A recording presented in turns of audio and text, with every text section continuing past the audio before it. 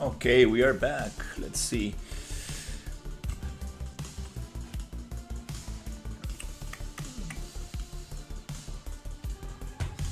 Okay, awesome. Let's continue with this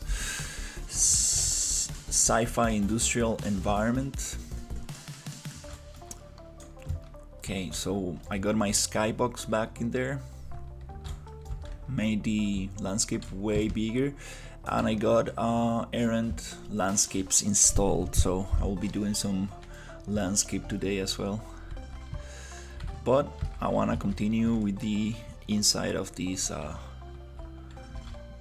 environment. I changed the exposure settings so everything's super bright. I'm gonna modify the lighting eventually, but it's kind of nice for working.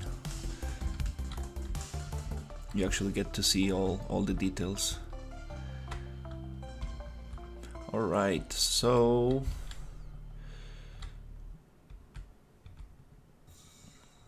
got this area here, and I want to continue with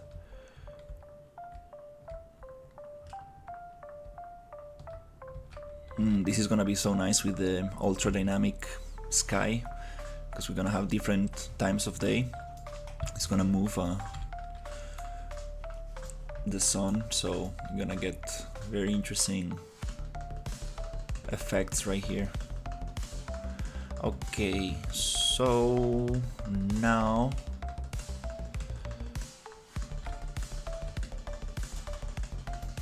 wanna push a couple more industrial rooms and see where can I like actually start with the lab kind of facility, and see if I can like add some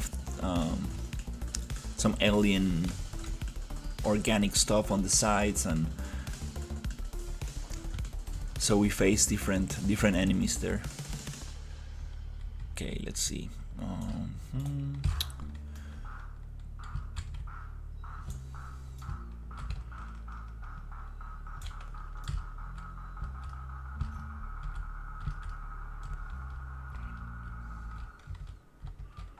Okay, this one goes here.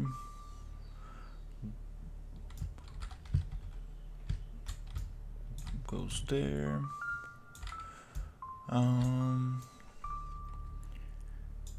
Yeah, it kind of makes sense to use this area.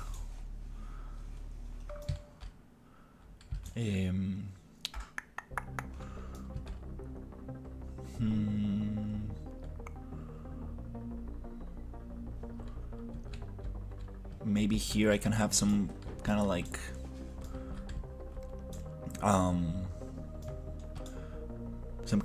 cylinders with like water and some creatures inside.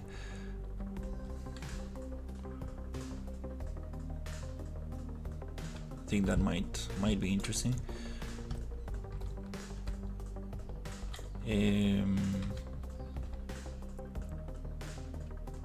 Oh, that's a lot of rooms. Okay.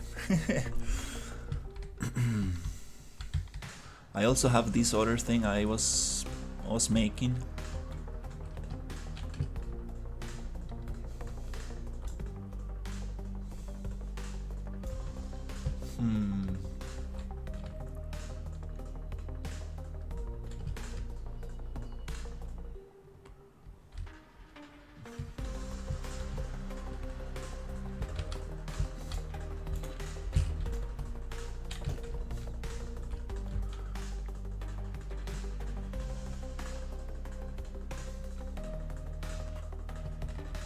Could probably make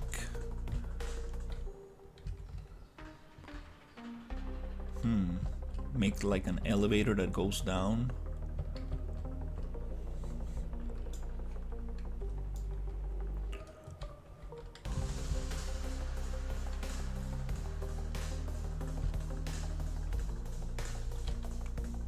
To that area.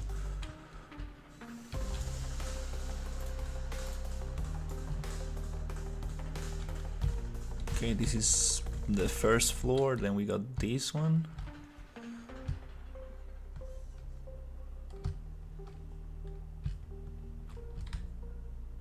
Yeah, I think.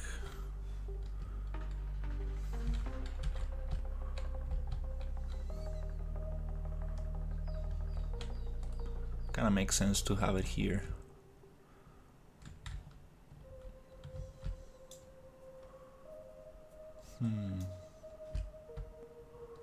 Yeah, this place is huge, to be honest.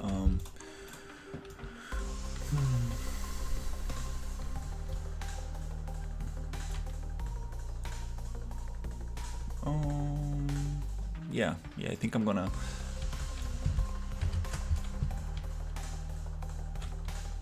to continue with this this area and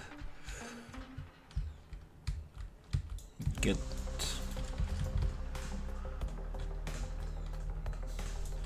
here.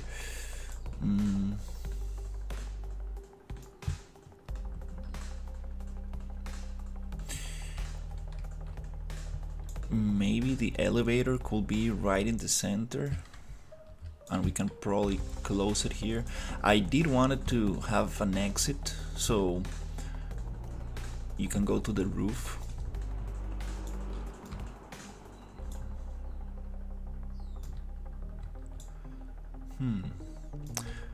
All right, I'm gonna try to get these rooms a little bit nicer.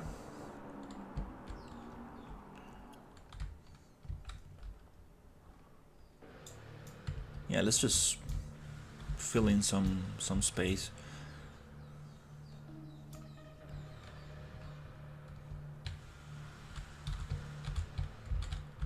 Yeah, I already got like some prefabs, like these huge pipes right here.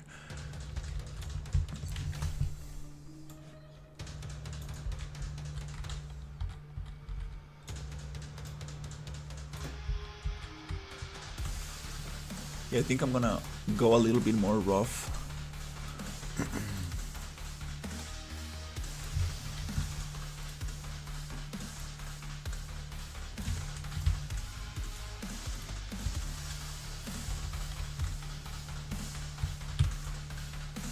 With these ones, just to fill in some space.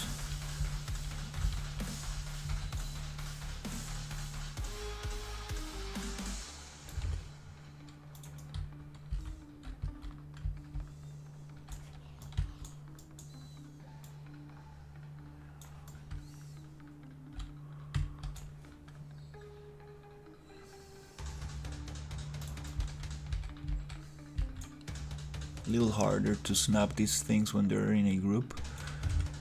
Okay, let's say that's nice.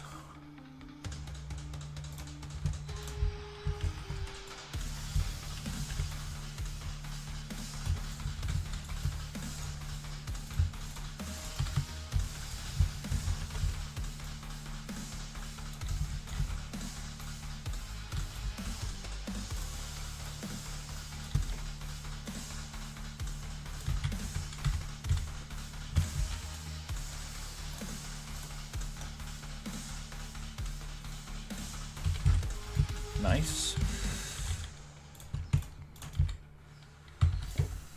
I have like super huge pipes right here.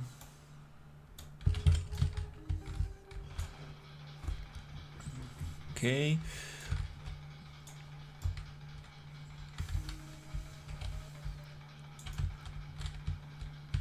So I want to check the ammo, like how much ammo I'm gonna have, and like where to hide it and stuff. I think that might be, the music might be too loud. Yeah, this song is a little intense.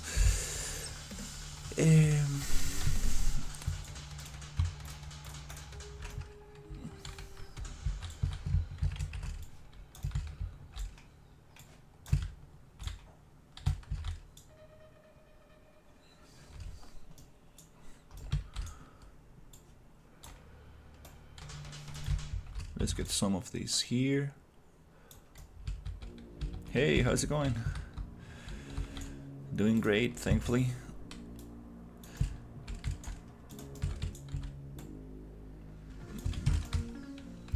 Trying to fill in all this space. It's a very big,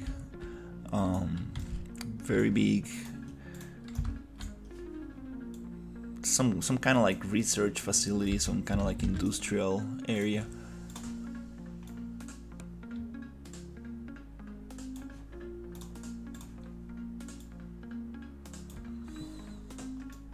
Hey, how's it going? Doing great. We had some heavy rains today, but very short, thankfully. Like it lasted like maybe 20 minutes or something.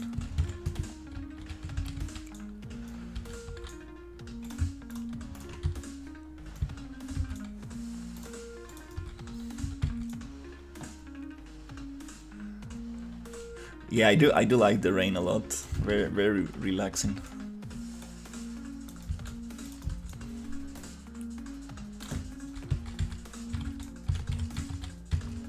Yeah, so finally I got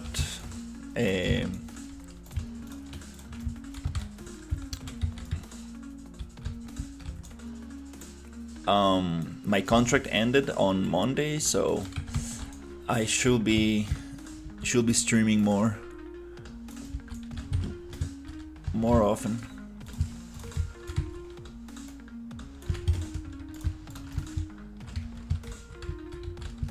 To push this.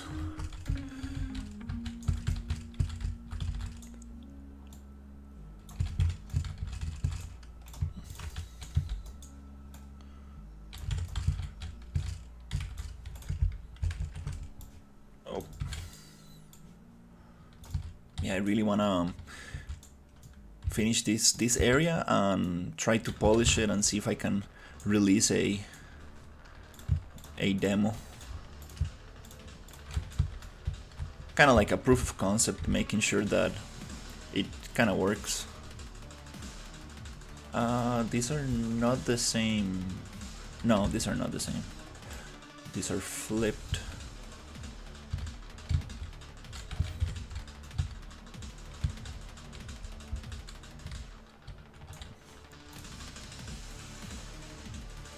I don't have a next contract, yeah.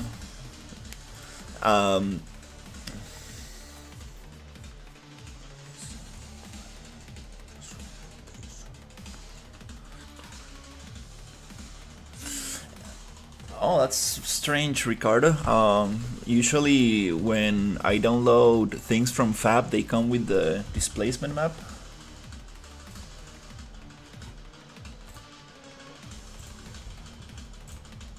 So usually I get a contract for like 3 or 4 months, and then I go like maybe 2 months unemployed. Then they call me back and stuff. Sometimes I get freelance doing like 3D environments and stuff like that. But I kind of wanna just focus on my project. It's been a long time since I don't have some free time, let's say. I don't want to have duplicate of asset textures, etc. It's not going to make a duplicate if you just, for example, I have some megascans here. Let's say these boxes, right? If I re-upload them, re-import them, they're just gonna fall. They're just gonna replace what I have already. So don't worry about duplicates. Thankfully, the Fab Store kind of like has that figured out. Actually, if you mess like an asset from your library and you're like, oh, I changed this thing or the material, or I don't know how it works, you can just re-import and it's gonna like replace the file and it's gonna be back to default, let's say. No. I basically come here, content browser, Fab, and inside this like let's say Fab plugin, you can go to Quixel, and then you just basically choose what you want, and you add to your project. You choose the quality you want, and you add to your project, and it's gonna import directly to the content browser of the project that you have already opened.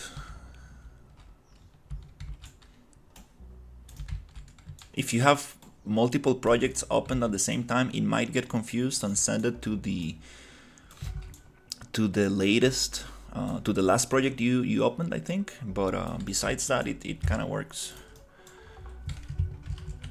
pretty nicely. Some assets are bugged, so that happened to me before. Some assets are they don't want to export for some reason, so in that case you do need to kind of like get the FBX and textures and kind of like put it together.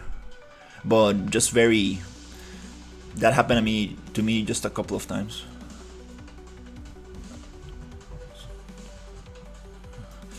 I do get displacement. Like something you need to take in consideration is that in the mega scans, for example, the materials, where can I show you this? The displacement, it's inside the ORM.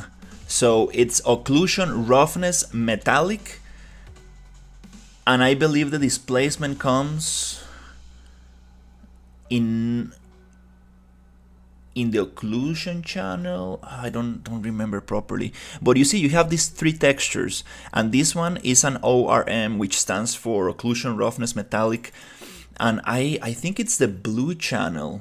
I think it's the metallic channel that comes with the displacement here. I think that's how it works. I'm not, don't remember properly, but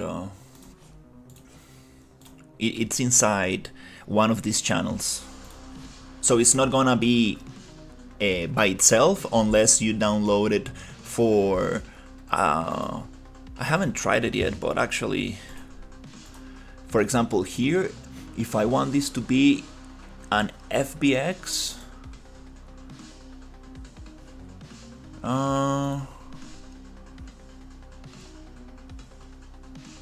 yeah, I'm not sure if it comes with the displacement map by itself.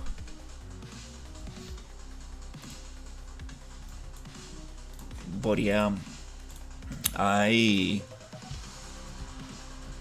remember doing nanite displacement, and I believe it was the blue channel.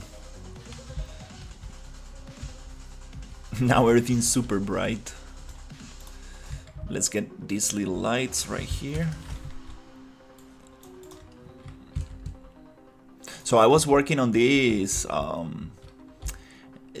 mech,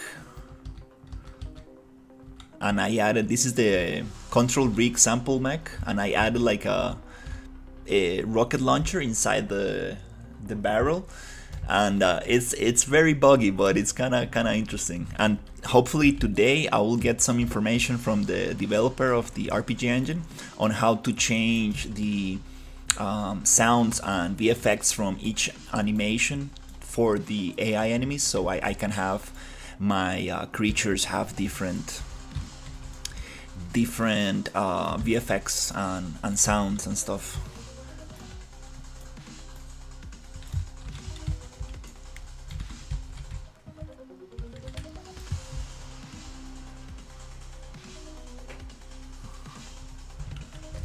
Minute 4.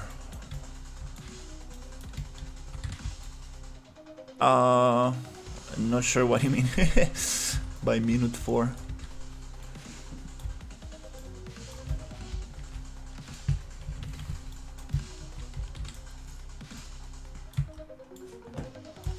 Also, I started using data layers again, just to hide the template that comes with the preview level that comes with the template, because it has like a lot of NPCs and it's kind of laggy, and it runs so much better without it. I had like too many skeletons kind of like in there. You send a link. I don't think you can send a link in the chat. I think it's blocked. I do have a Discord. If you wanna send it there, I can take a look. Yeah, this I haven't posted much in that Discord.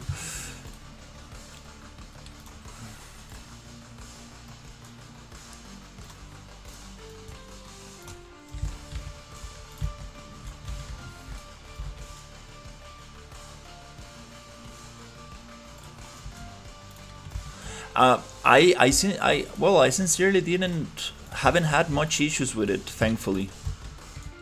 When the Fab Store came out at the beginning, it was like I was not able to find exactly what I was looking for, but I think it got way better now.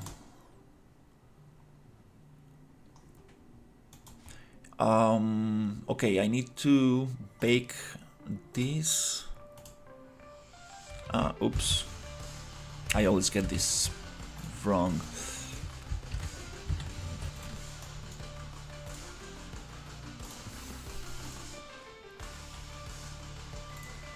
Unproject a texture.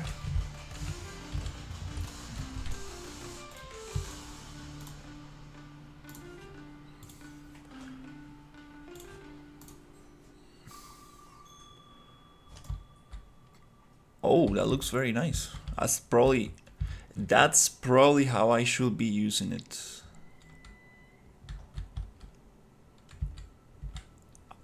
Yeah, that looks very good. I think I messed up the scale of the textures. I think that's how it's supposed to be actually.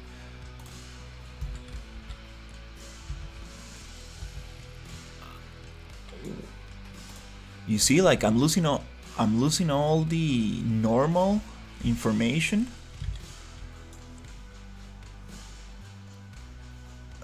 And it goes flat. I'm doing something wrong with this. But I do want to get that look.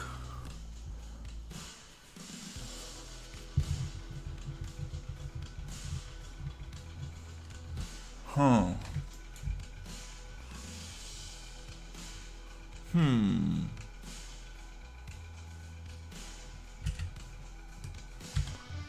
I need to look into that because I remember doing this placement with the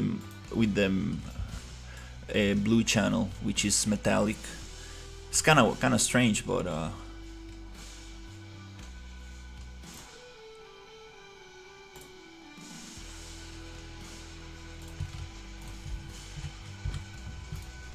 yeah.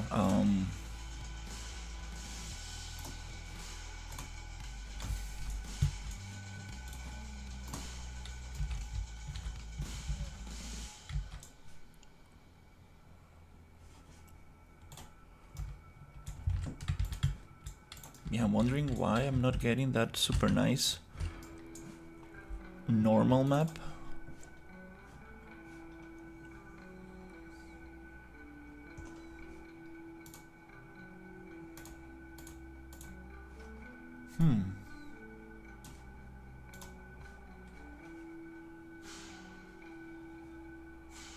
Normal strength.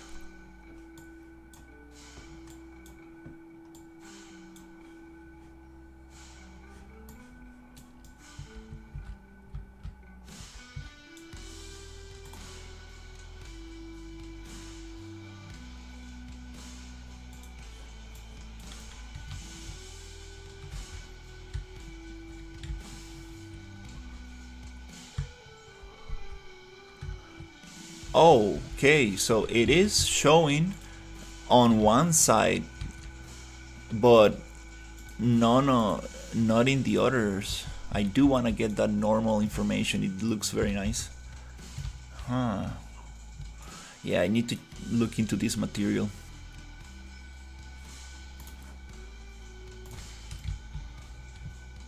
I think the normal information is not triplanar. That might be the thing.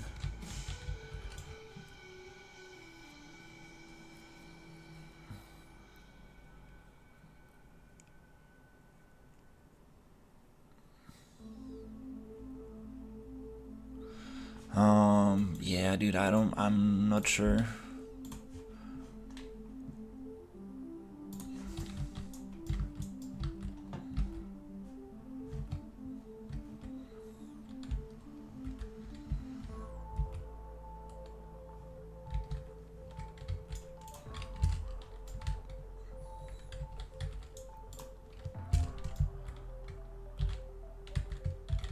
Yeah, I'm getting normal from only one side. That's super strange, huh?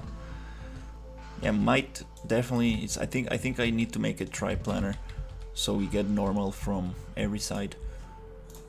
I really like this material that comes with this industrial asset pack, but I kind of need to learn how to deal with it.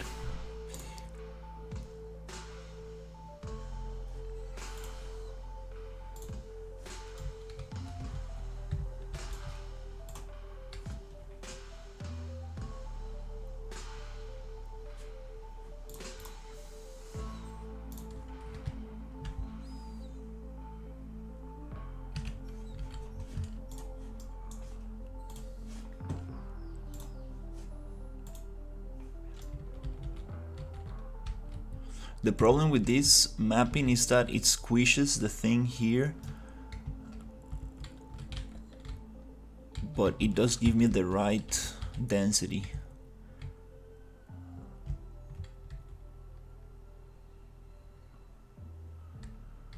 I think it has to do with the material configuration. This material is a little complex. It's you see, it's like a master. This is the master, and it's an instance of a master with a bunch of parameters. So I need to kind of like sit down and see how it works. Don't really want to do that now, because it takes a while to figure that thing out.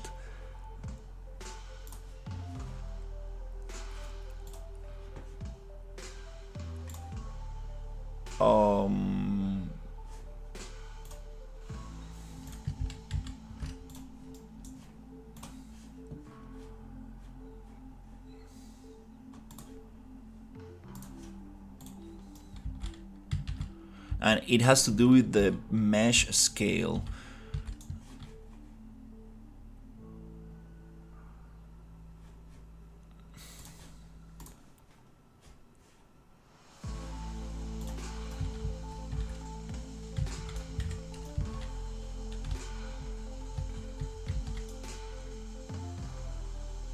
Hey, I'm making a sci-fi industrial facility.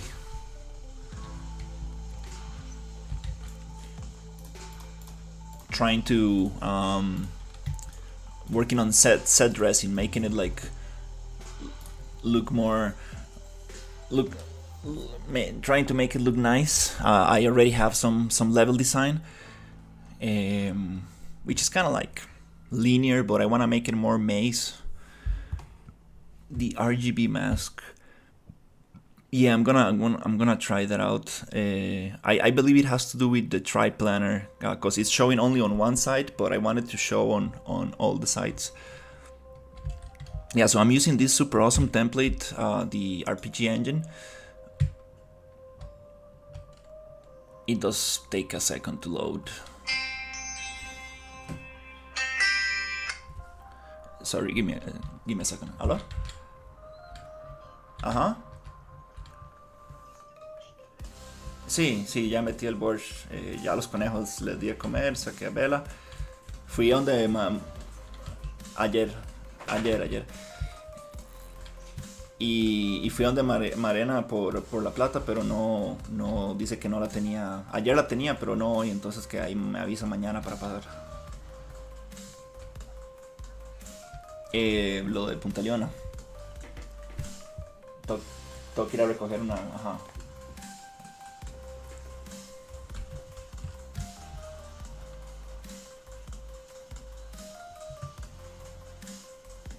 todo bien, sí, sí, yo voy a tener el celular ahí para abrirle, sí. Ok, bueno, papá. So yeah, I'm working on this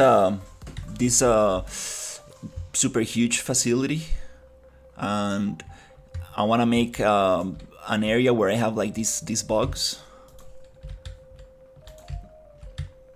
I think he's out of the nav mesh. Yeah. So I want to change those like hello animations and stuff. That's kind of like ridiculous, to be honest. And yeah, the goal is to make it look very nice and see how far can I push the visuals. I'm trying to get at least 30. Those assets are assets that I've been collecting. Some of them are paid, some of them are free. I got, for example, these super nice walls and industrial assets are from Big, Medium, Small. They're like a publisher that has like very high quality stuff. So that's kind of like the main asset pack I'm using for this, and then I'm mixing that with other packs. For example, all of these tubes and cables and stuff. I'm adding some mega scans, trying to combine some stuff, but mostly I'm trying to base, kind of like put everything together based on that.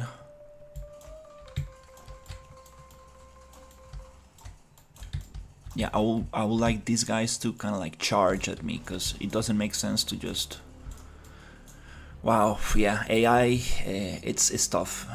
I spent like 2 days just working on this mech. I made the dash ability a little bit less intense, so it doesn't feel like a. You see, these other ones are from another pack. These are mega scans. This door I made with the modeling tools, but I use the textures from here. This is another pack, the catwalks. That's the enemy I was working on. I always like this mech and trying to make enemies that are not humanoid, and that was a big headache, big headache. And it has like a rocket launcher inside its barrel. And I'm trying to make the head kind of like follow me, the cannon. It's kind of like sliding, and the animation blueprint is like super rough, but I'm trying to get the Dragon IK so I can make it walk on rocks and like actually be very nice. And when it dies, I want it to explode. Now it kind of just dies there.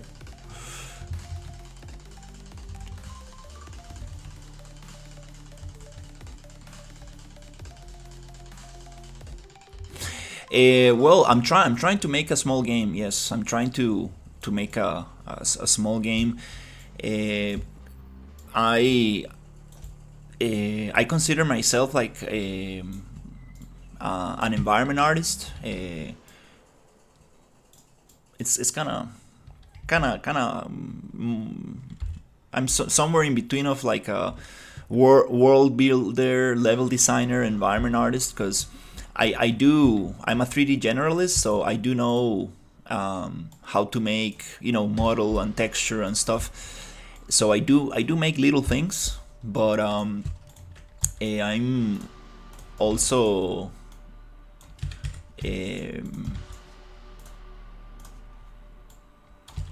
I also like to build like big environments. That's kind of like what really motivates me. And I also modify assets as to fit like what I'm trying to build.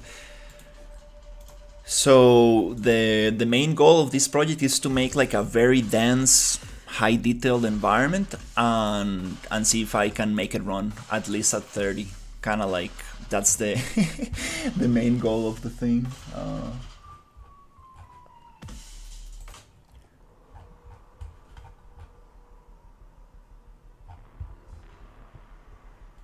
gonna change the music a little bit. Yeah, one of my biggest inspirations for this project is the Forever Winter. I appreciate it.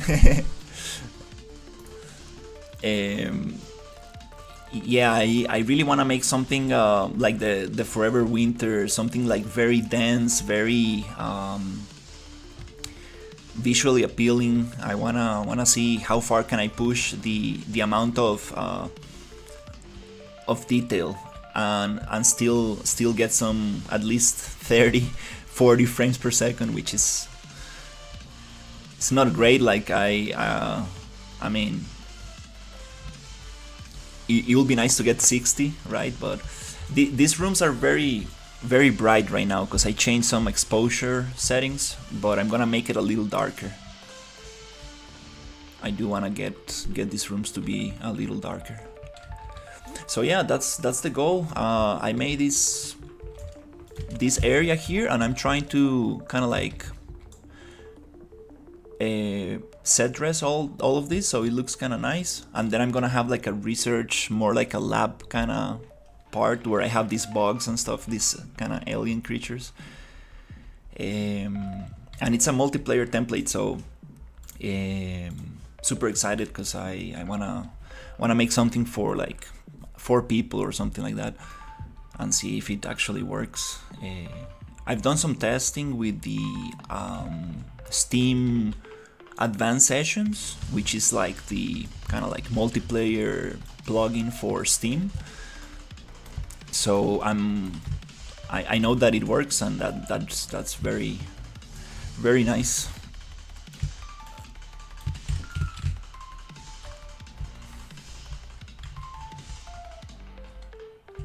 Because I always wanted to make something co-op, you know, to play with my friends, and that'll be awesome.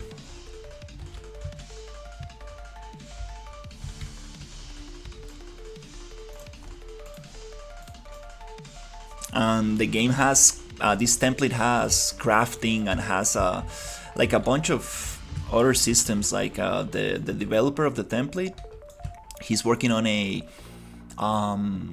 building system, so I will be able to build some bases, and it's like a survival template, so you have like hunger and thirst and all these things.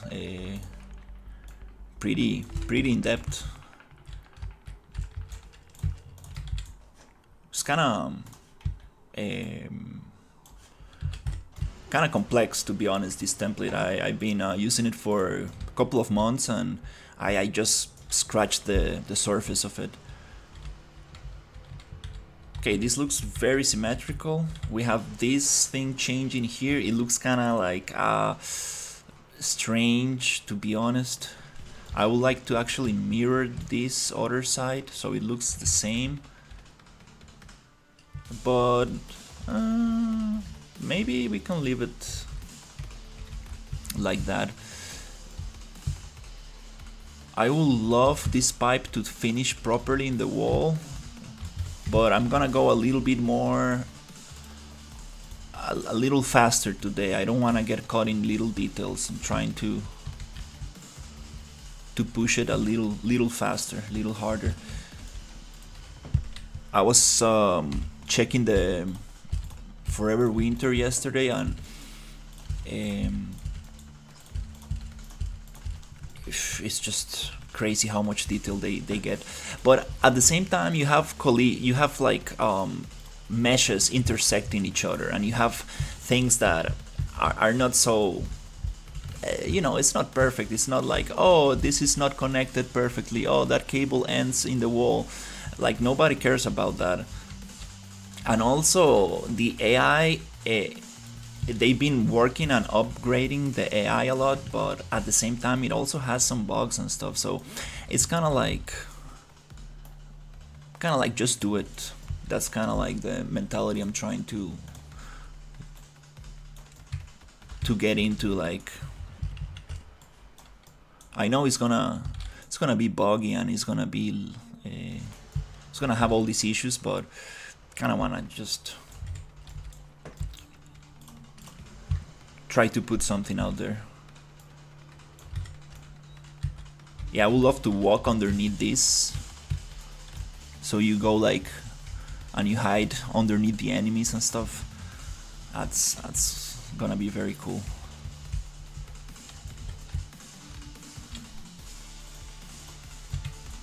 I don't really want to make fighting the the center of the game. I would like it to be more like exploration and add some like story elements and like some stuff like that, because I know that fighting is probably one of the most difficult things to get right. And big props to Weber, the developer of this template, because the fighting in this game feels very good, like very, very good compared to any other template that I've tried. And since I'm an artist and stuff, I'm not a big fan of like blueprints and coding. For example, yesterday I spent like maybe 2 days just trying to make that mech work, and it's super sloppy. Like, if somebody who knows about blueprints looks at that, they will be like, bro, like, what the hell are you doing, dude? There's 10,000 ways to make this better, right? But the problem with programming, well, blueprinting is not programming, it's just visual scripting, right? But the problem is that you spend 1-2 days trying to make something work and there's no visual progress, and it's like it's tough. I mean, there is some visual progress, like you see the enemies reacting better to what you're trying to do and stuff, but yeah, I think programming is for other kinds of people. I think you need to be built in a certain way.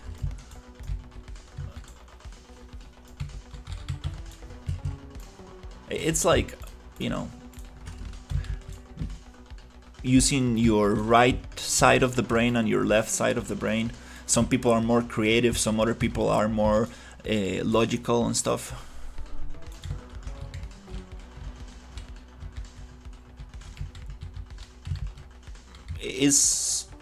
It's good to use both sides, obviously, and try to develop both skills.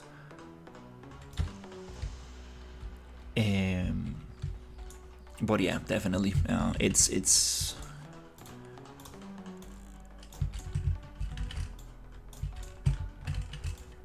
very annoying when things don't work out, but at the same time it's very satisfying when things do work out. It's like, oh my god, I can't believe I make this work.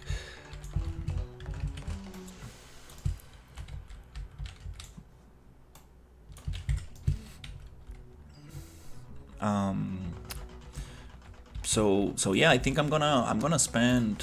I'm gonna try to just enjoy this set dressing, trying to finish this area, and then I'm going to spend a lot of time trying to get the enemies to work properly and stuff. That's gonna be very painful, to be honest. Thankfully, I can ask for help, right? I can ask the developer, and I can try to get his help for this. I think I might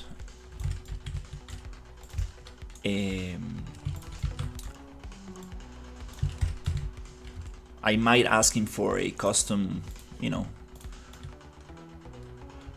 job. That will be super awesome.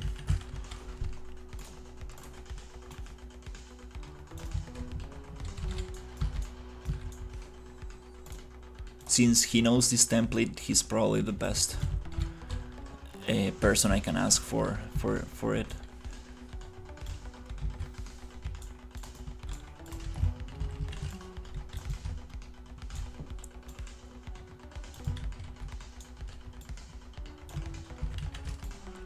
And there's also a couple of bugs that I found that I'm trying not to bug him too much, but yeah, I found some stuff that I kind of need to let him know. When it comes to retargeting, retargeting, like the enemies the character looks very nice from up close, but when you get the camera far away from it, it kind of breaks, like the retargeting breaks. So not sure what that is. It's kind of like based on the camera distance.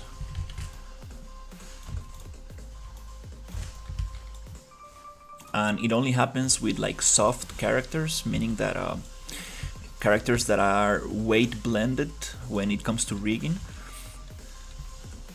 It does not happen with like mechs or solid characters that don't have muscles, let's say, don't have like soft deformations. So kind of wanna figure that out.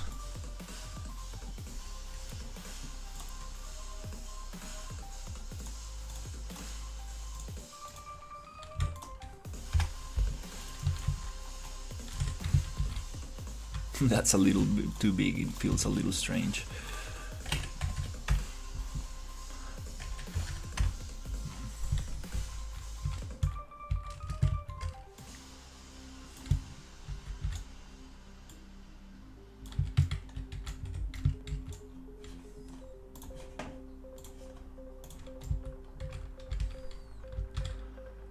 Okay, we need something in the wall. The wall's very empty. Let's get more pipes. That's the cool thing about like industrial environments. You can just like copy and paste a lot, and that's what like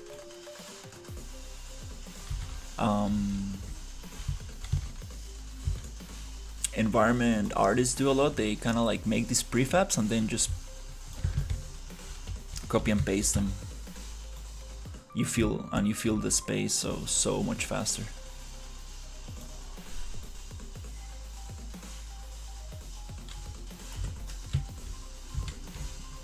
Then we need to cut. Oh, that almost worked in there. This is an empty room, I guess. That could be some secret room right there. I don't want to make it too much of a maze, because there's nothing worse than getting lost in video games. But also making it too obvious is kind of boring us at the same time. And that's like the difficult thing about level design, is like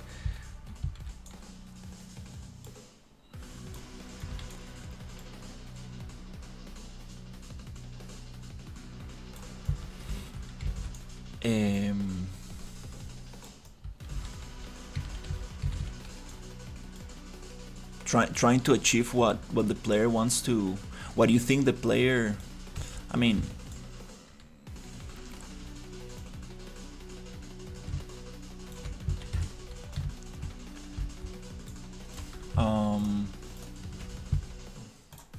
how to say this, yeah, it's kind of funny because you're trying to build this experience for the player, but the player is gonna end up doing something totally different from what you actually built. It's kind of funny. I remember when I was working on this studio in Germany, I got this internship, and they made me play the first 2 levels of the game, and I was just doing absolutely something different from what they were expecting me to do. They were super frustrated. They're like, no dude, you're not supposed to go in there, you're not supposed to do that. So that was funny.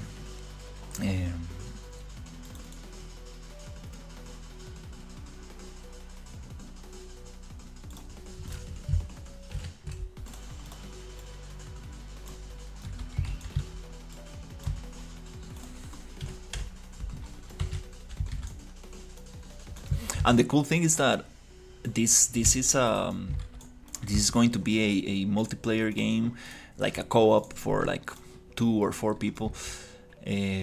So it's gonna be super cool when I test it with some friends, because I will be able to be right there with them when they're playing, and I will be able to see.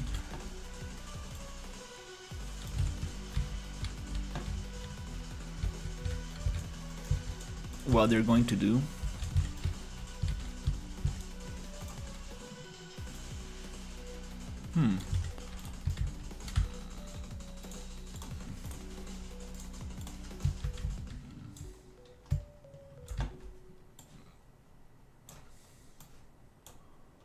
I believe this snaps to 50. I think, yeah, just the texture is kind of...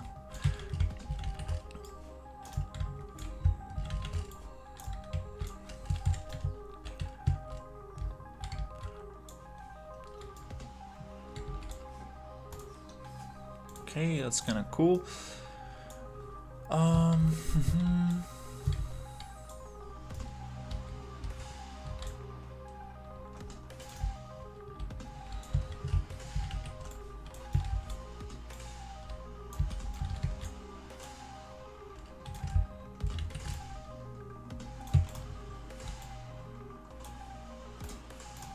Gonna get this one here. This one, let's change it for number. Made some variants, like maybe 4 as the 5. Okay.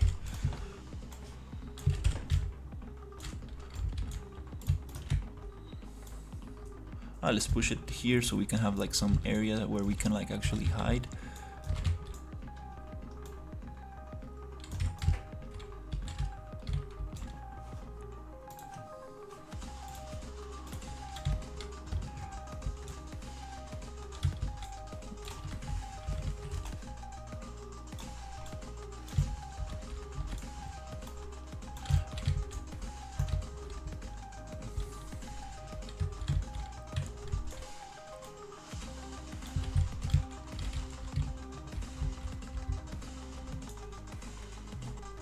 Okay, that's kind of cool.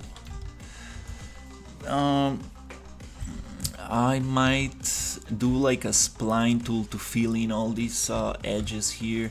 I mean, these sharp corners here. Or maybe just like a nice prefab and I can just throw it. Yeah, I think we could just do that.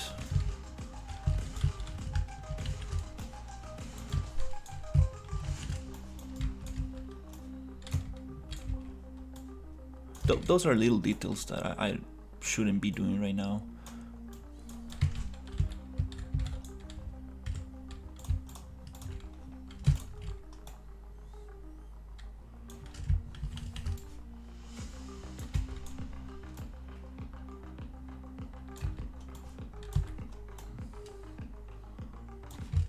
Yeah, there's a lot of this stuff in the Forever Winter.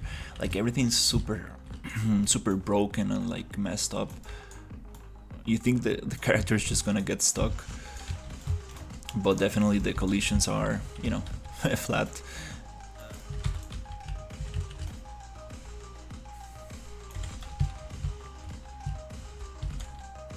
The problem with this is that it started getting too repetitive. Yeah, I think a PCG spline with like some scale modification here, so it changes, might work very nice for this. I think I do have something like that in another project. I can just bring it here. Hey, I'm working on a industrial facility. I'm making like a small sci-fi game. So I'm making these rooms.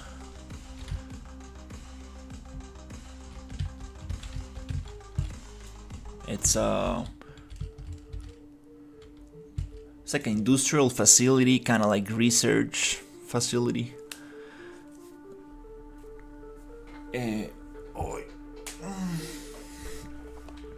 Now it's a little bit too bright because I was messing with the exposure settings, but I'm gonna make it a little darker, and you get to fight some enemies and stuff.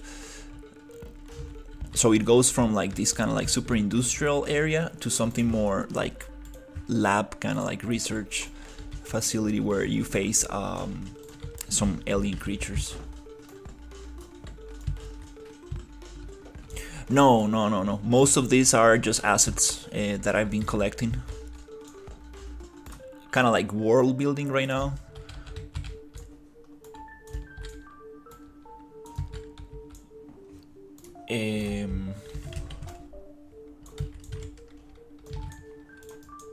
I do. I'm a 3D generalist, so I do know modeling and texturing. I learned Maya in university, but right now I'm kind of like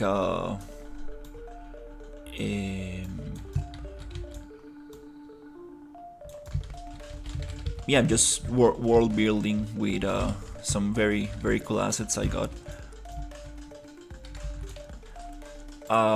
I am going to build some stuff for this.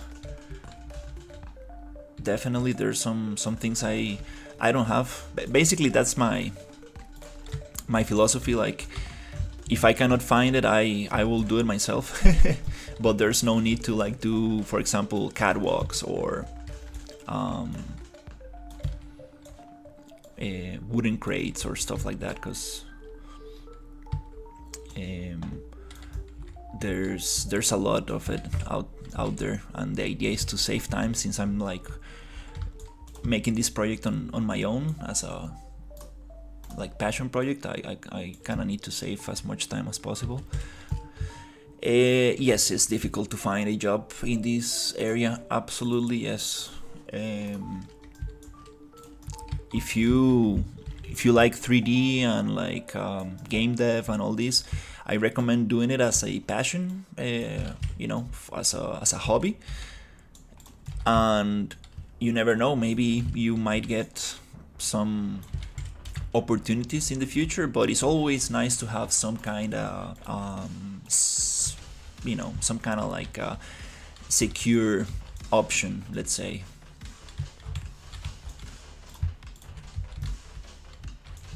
That's my advice. I've been very privileged, because basically my parents like allowed me to to study this thing, and I've been very lucky, and I got some opportunities to work in this field, but definitely it's nothing stable. Like in other words, I wouldn't be able to do this without the help of my parents, to be super honest.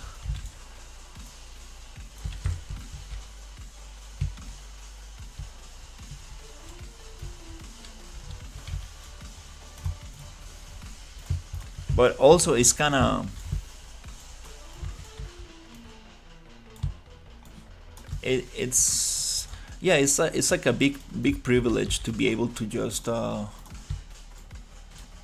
do what you want in life, because usually I get hired. I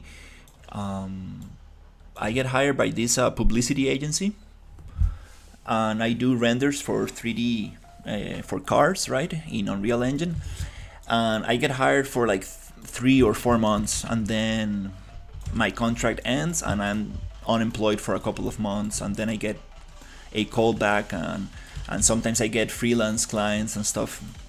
But definitely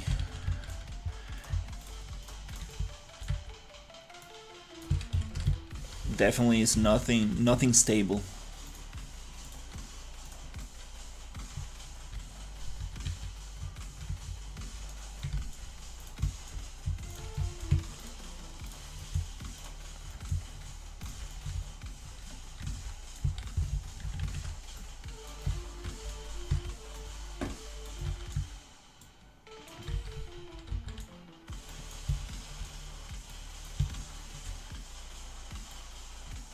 let's see.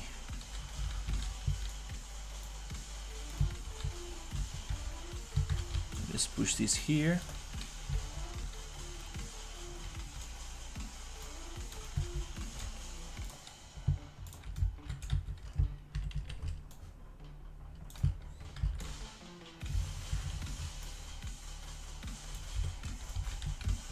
That kind of gets cut in there. I think I do have some cables that go around.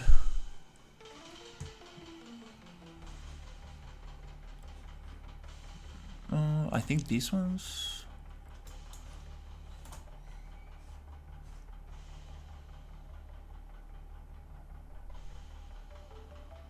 Oh, okay. Yep, that goes around, but how? I need to push it maybe here.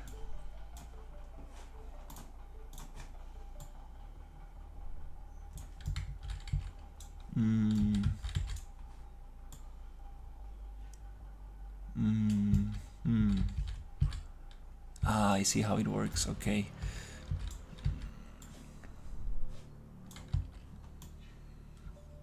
They go into the wall. Yeah, that doesn't look so nice.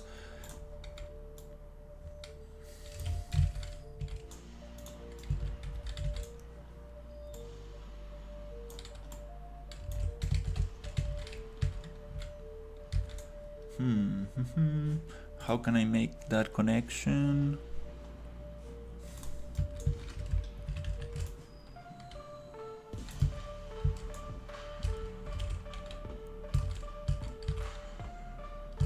Yeah, looks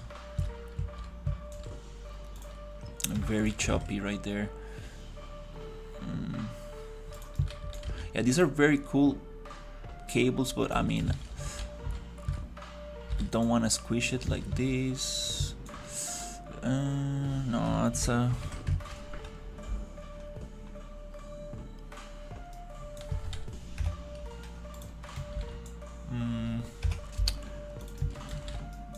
okay, let's not worry too much about those details.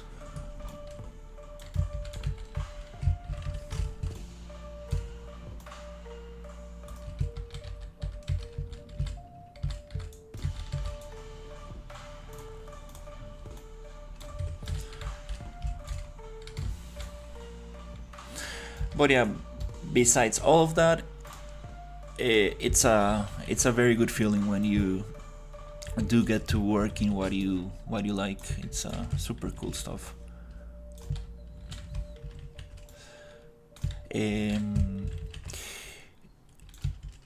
But to be positive about things as well, I think we are living in a very interesting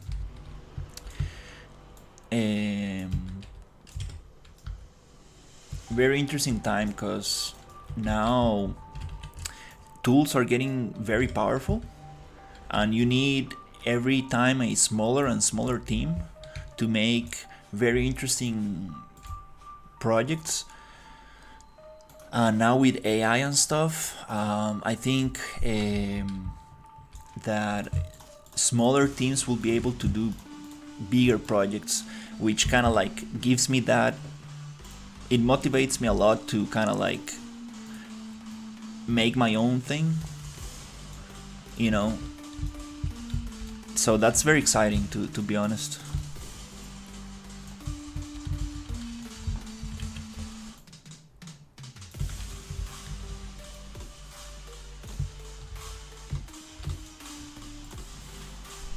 Very, very exciting.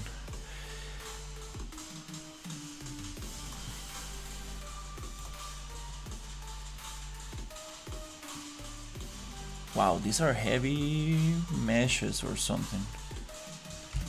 Okay. I'm trying to understand how this cable works.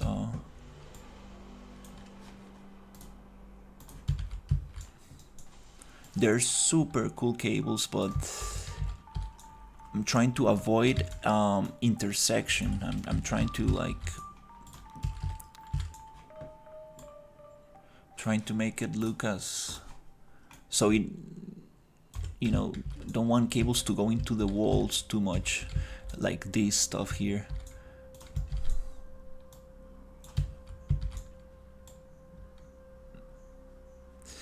Yeah, these cables, I think they're not meant to be wall cables. Yeah.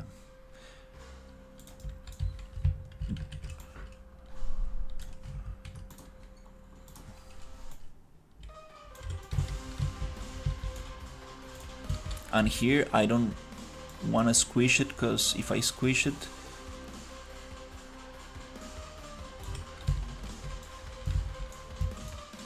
it's not that much.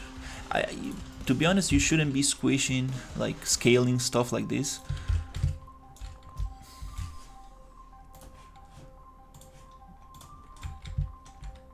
But it's okay.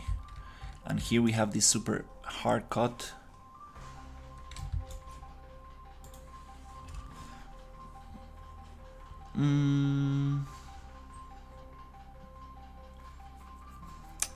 I wish we had like a nice 90-degree.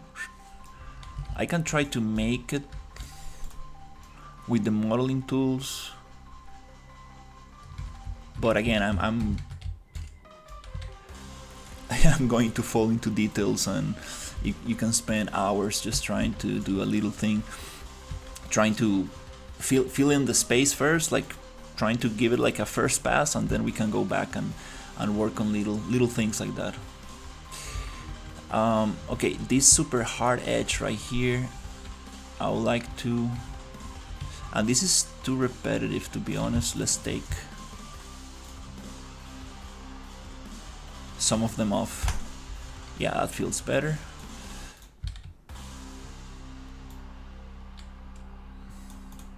Want to go from like a very detailed area to something more flat, to kind of like breathe a little bit.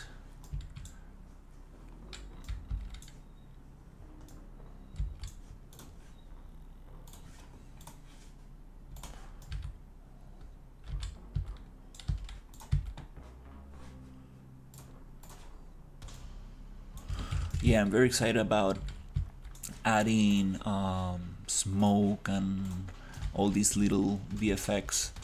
That'll be super cool. All right, this room is starting to feel right. I do want something here, some kind of pipes on the top, and I think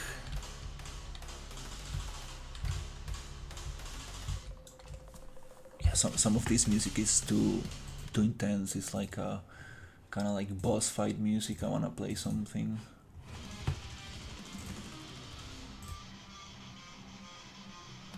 more chill.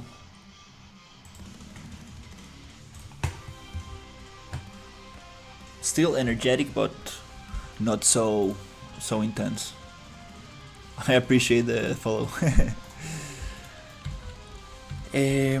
All right.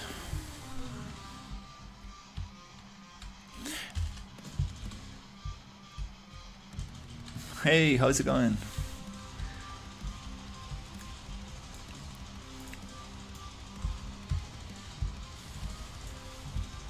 Yeah, the Forever Winter, that's... Wow, I'm so impressed with that game.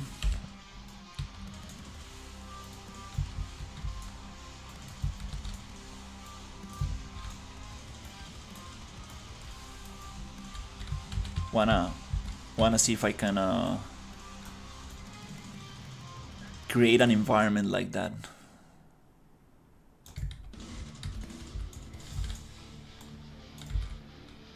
The problem is that these guys from the Forever Winter, they're like veteran artists.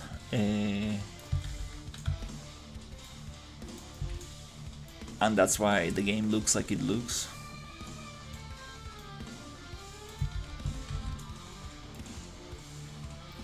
But it's super motivating to me. Like it's just very impressive what they're doing with a small team. I think there is like a 20-person team, something like that. And every month they release a new update. It's like what? Okay, we need to make this smaller so it actually touches the edges of the rust. Yeah, decals are kind of tough. This decal ends abruptly there. That's an issue.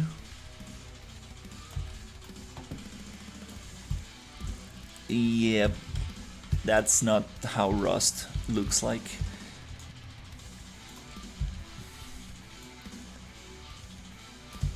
The good thing is that we're gonna make all these rooms a little darker so we can get away with a lot of this stuff.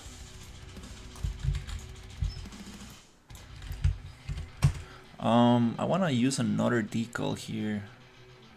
I got some other decals.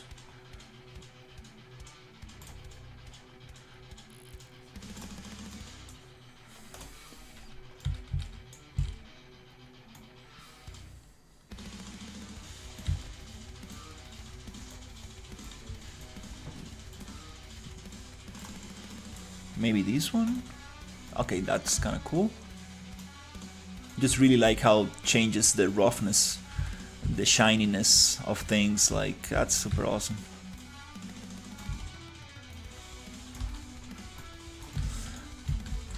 Yeah, that's why I like Unreal Engine. Like, when I started doing 3D in 2014 using Maya and Mental Ray, it was black magic. Like, just to get a decent render, it was crazy difficult, and it just looked bad. Like, it looked very ugly.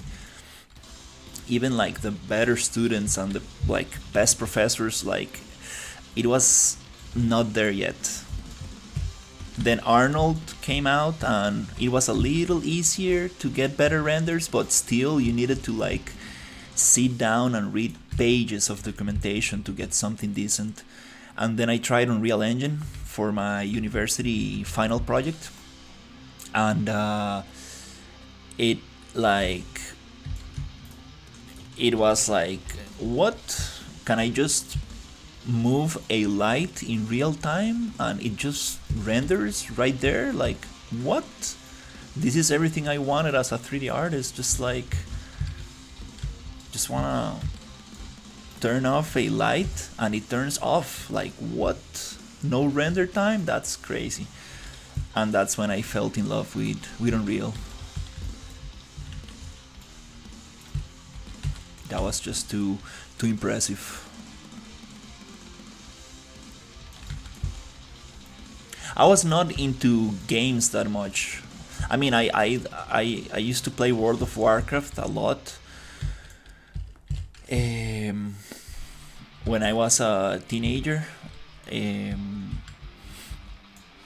But when I started studying 3D, I was not that much into with the idea that I was going to make something interactable. I was more like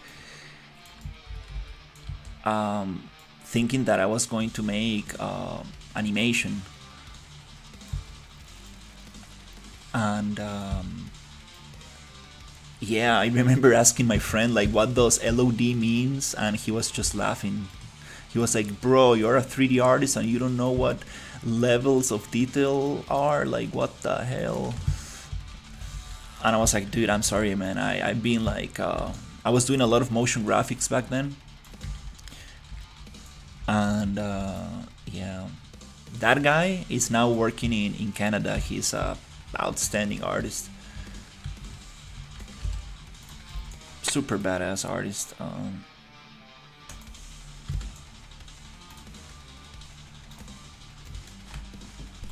And funny thing, I ended up doing I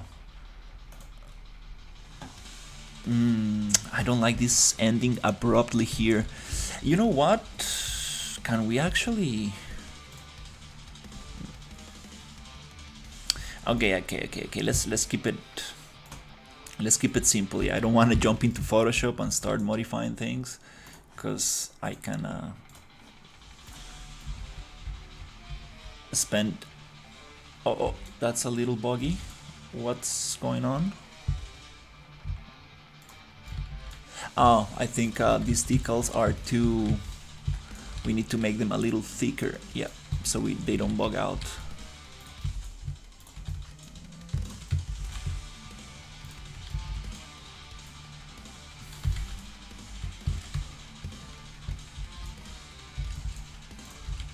Yeah, a little thicker, not too much. That cut right there. Yeah, I think I'm gonna bring these to Photoshop and just really make them borderless, let's say, so they don't touch the edge right there. That way I can use them in more situations, because here you kind of need to, yeah, use them in very specific situations where you can like hide that gap.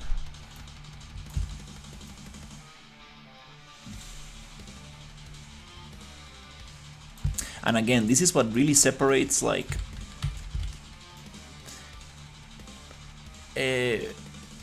let's say productive artists from like people who are starting. Like little details like that, you shouldn't be caring too much about those things.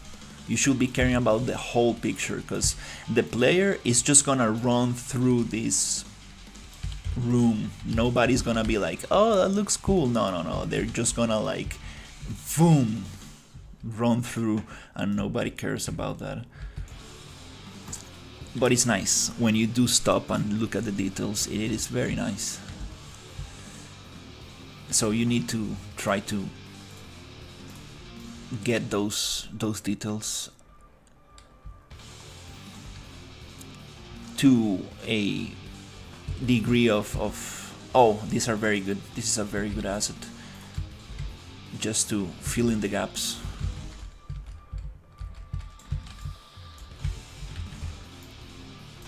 Just to break a little bit the texture here.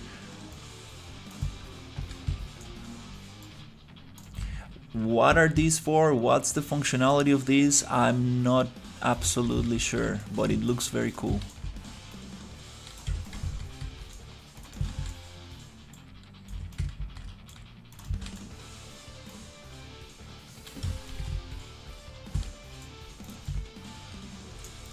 I believe they snap to 50. Like maybe we can run some cables through there. Maybe they hold some pipes. I don't know.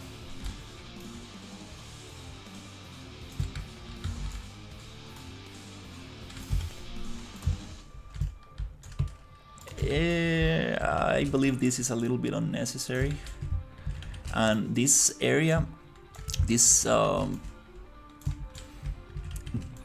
let's say this building I'm making, it just has a very high ceiling, like very high ceiling, which allows for verticality, but I'm not using that everywhere.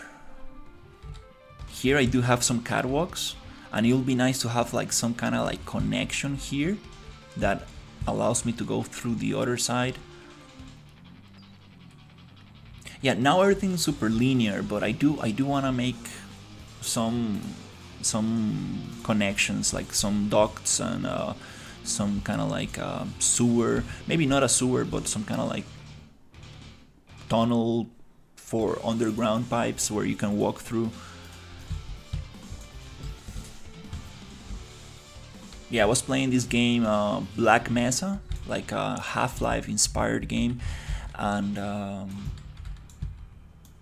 it had this kind of like older kind of like graphics, kind of like a PlayStation, I don't know, 3 or something like that. And but it was kind of nice, like the whole environment and stuff, like the NPCs, and it was kind of like immersive. And the AI was a little, you know,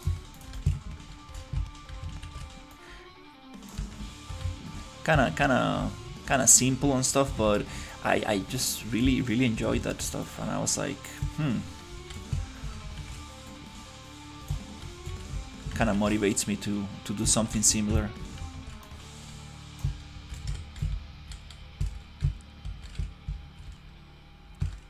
Okay, that doesn't make any sense right there. We need to run some cables or some pipes. That's what I need, like, to make a PCG pipe and cable tool to like just really fill in the gaps. Hey, I've been using Unreal since Unreal 4.26. I've been mainly making environments and world building in Unreal Engine. I also worked in a publicity agency doing 3D renders for vehicles. So kind of like rendering cars in 3D using Unreal. And I've done some blueprinting following some classes and tutorials, but I'm not I'm not a blueprint guy for sure. I'm not a, let's say, a visual scripter by any chance. I'm more of a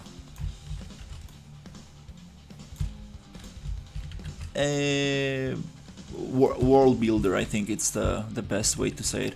I'm a 3D generalist, so I do know to use Maya, a little bit of Blender, Substance Designer, ZBrush, just like the surface, kind of like basic, to make some models and stuff. But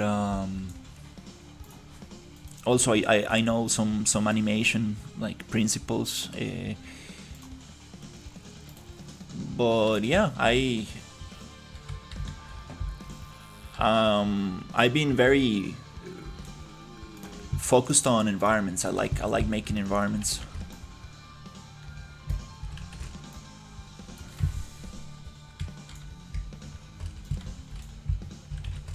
Right now I'm just set dressing this, trying to make it look cool.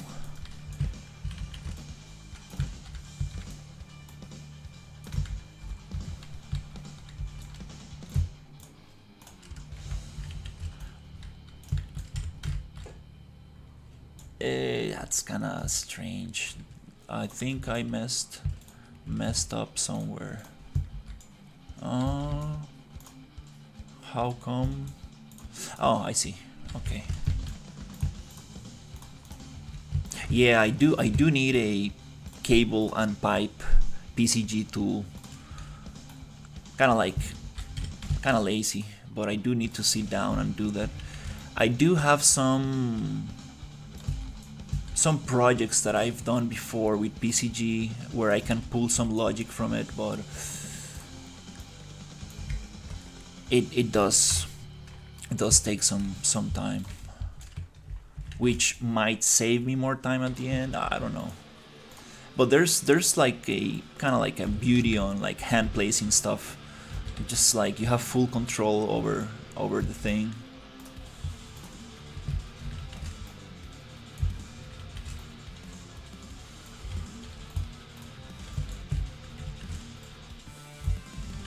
I mean, with PCG you can always make it a stamp and bake it into instances, and then you can modify those instances, but it's a little more tricky. Definitely there are ways to work with it. I just like the old school kind of like snapping Lego building.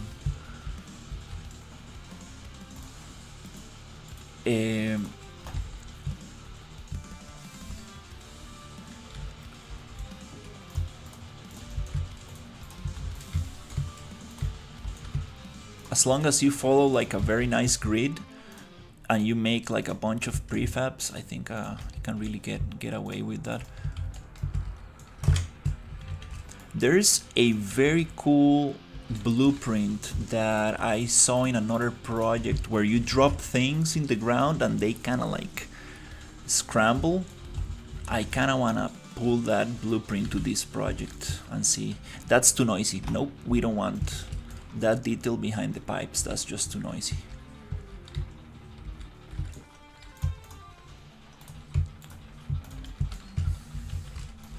So yeah, the goal is to really try to push this detail as much as possible and see if it runs.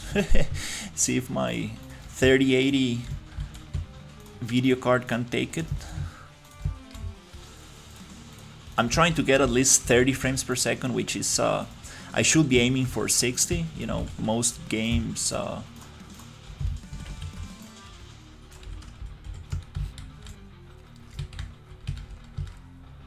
most people expect games to run at 60, but since this is like a very I don't know how many frames do I get in the Forever Winter. I kind of want to check that out actually.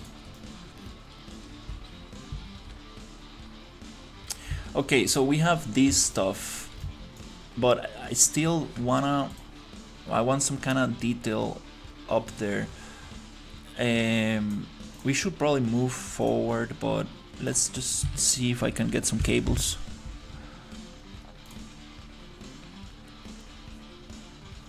Where are my cables?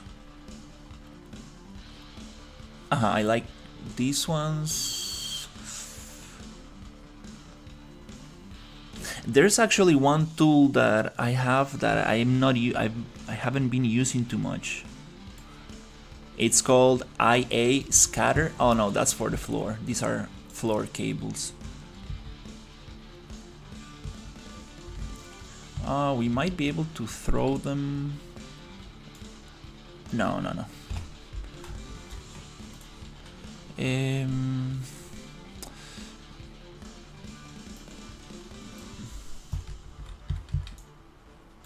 Those are super cool. But now we don't actually need to have this thing here. Yeah, that's the most difficult thing about doing this. It's like, how much detail do I need to add, and how much time do I need to spend in each part? That's the magic.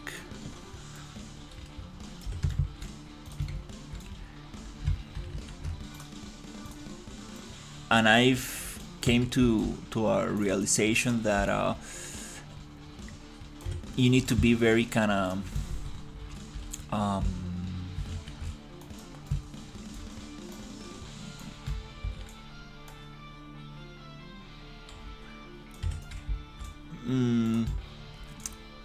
yeah, I'm not sure what the word is for this, but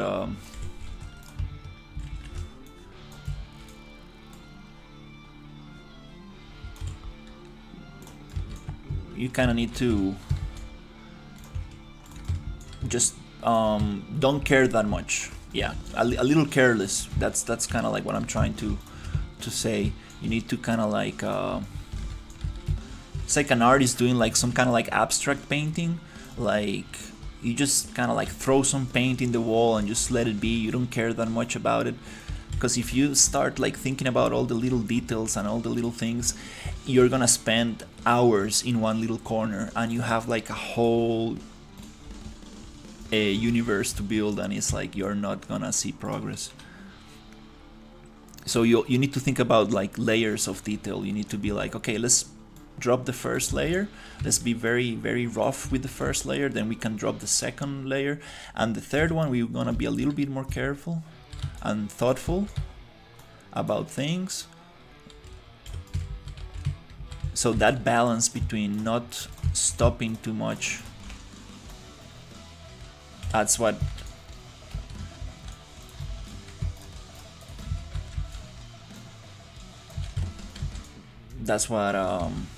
I think it's a very important skill to develop.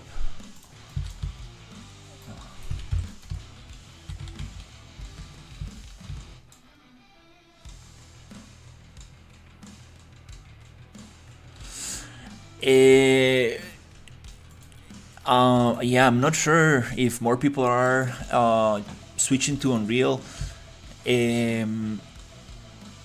Performance is always a tough topic. It's not gonna be drag and drop. Like, you do need to have some understanding of what's going on, and that's something that I'm very interested in. That's what I'm trying to like push this map, like, and add a lot of stuff to this, and see if I can make it run at least at 30. but I've seen a better performance in 5.6. This was actually a project that I started in 5.4, and I've been pushing it. We need something that holds this cable. What should I use for that? Maybe some kind of pipe that goes there.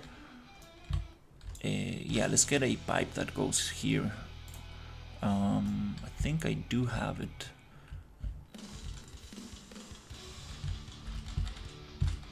Yeah, for example, like you play Warhammer 40k and you see that amount of detail and you're like, how the heck these guys made this run so well? Like, I cannot understand how good this looks. Yeah, definitely. Epic Games, I mean, Unreal Engine is just crazy. It's just crazy.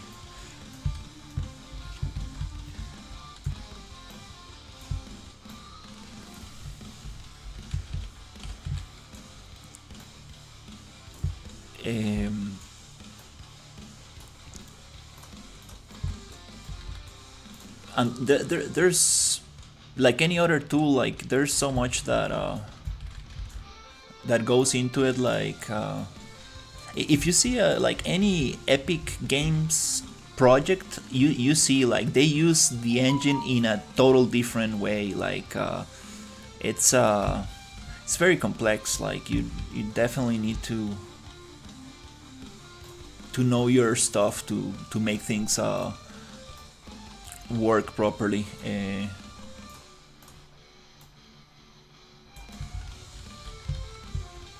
And performance is something that I really want to understand. Like and it's like a detective work. Like it's very specific to your project. You need to like really understand what you're doing, and you have all these profiling tools and stuff to kind of like figure out what's going on. But at the end of the day, it's yeah, you need to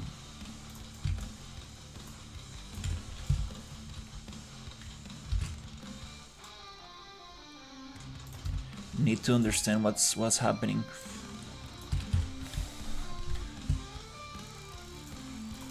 And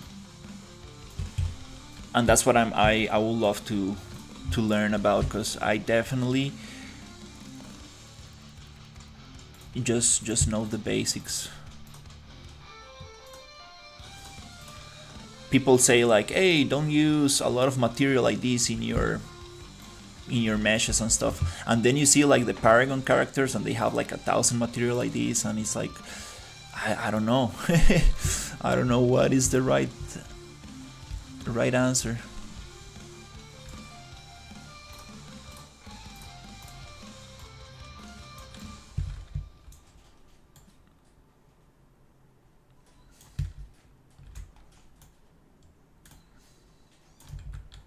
Okay, let's see. We don't need that one.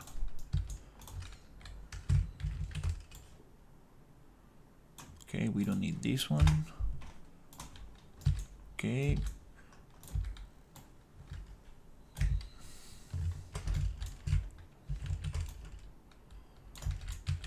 Oh, I think that playlist ended. Let's see. Let me get this other one.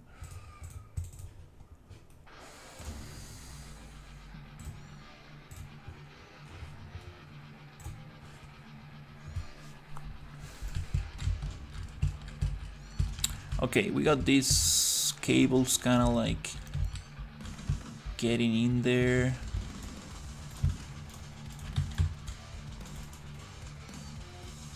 Let's lock this up, go down.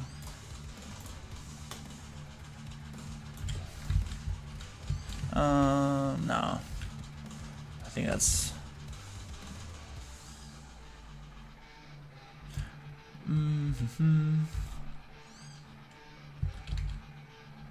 Yeah, we do have some intersection, but it's okay.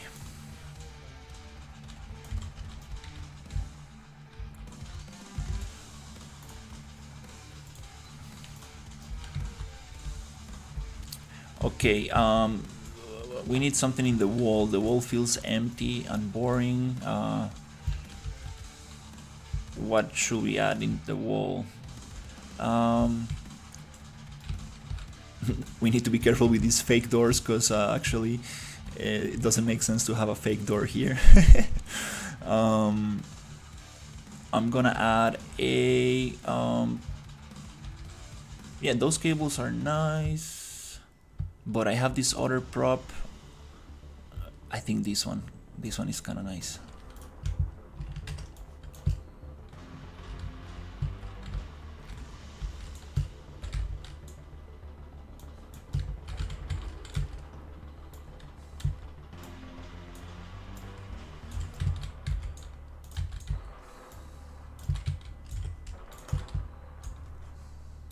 This is a great filler, adds a lot of detail to the wall.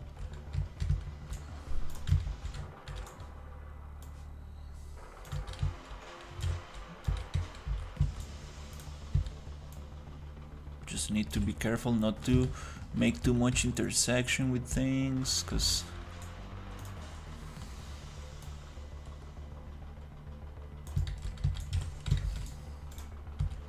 it looks strange.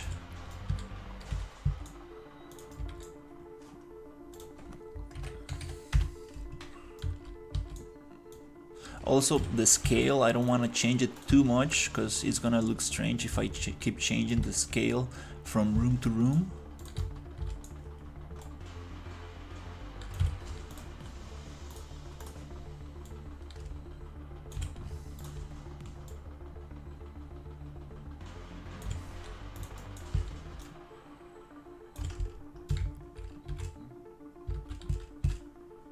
Damn it, okay. Yeah, these cables are a little bit too thick.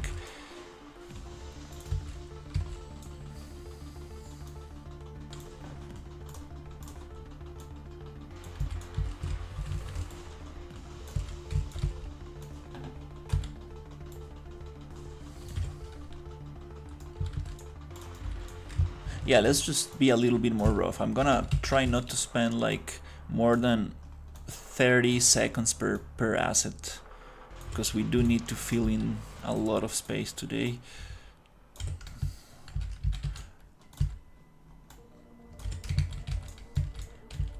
Okay, that just adds a bunch of detail. Some decals and stuff will definitely help. Let's just copy this over.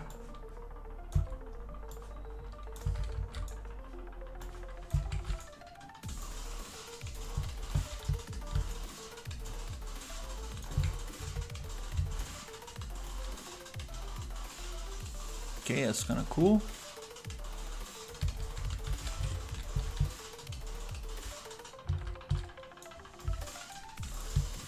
Let's say this somehow connects in there.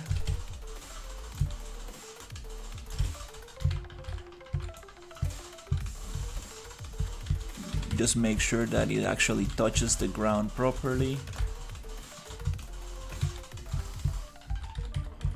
I think we are missing one unit. Oh, that's better.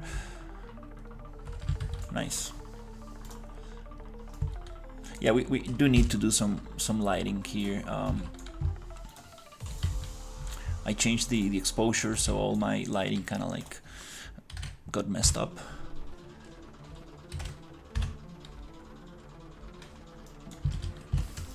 That's a little nicer. I want to see the ceiling just a little bit, but not too much. And we can get cables on the ceiling for sure, some pipes. But yeah, we should probably move on. Let me see, maybe I can fill in the gaps here. Another great asset. I haven't used these ones. Let's use that one right here.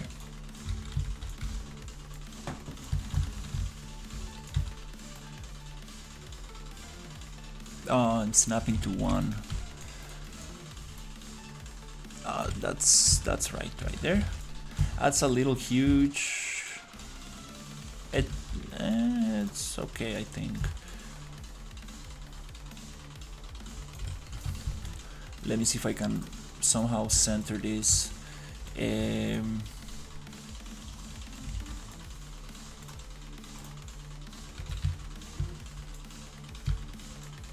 Okay, let's just eyeball it.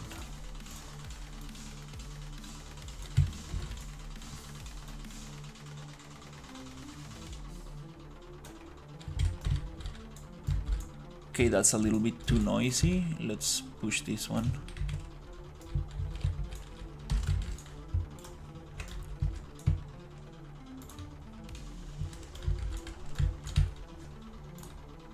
Somewhere here.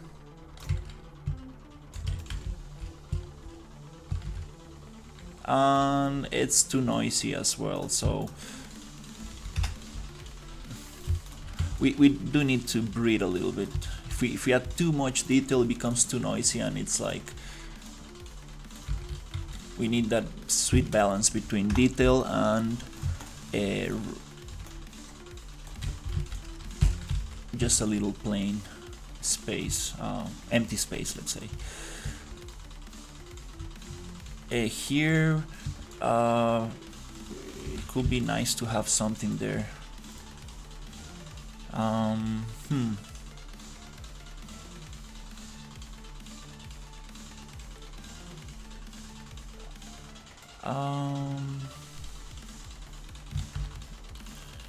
It could be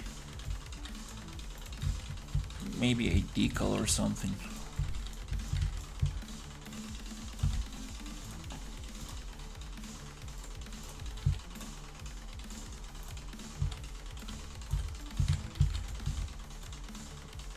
Whoop, whoop, whoop, whoop.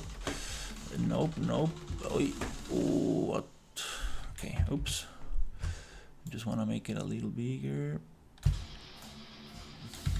Not too big, because that's not supposed to be so rusty.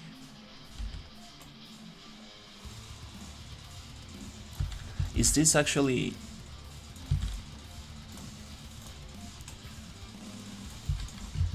tileable? It's kind of tileable. Yes, it is. I think so, yeah. Which is also a problem because it looks repetitive.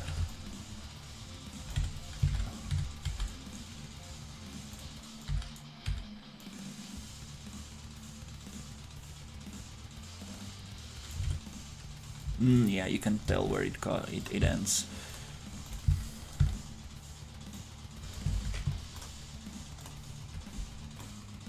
Can you actually flip these things? No, no, you can't. Okay. I appreciate it. Yeah, I'm going full industrial. Let's make some of them harder, some of them like softer by pushing them into the wall.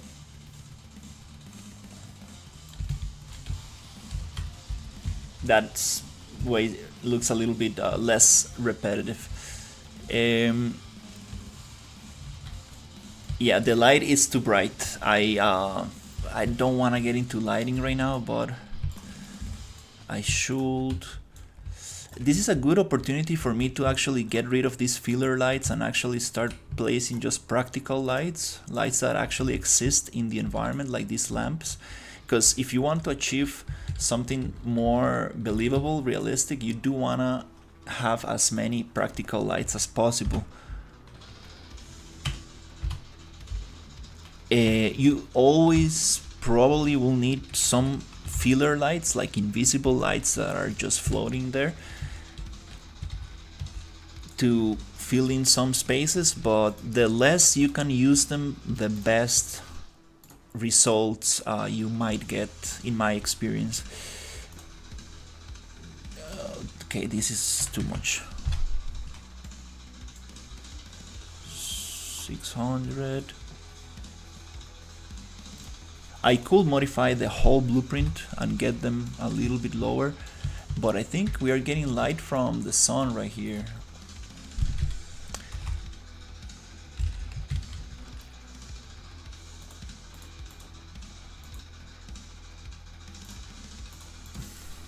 Wait, or is this the skybox? Oh yeah, wow. Oh yeah, that's not what we want. It's very emissive. We don't really want this skylight to be... I mean, it does look like some kind of like explosion or something.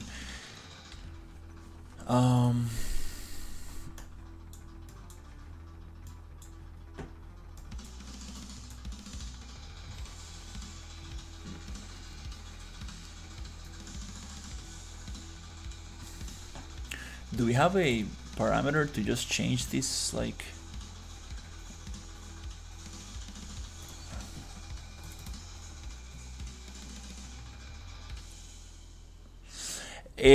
I do make environments. I'm more of a world builder, kind of like kind of like a Lego builder. I put things together. I'm a 3D generalist, so I do know how to model on texture and, you know, the basic stuff. But I've been focusing on brightness. Let's see, 0.5. Can we make it a little darker? No, we need to we need to really figure that out.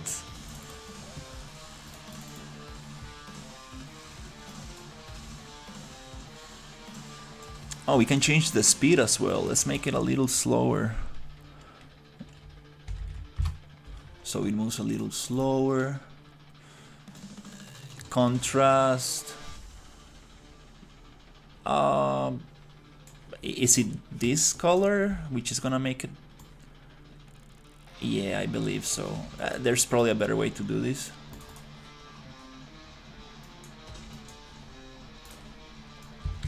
Oh, it's not changing the brightness. What the hell?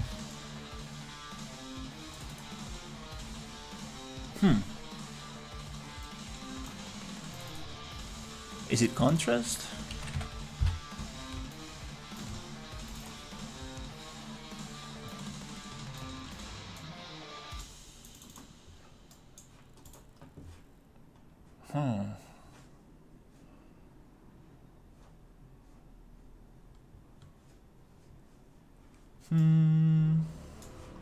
I don't really want to modify the image itself. That's not the way.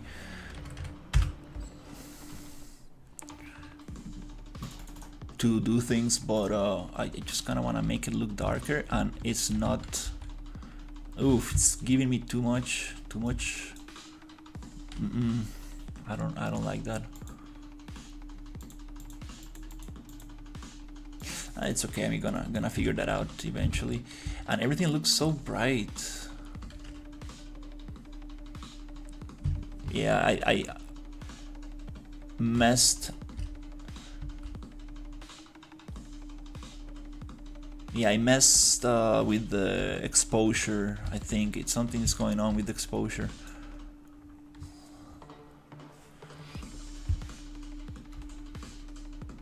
Yeah, I that's what I really enjoy, making environments. It's super cool.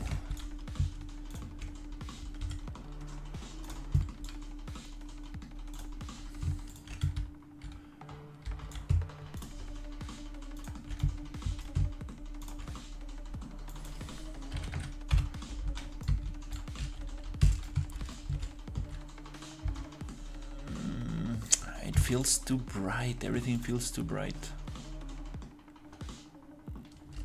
I might go to the blueprint itself and change it there a little bit. Let's make it... That's a huge value.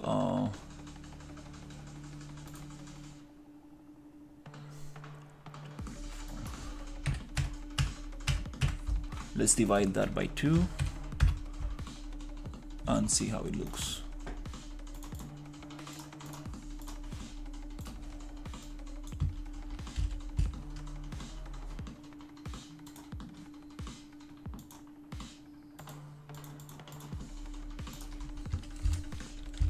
Is it the ultra dynamic sky that is just...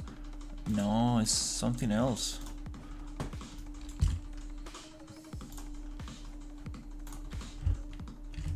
let's asset action, select all actors using this asset. Let's hide those lamps. No, we got some light here.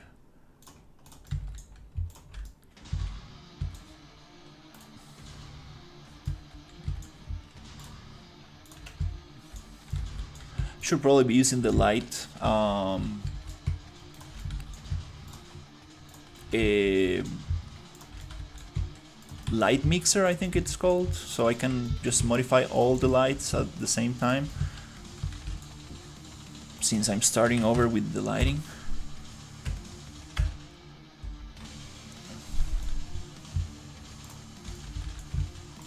Some of them are very, very harsh.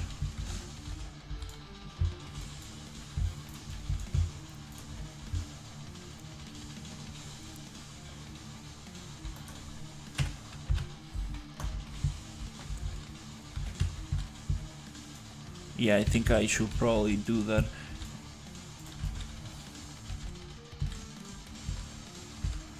The exposure of the skybox. Exposure of the skybox. Yeah, I haven't used too many skyboxes. I need to check that out. That's probably where the problem is.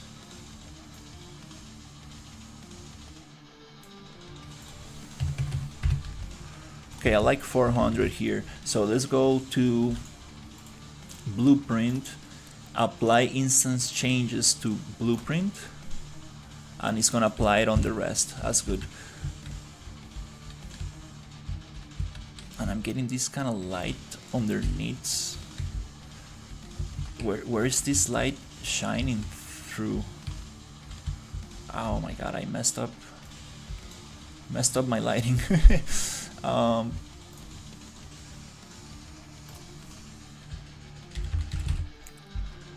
Light mixer. No, I need the light mixer. Let's try to get all of these.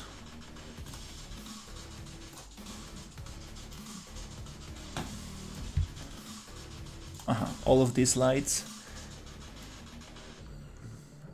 not the red ones.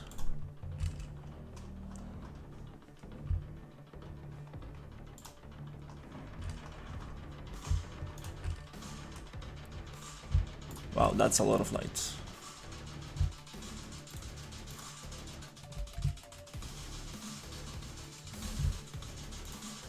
These are blueprint lights, we don't need that. I'm just gonna change the point lights that I got.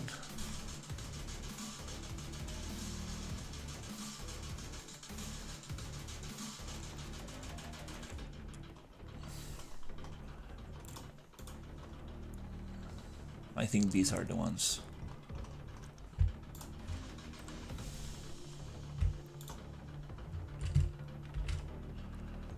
Kind of jumps around a little bit. Nope, don't want that.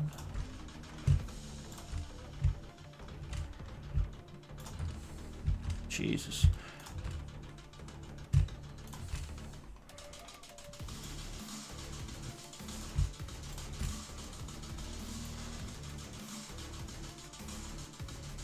I think those are the point lights that I got. Intensity 0, and then we're gonna go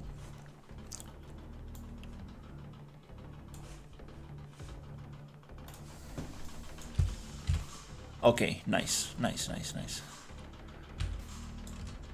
Now we can actually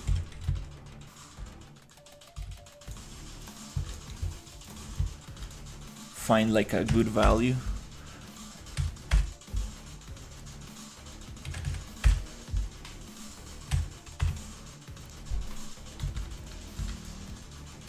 For these point lights, which I'm gonna go with 1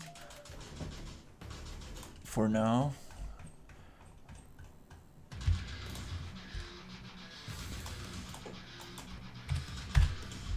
Okay, that's a little nicer. Yes, that's a little better.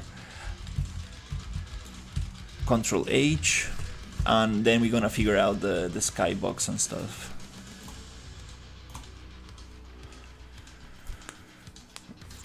Yeah, the value was too high because I had some post-process volume with some exposure settings.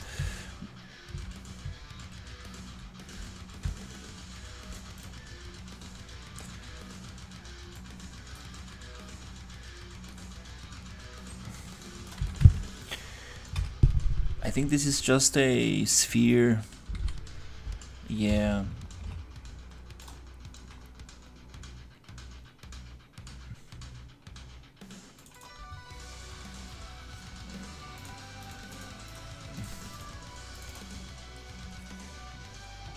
Yeah, yeah, just putting lights a little bit down. Um, hmm.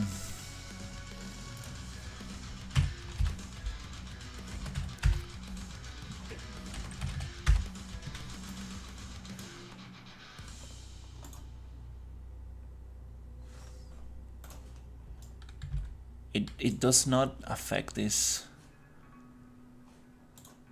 That's very strange.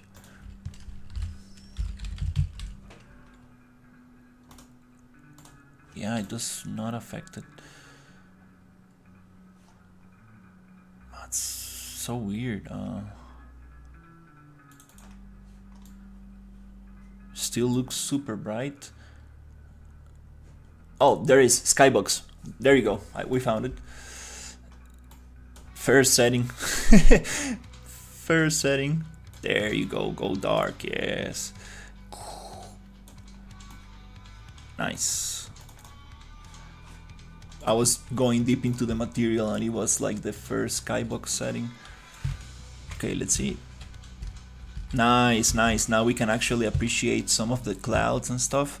Still very kind of like Fallout radioactive. Let's make it darker a little.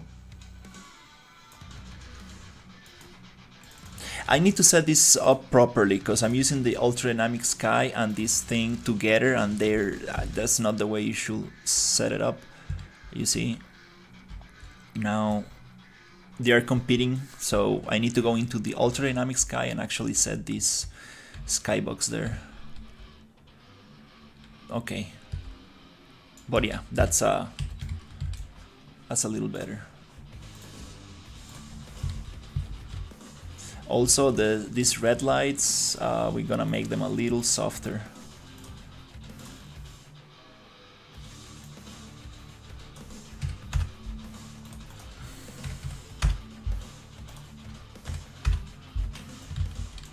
Then gonna apply these instance changes to Blueprint, so we modify all the other ones.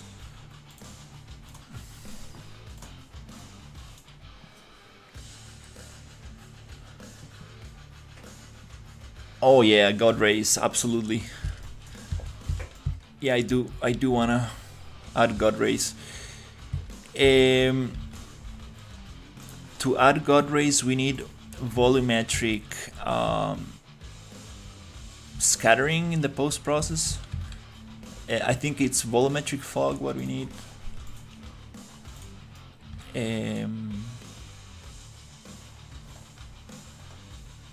I totally forgot about this post process volumetric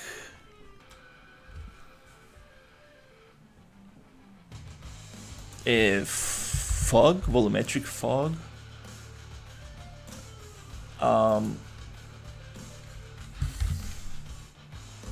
Exponential height fog, volumetric fog, we got it there. Scattering, and we need some other option for that.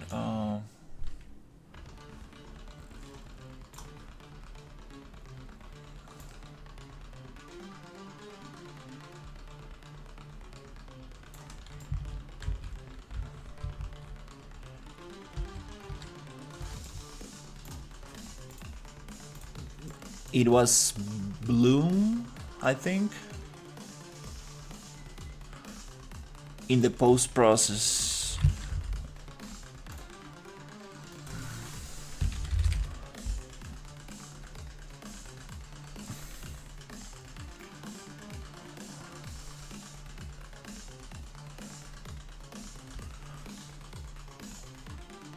My god, I totally forgot how to do this.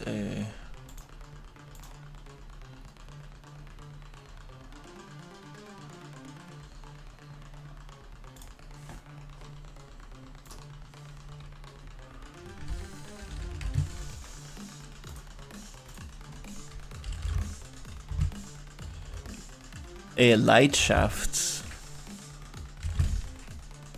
Yeah, there was a couple of options that I needed to activate.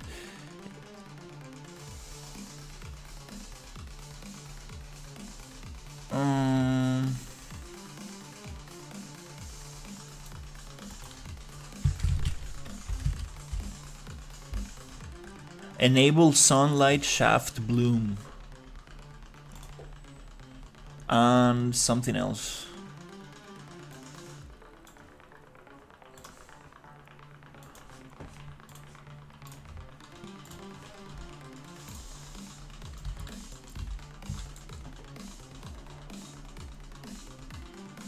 Something else in the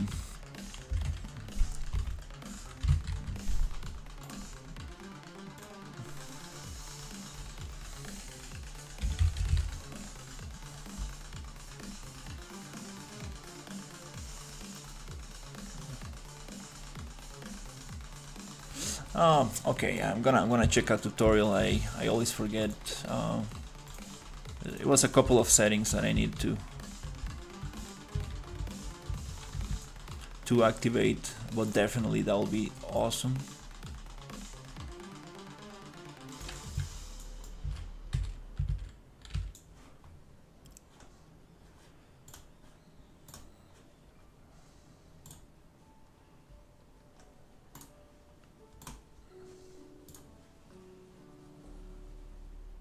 Awesome to get.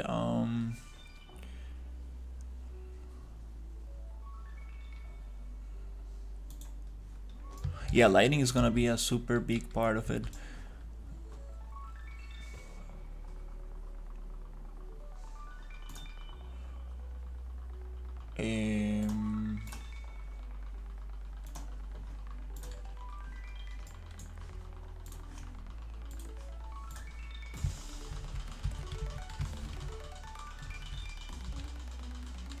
Yeah, also I got this ultra volumetric asset that is super awesome, and I want to add a bunch of other VFX.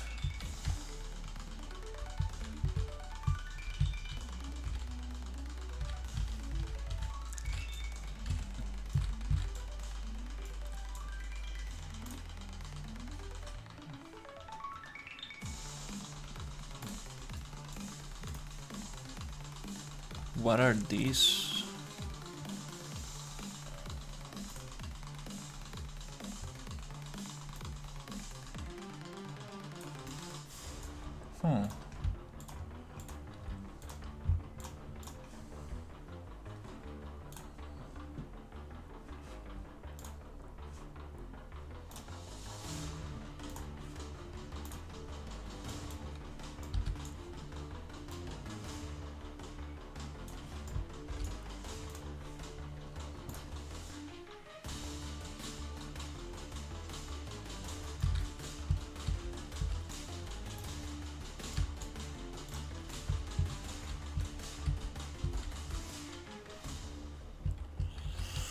Yeah, my lighting very got messed up.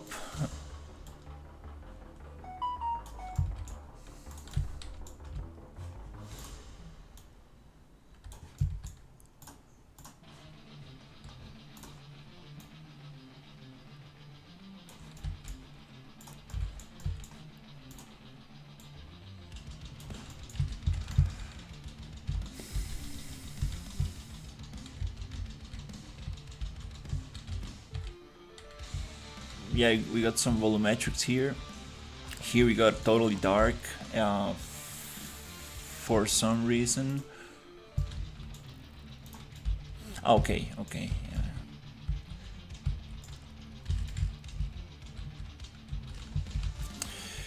Oh my god, yeah. I need to relight this stuff.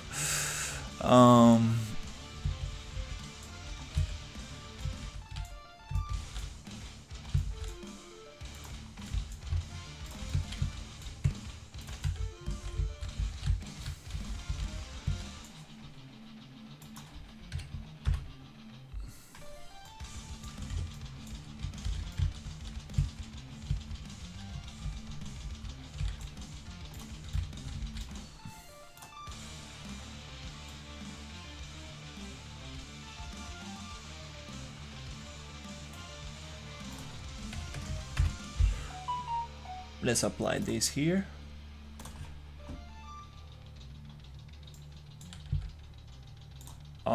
Why does not modify the others? Oh, I need to reset them, okay.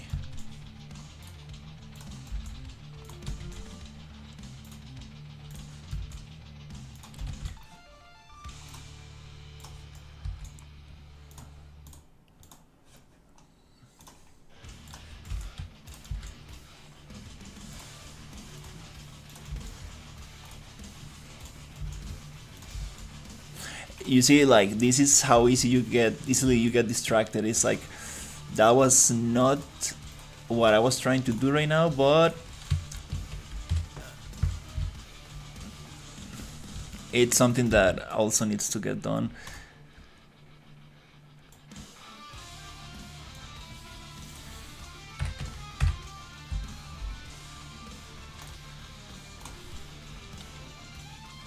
No properties, what?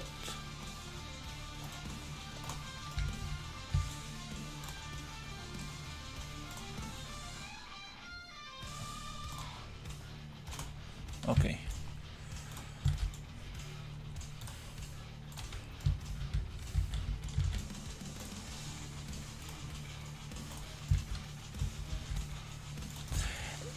Yeah, lighting is gonna be interesting. I don't want to make it like super dark, like you need a flashlight, because I do want you to appreciate the details, but also don't want to make it like extremely bright. This is an issue right here. This light should not volumetric scattering, should not have volumetric scattering. With megalights, for some reason, this volumetric scattering intensity setting goes gray. And I don't want to have volumetric scattering on this light because it looks like there's something glowing in there and there's nothing in there. So again, like definitely that's another thing to think about.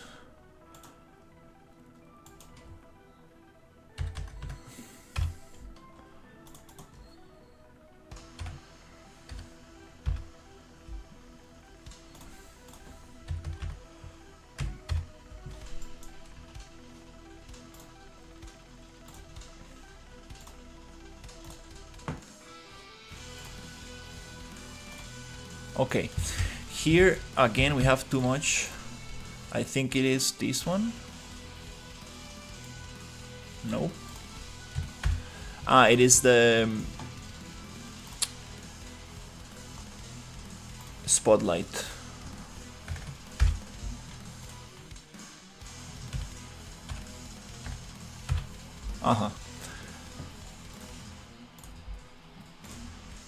This spotlight.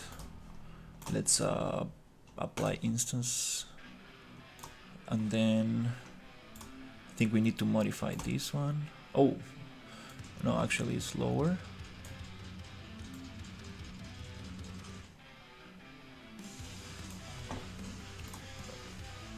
This one is a little bit lower. It could be even 0. I think we don't.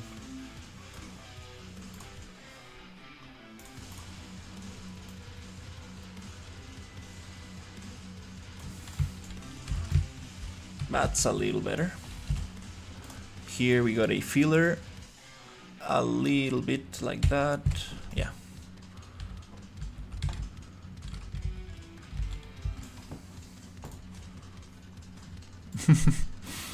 Okay. All right, let's try to keep pushing this. See if I can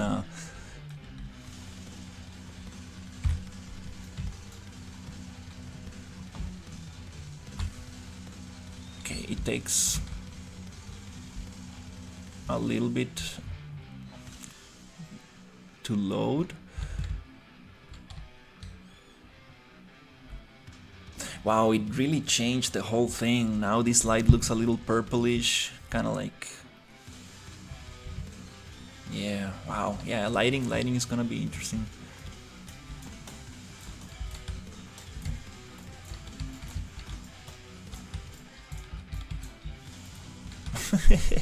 Yeah, I would like to. Yeah, working on the enemies, that's gonna be a lot of work. Now it feels very dark, super dark. Wow, no, it's too dark.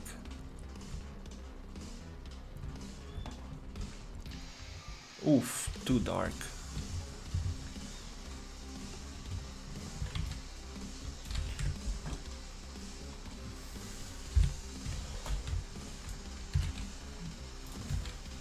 Yeah, we really messed it up.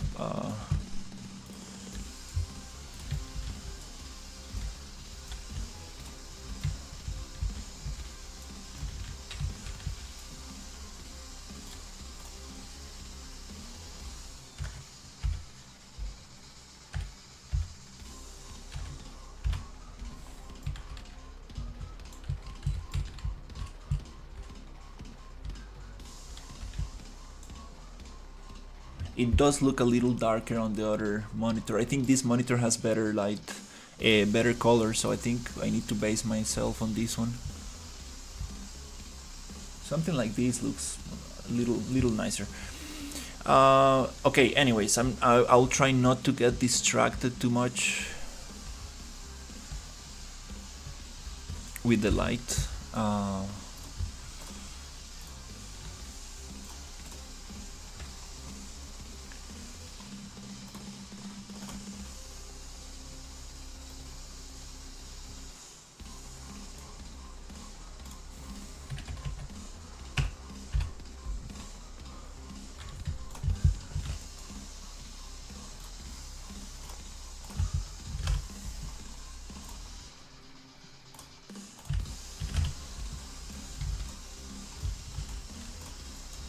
Let's just do these ones and continue.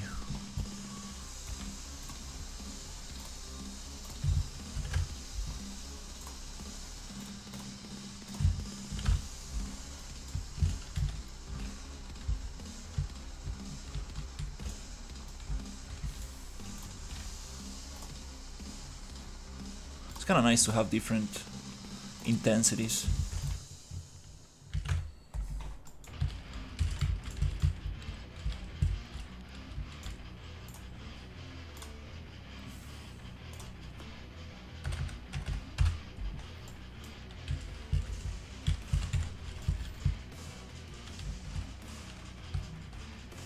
Yeah. Okay.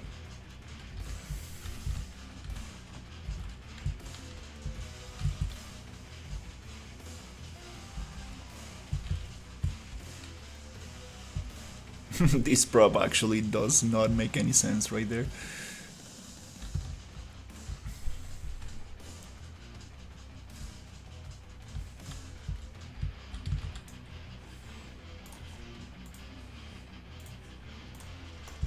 Okay.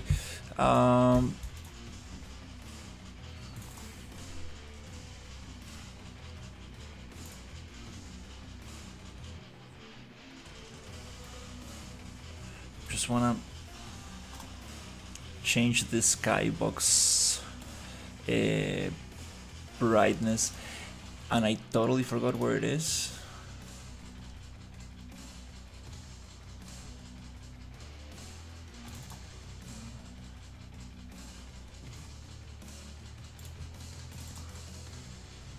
Oh, okay, there you go.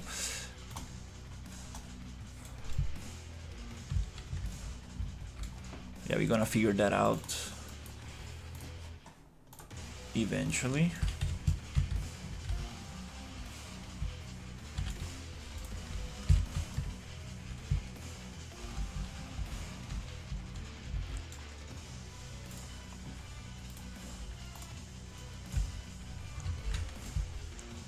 Oof.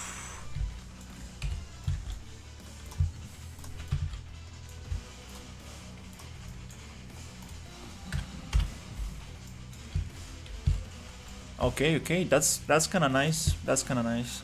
I like these little darker corners. Not too dark, not too bright. Okay.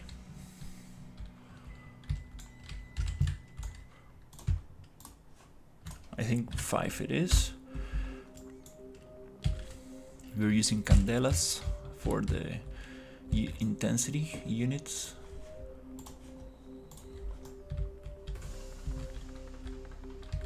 Not sure about this pipe going in here, but it's okay.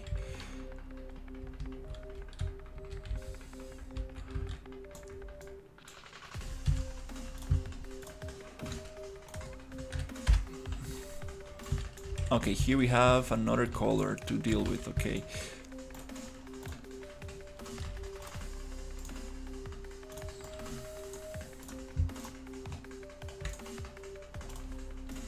Attenuation radius.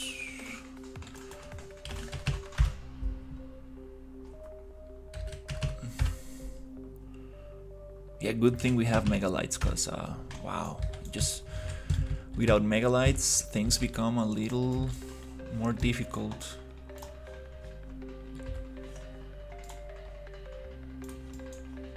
Cause you really need to be careful with the attenuation radius. It just doesn't want to intersect, doesn't like to intersect other lights.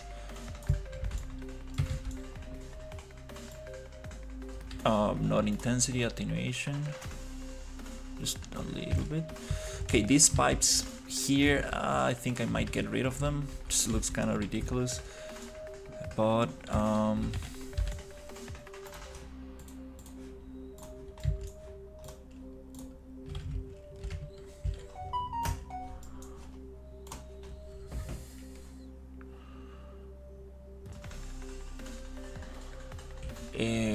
let's check this out.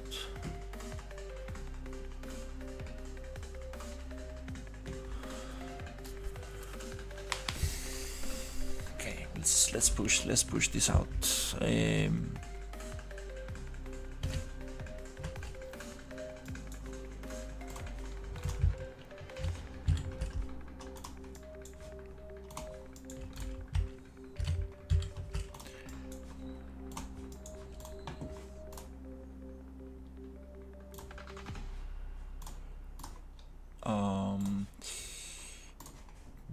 Bake transform.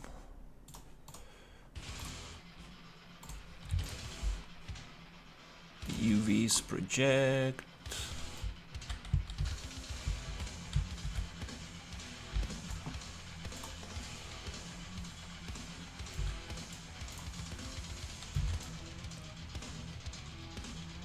Yeah, let's just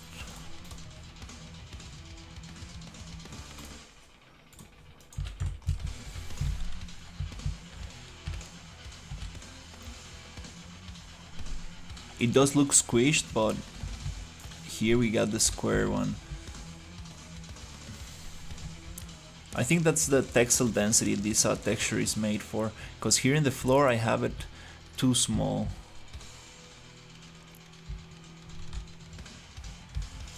This is a very, very nice material. I just need to figure out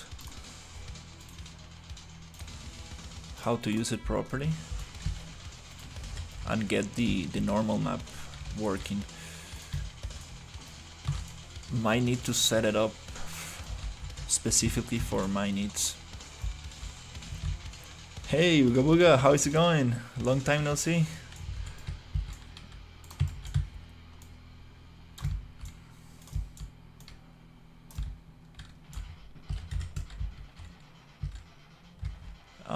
Yeah, these pipes, let's actually make them go around.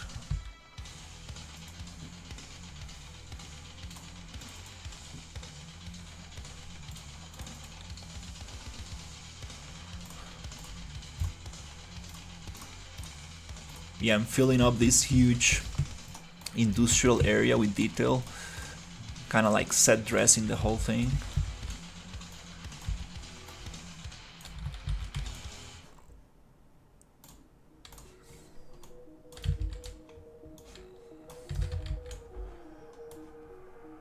Okay.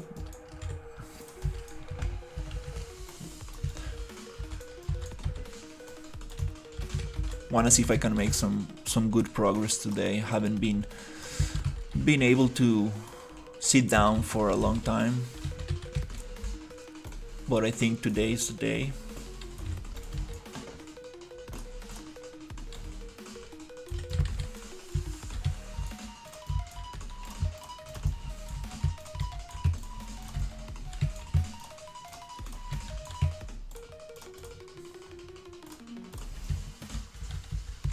The thing is that I'm working on this industrial facility, and I want to get to. This is gonna start like very like heavy guarded, like industrial, and then I want to have an area that is going to be like some kind of like some lab, some like research, and it's gonna be like all kind of like full of this alien organic stuff in the walls and stuff.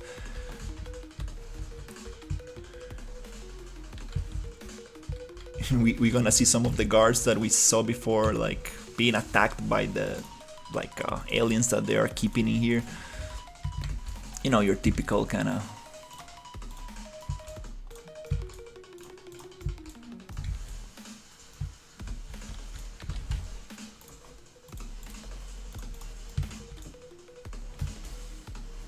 like Black Mesa stuff.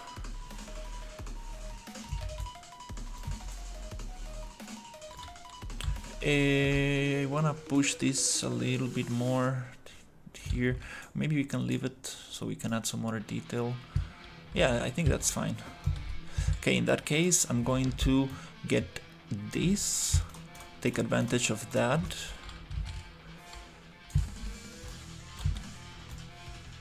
And push that here.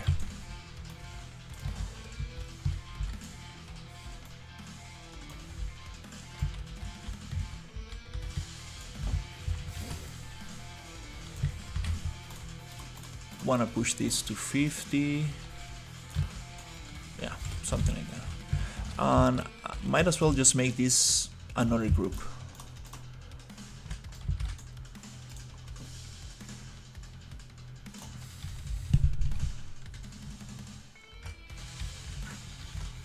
Okay, that's nice. Then I'm going to take this here.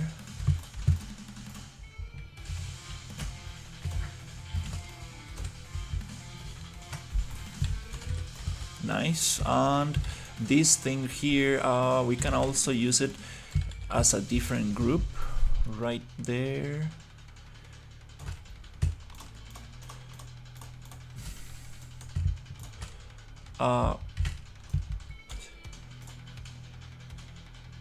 Can I lock this group? No. Okay. I see. Okay. No, I need to.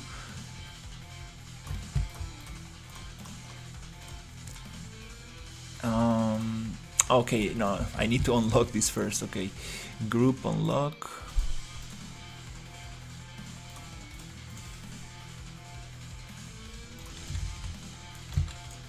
Now that it's unlocked, I can actually get this.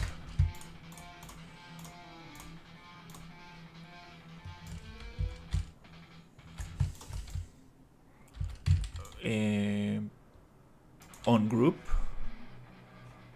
remove from group, regroup, and now I have it separated.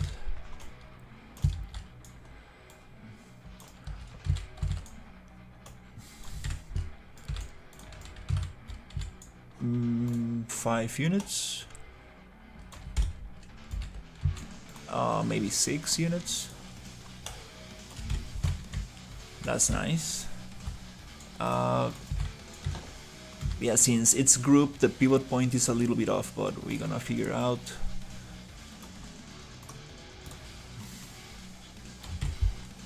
Okay.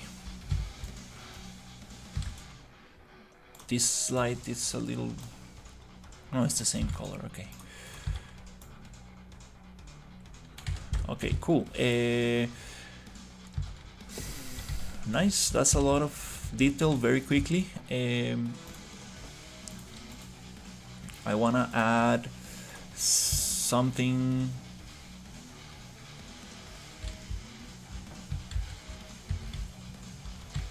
Oh, okay. Getting lost in this maze.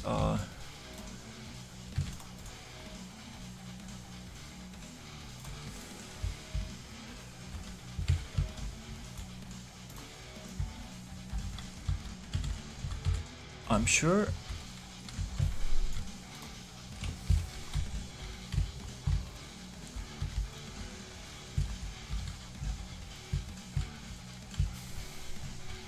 I'm sure I had something going through the wall.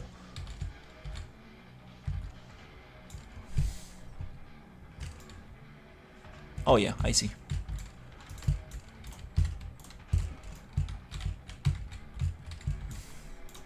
These ones, we should probably get rid of them. Or even...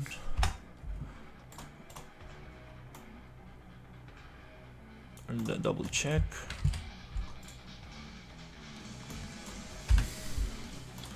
We should probably make them another group. Take advantage of this. Oh, okay, it goes through the wall. I see. Okay, so...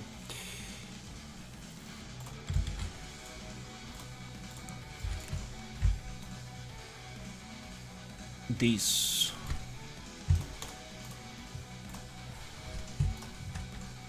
without... this...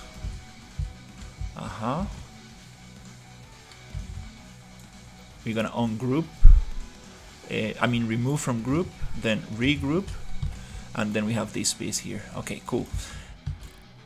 Which is kind of nice. Control H to unhide. And yeah, let's just push them here.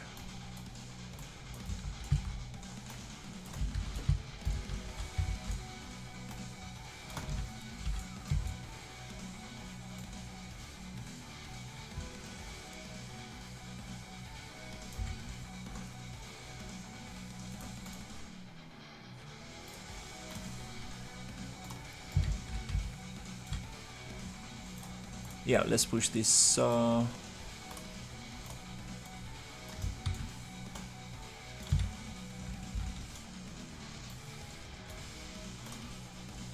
the idea now is to actually start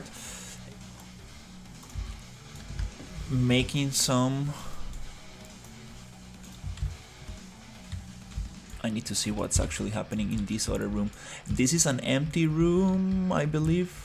Yeah, we do have some of these empty rooms that we might be able to take advantage of once I get the main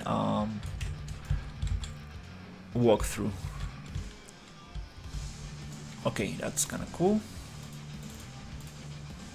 Yeah, we're gonna just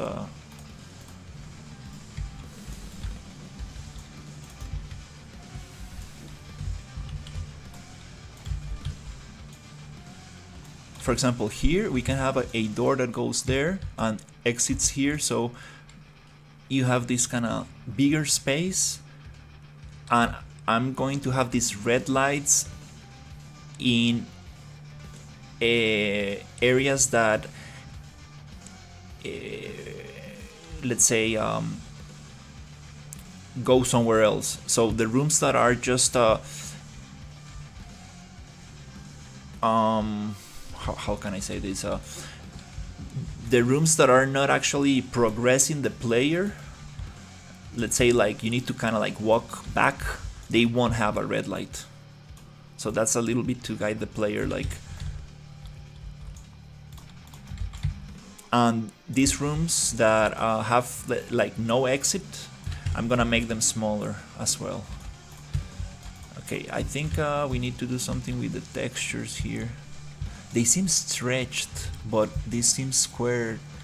Huh, that's yeah, I'm gonna work with that material a little bit. I do have a tileable material that I made, and I think I might be able to set it up with these textures and make it very, very nice, so we don't get stretching on some of them. Because I do like the textures a lot, not exactly how the textures are reacting to the mesh, but definitely gonna figure that out.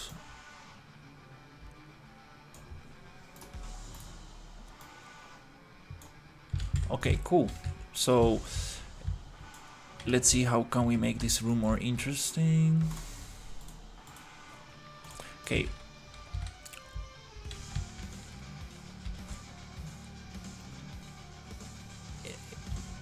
We haven't used verticality in a while. I think that we might... I think next room uses verticality. No, these are empty. Okay, that's very dark. Yeah, we got some verticality coming up, but probably need to add some of it here. Let's use some new props actually. Let's change it up a little. Okay.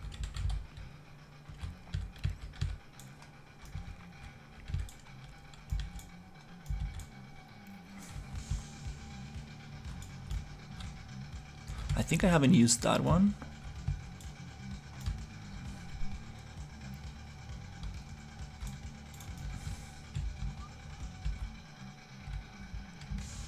Yeah, let's try something.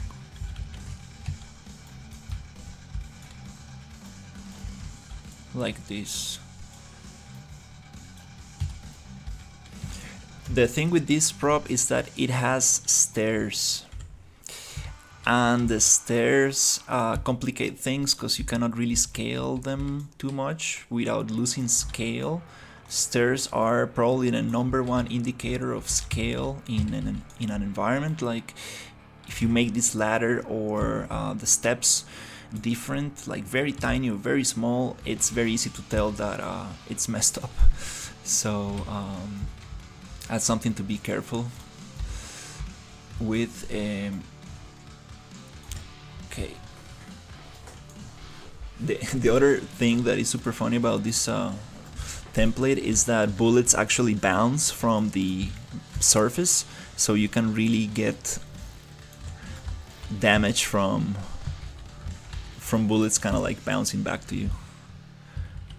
So making environments like super crowded like this makes it easier for bullets to bounce.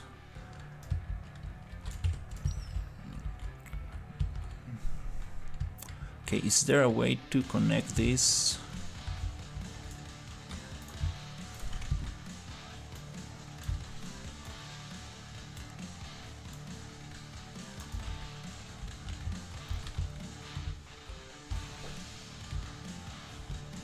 In a way that makes more sense.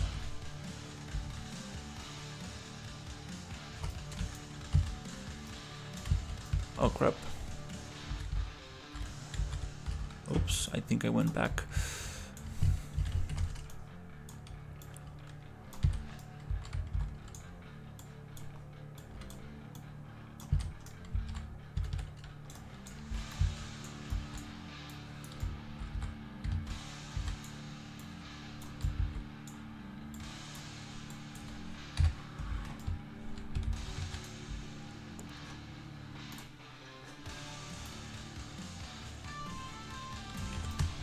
All right.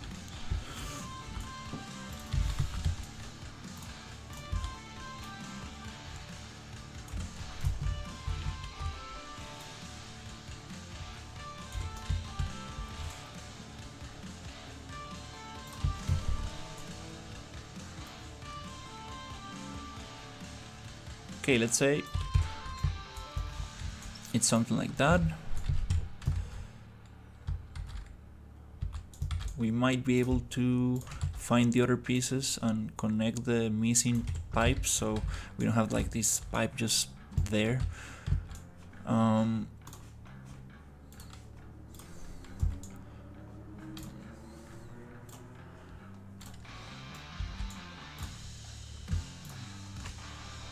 Wow, they have a lot of material like this.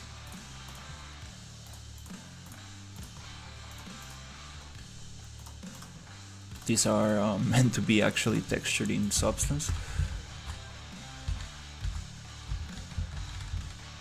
Just gonna throw some material in there, and let's try to actually get these.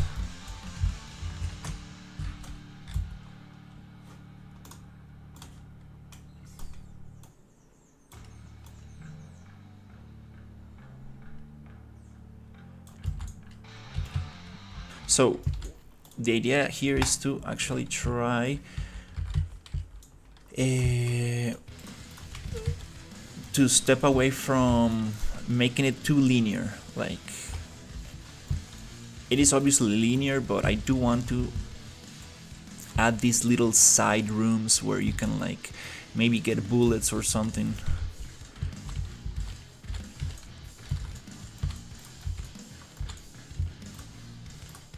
Because then it just becomes like a tunnel, and I just don't really want that. And these side rooms, I do want them to be tiny. So it's not like, oh, you need to actually walk back a lot.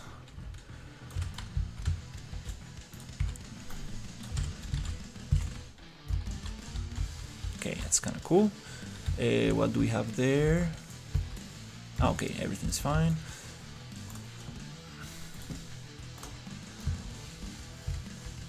And this won't have this red light, so it's like a, let's say, like a side quest room. It's not like the main path.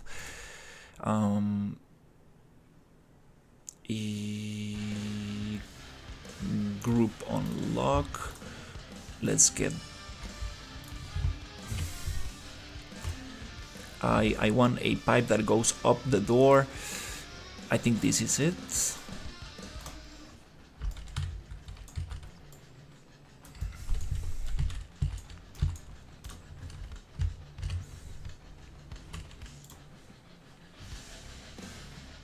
A little shorter one.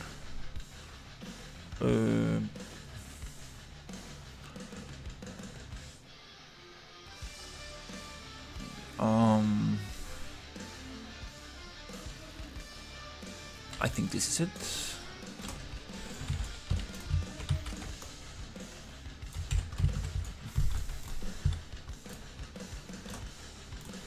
I do like the yellow color. Kinda need to use it a little more.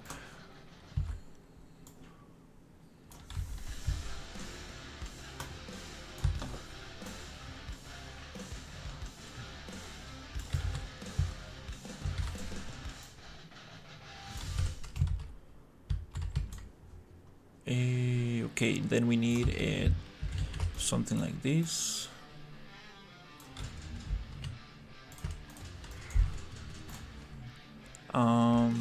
It's not gonna fit perfectly, so in that case I can just squish it. Definitely not the best idea, but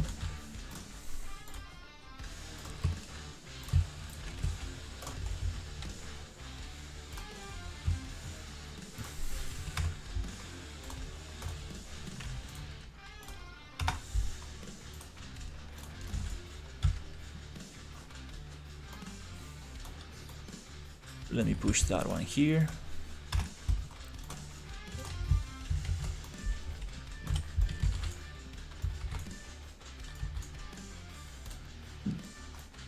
Yeah, the texture here doesn't really look so sweet, but it's okay. I'm gonna work on that UV mapping. Alright, that's kinda nice. Let's browse and duplicate this wall. Yeah, I'm using like kind of like unique walls on each of them because the material does not allow me to do it. But one positive thing about using specific meshes for each wall is that you can actually go back, and with the Boolean tool you can actually break them up very nicely and have like a bunch of different walls. The idea is to use as many instances as possible and repeat over and over the same mesh, so I mean it saves on performance, as long as I understand. Okay, let's grab this, and with Control we're gonna snap to this, and then we're gonna X-form, bake transform, just scale, loop. And then we're gonna do a UV, project UV box. We're gonna leave it on automatic, so it gets the, I think it kind of looks nice. I do feel like some textures might be stretched, but it's okay. We're gonna figure that out.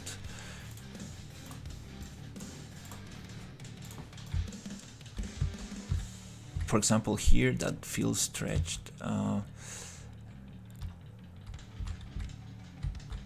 And the normal, we do have normal on these, but it only shows in one side of the wall.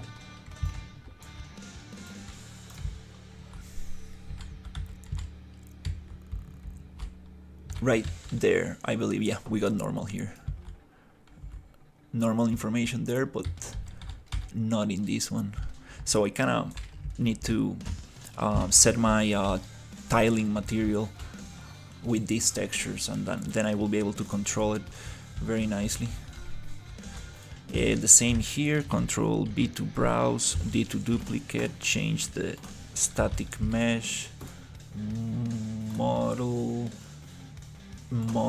poly edit, and we're gonna snap to, or we can move every 100 units, because I'm trying to snap everything to 100, and this one goes, let me think, yeah, sometimes happens that you have this kind of like wall against another wall.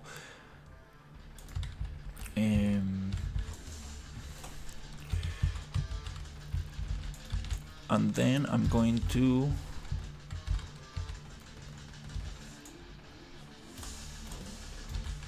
modify it here. So groups unlock,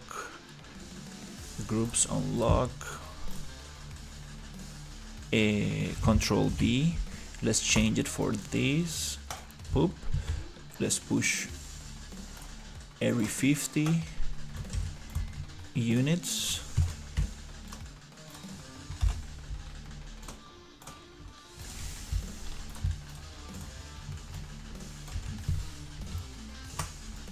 We have no light here. Oops. Let's get. Okay, that's nice. We have a little room, side quest room where you get ammo or whatever.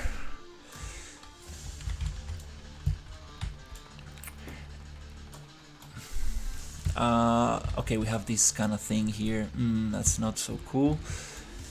And we have these ones here. I think that we might be able to change them for something shorter.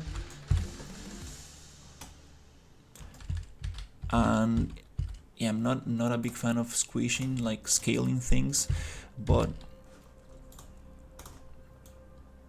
it's okay. Let's just get it right there.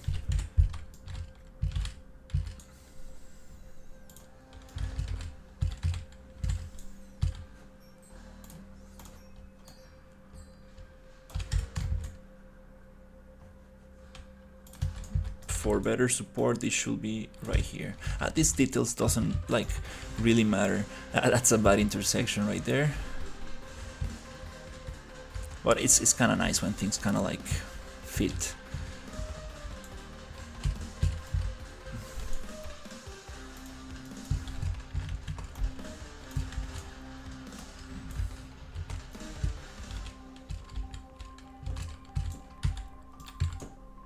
Yeah, I need all my lights to be practical. I probably need to add a point light to this blueprint, so it actually kind of like emits light from the right.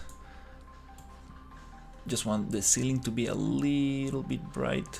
The problem with this is that the shadow is casting from up here, and you see, like it doesn't feel right. But those are things that I mean, we are not making a cinematic or something, but it's nice to think about those details.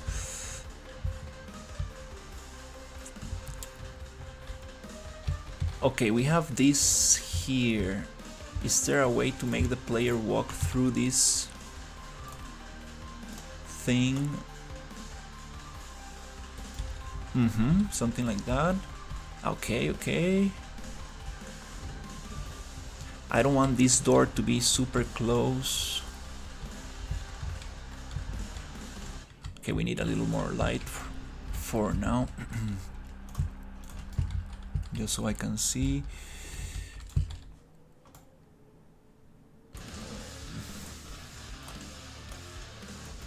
Okay. This door, I think, could be placed in the other side. So it goes like this. So let's make that change. I think we can just push every 100 right there. Control H.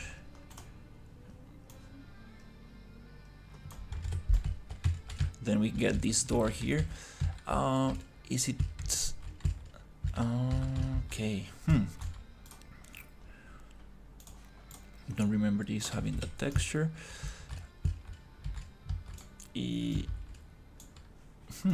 Okay, I see what's going on.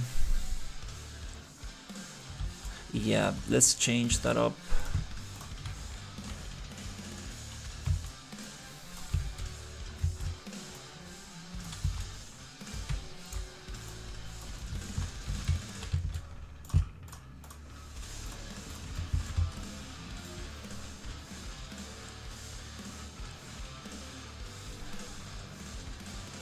It doesn't need to be symmetrical. I think it looks nicer if it's not symmetrical.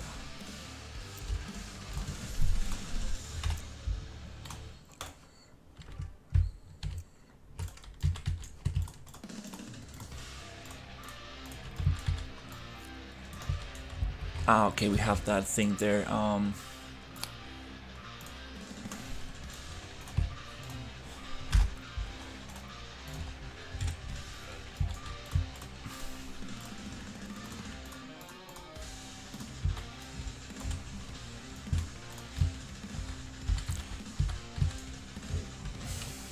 Let's make it smaller.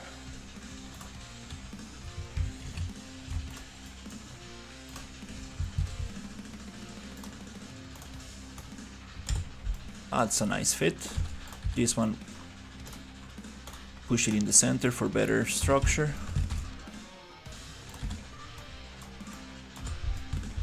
Okay.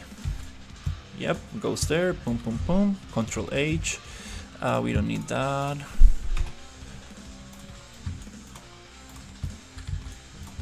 Let's get this.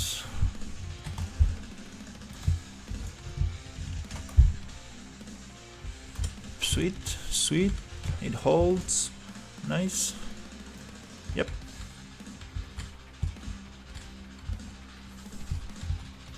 Since we already have small, medium, let's make this big. So we get a nice kind of like a diagonal going there.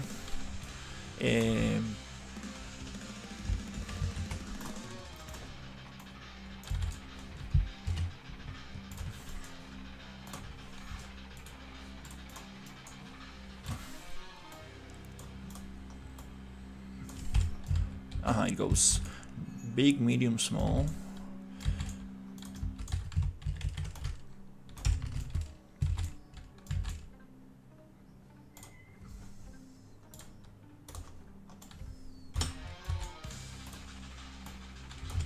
Whatever. Okay.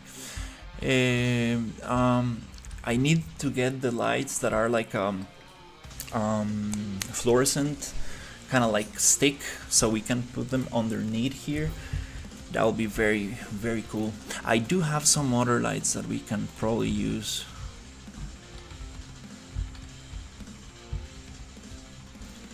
We need some pipes to continue this thing here, because yeah, that looks very strange. This is part of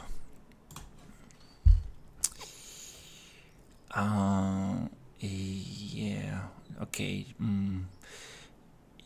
It's some of these. Yeah, not sure which one of those. I haven't done this because it does take some effort to prepare these meshes. They're not like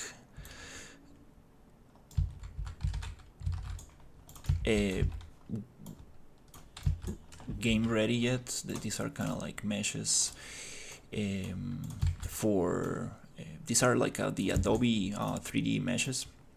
These are meant for Substance, so you kind of need to prepare them a little bit. Okay, let's change this up a little bit.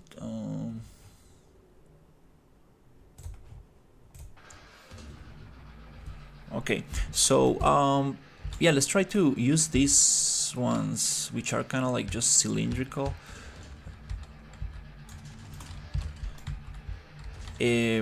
I'm not sure if they actually fit together.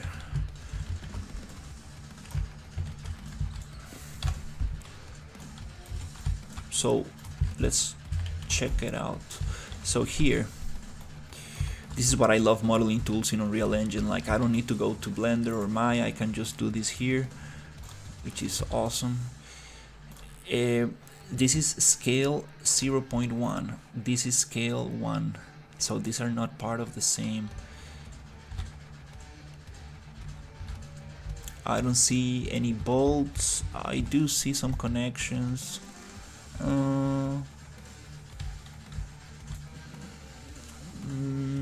Let's use these ones, yeah.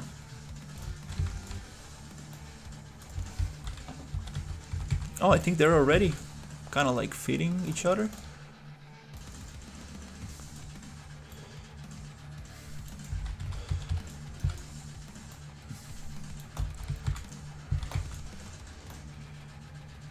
Yep.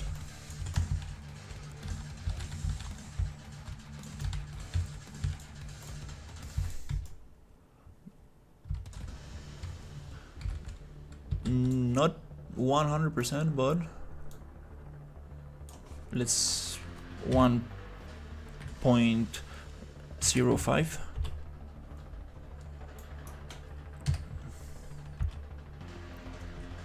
Zero 25. Okay, I think that's better. Yep.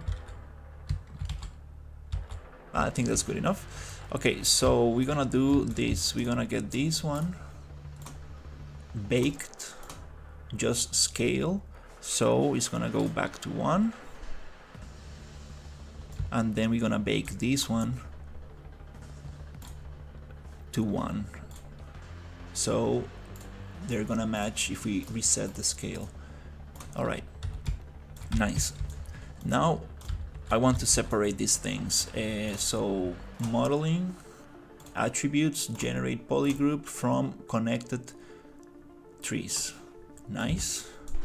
It's gonna generate different meshes, and some of them we actually need to put them back together. So now everything's separated. So we're gonna get this one.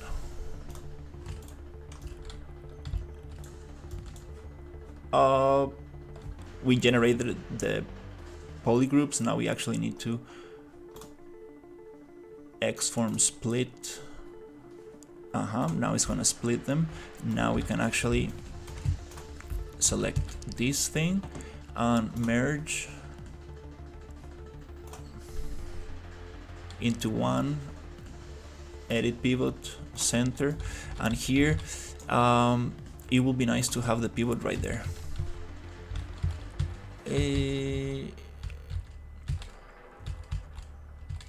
It will be nice to have it right in the center. One way to do that is actually getting this one, edit pivot center, left. Now perfect. So this is the point that I want to use for all the other ones. So basically we're gonna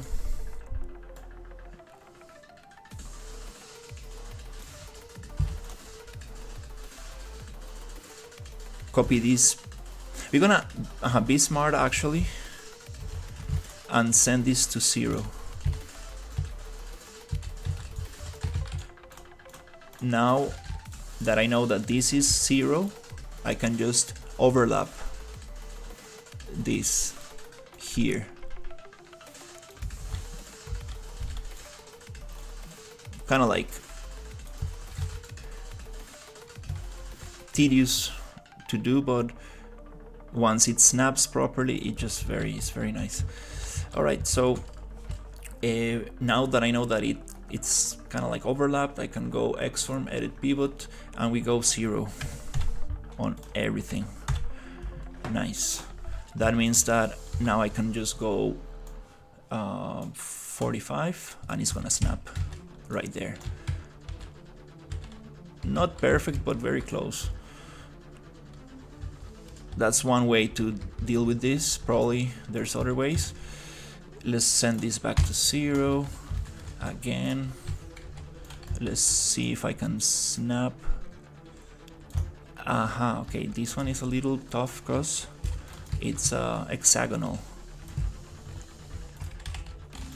So we kind of need to eyeball it a little.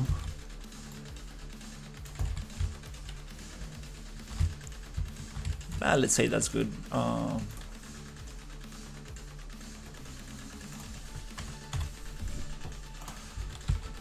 Sweet.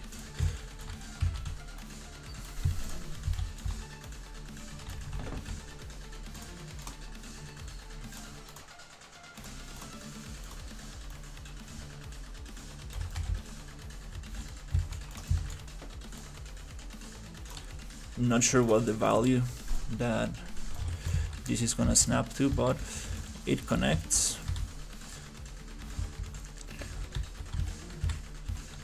And might as well just finish this.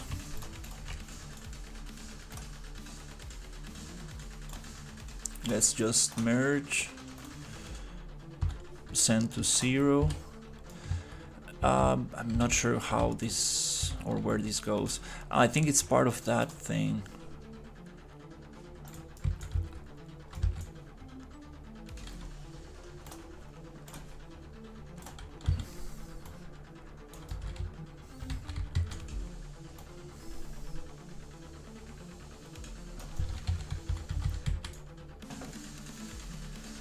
Don't actually need to have this separated,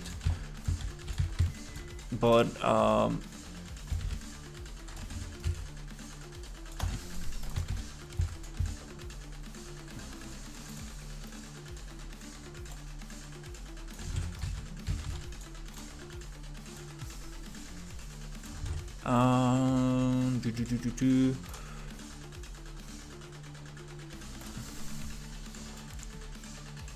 let's say somewhere like that.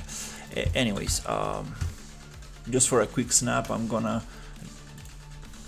go back to 0.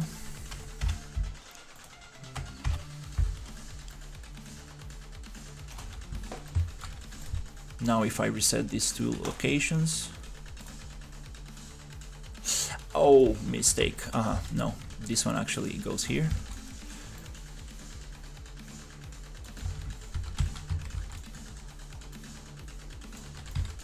Now I can reset to 0. Nice. Now these two, if I reset, they go back together. Okay, nice. Okay, just a couple more. We're probably not gonna use these ones, but might as well just.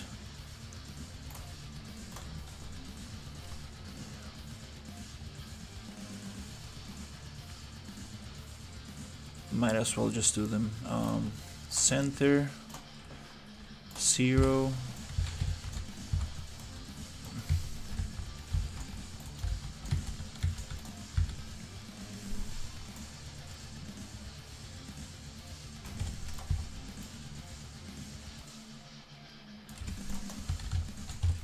Yeah. Let's reset to 0. Nice. Now it snaps. Okay, one more. This is important, the 90-degree one. This long one, it's okay.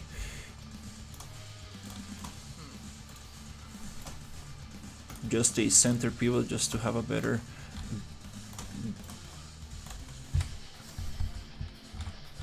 grip on this.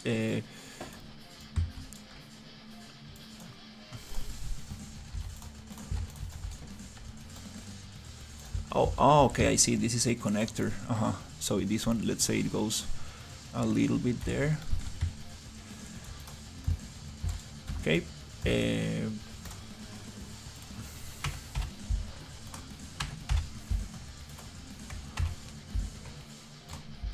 Okay, 0.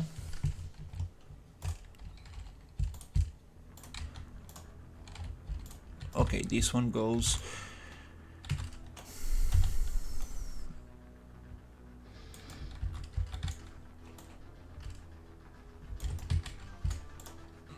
somewhere here, a little bit closer.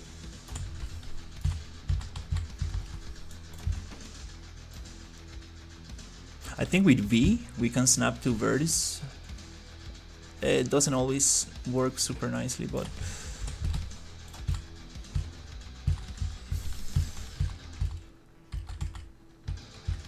okay, whatever.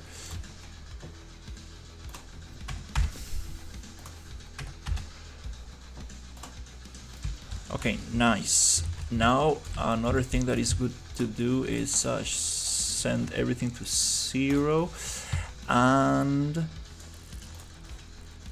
a bake rotation, just so we have everything nicely aligned.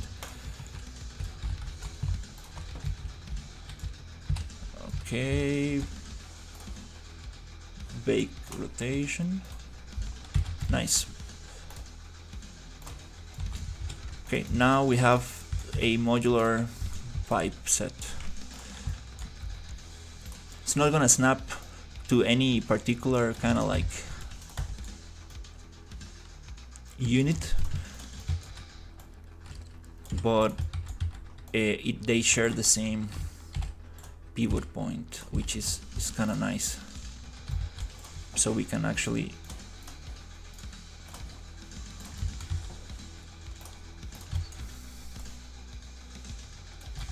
I think it might snap to 5.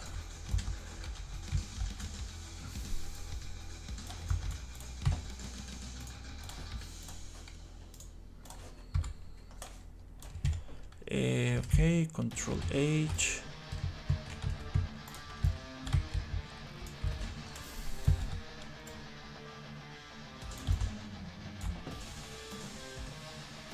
It kind of snaps to 5. Kind of.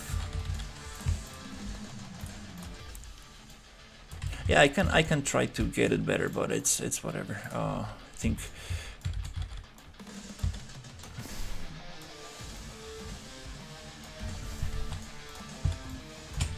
Yep, nice. We got it there.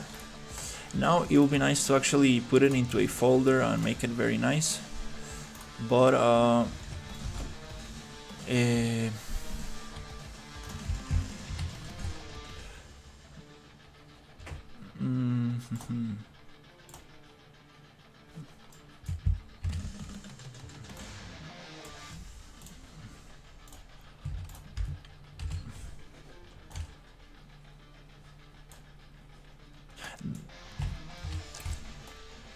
the content browser got a little buggy. The pop-up content browser kind of like glitches a little bit in 5.6.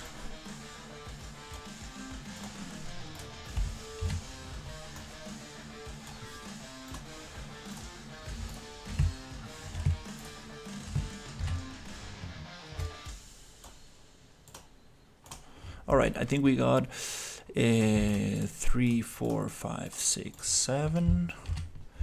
Perfect. We're gonna make it a new folder.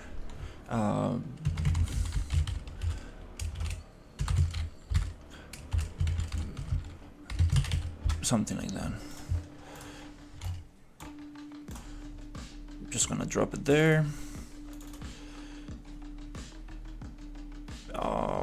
It would be nice to just give it a quick name.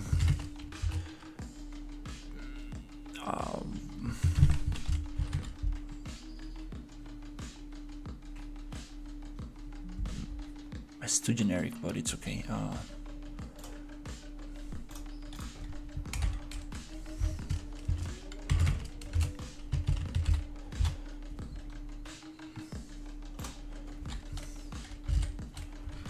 Not sure how this is called, but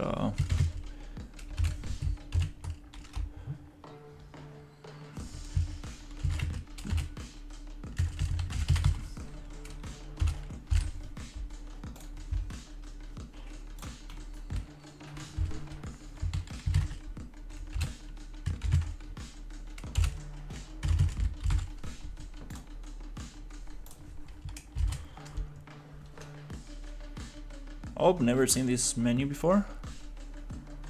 Huh. Oh, it's a renaming stuff. Oh, rename, nice. Batch renamer, whoa.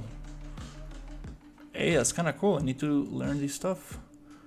Remove all prefix, suffix. Nice, that's very cool. I'm not sure how I opened that thing.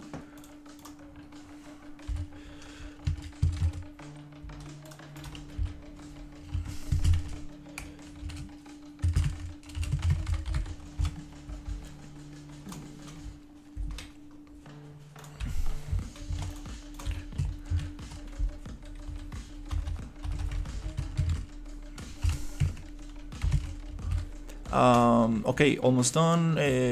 90 pipe.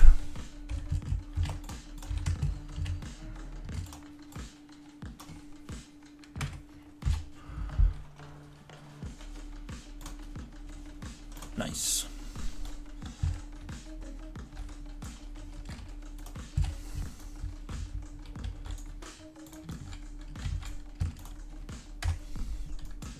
We got some other cool pipes, but I'm not gonna do those now. We got the original as a backup. Oh, okay. Yeah, we need to reset the scale since it was baked. Let's go back to 1. What else? Okay, let's set the material directly to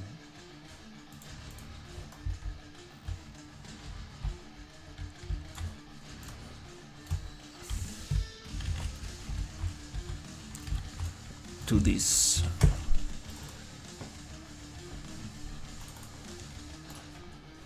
I think I can open them all by edit.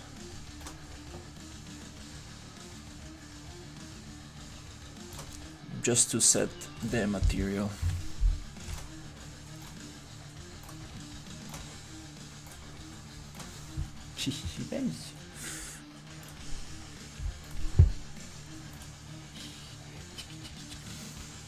Oh, it's already 5:40. Whoa. Hey, what's going on? What's going on? Hey, what's going on?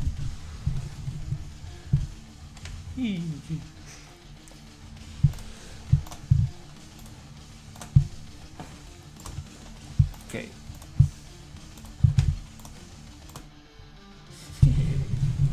Hey. No.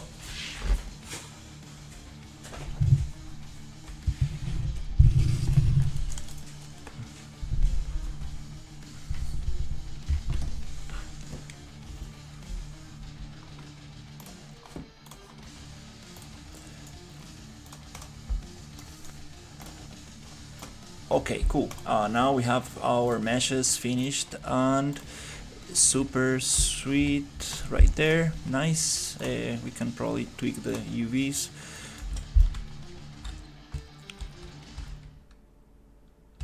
Nice.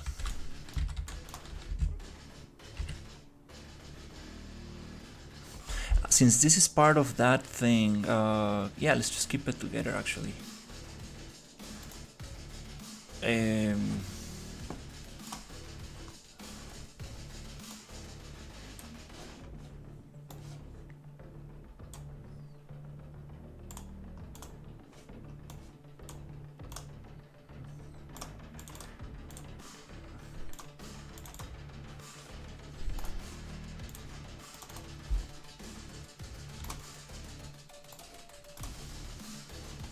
Oof, damn, okay, wow. That's a lot of material like this, like, wow.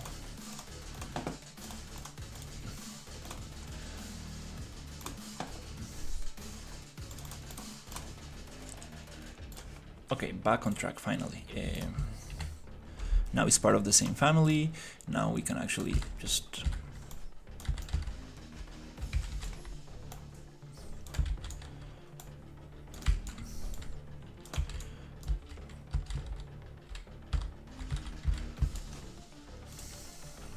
get this going.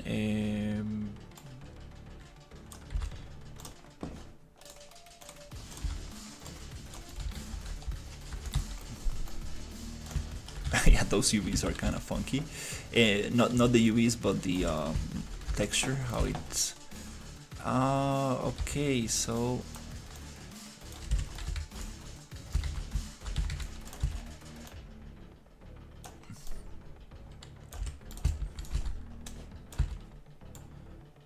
Yeah, snapping is not so sweet, but.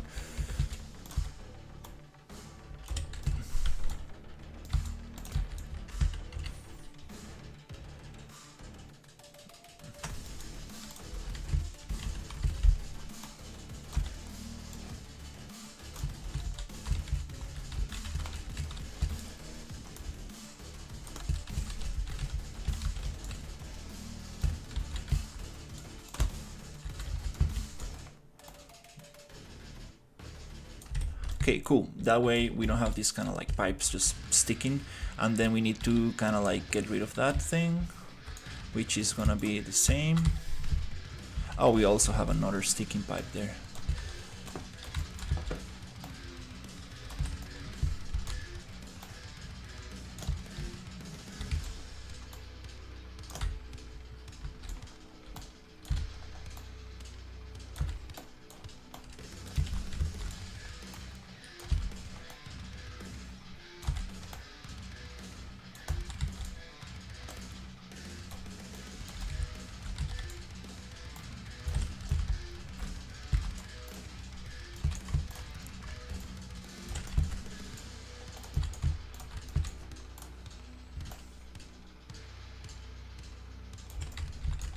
Okay, yeah. I don't really want to stretch this out.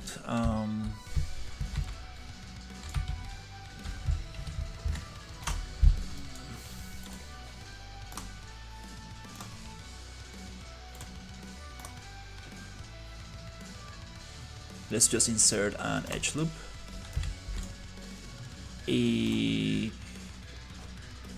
First generate polygroups, find quads. Oh, that's even better. No need to do anything, just cut it out. Yep. Right there. Boop. Oh. Maybe not there.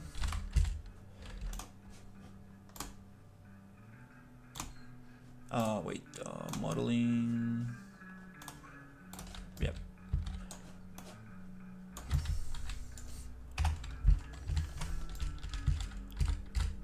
Okay, cool.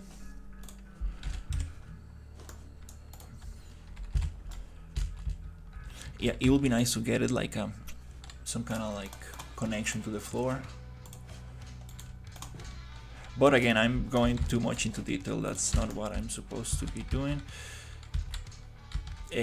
Just want to fix this thing here, and I'm gonna kind of use this cap right there. I need to learn how to snap to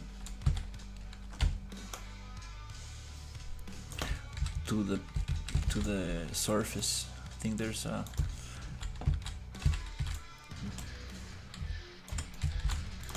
way to do that.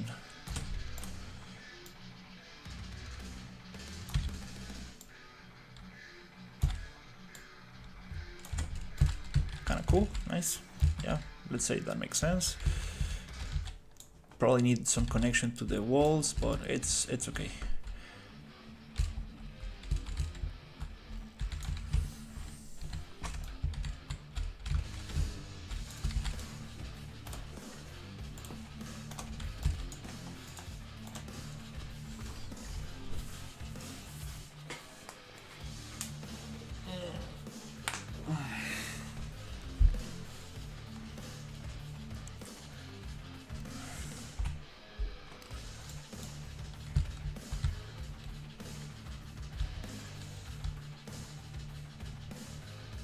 Kind of cool, like side room right here. Oh, okay. Collisions. Oops.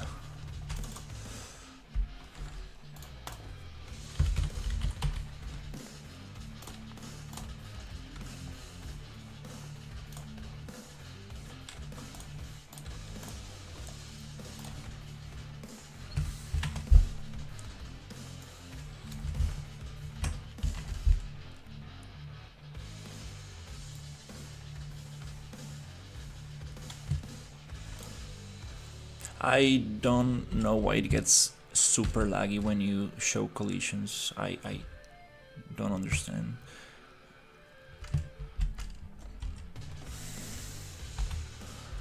Why that happens. Oof. It got frozen.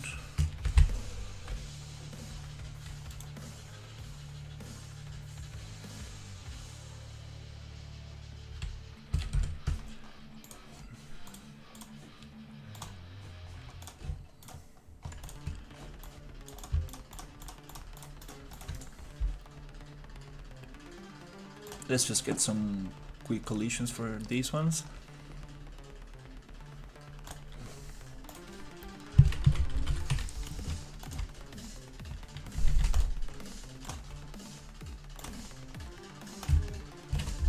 By typing complex, complex or simple.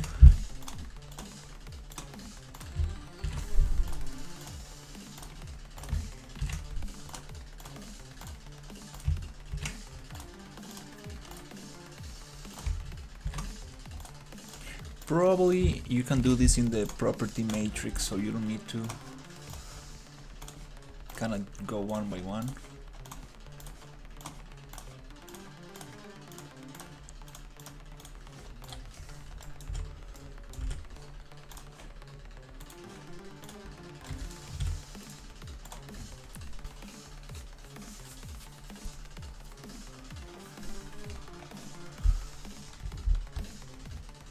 Yeah, it's kind of cool.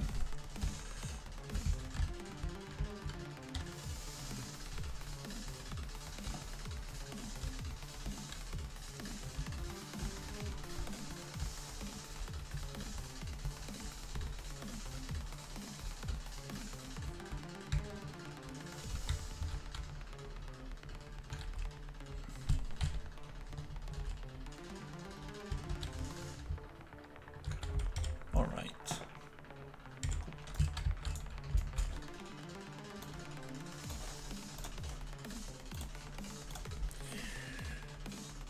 Three hours 20. Nice. Okay, yeah, we got some progress. We got some progress today.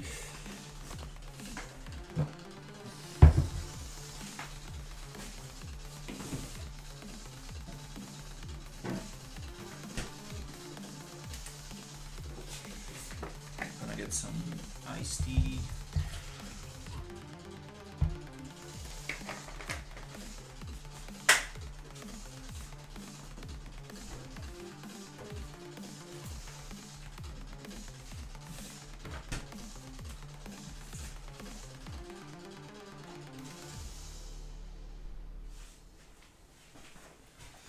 Okay, so let's see.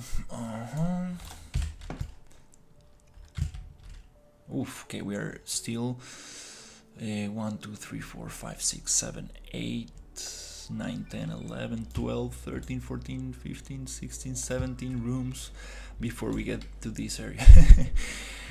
Damn, that's a lot.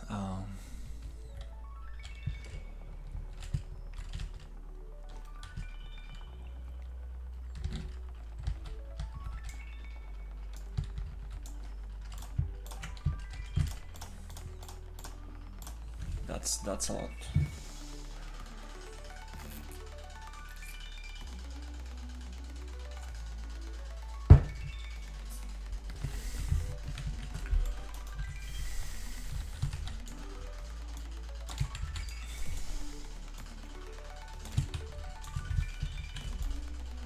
Okay, let's push it and see.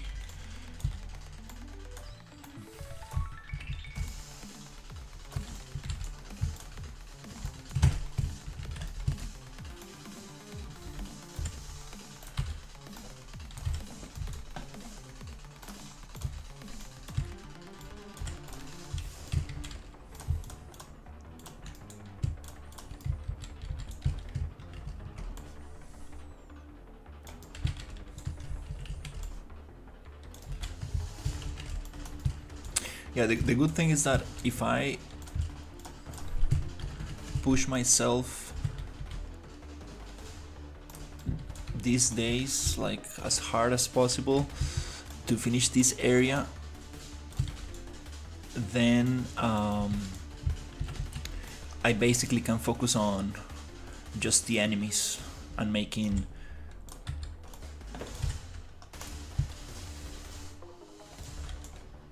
the hard part, getting the AI to work in like nicely and stuff.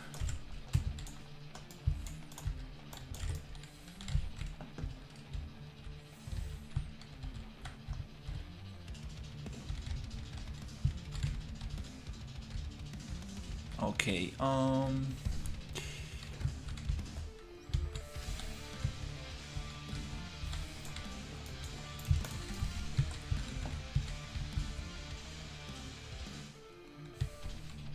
yeah, these rooms are going to be way more interesting because they got verticality right here.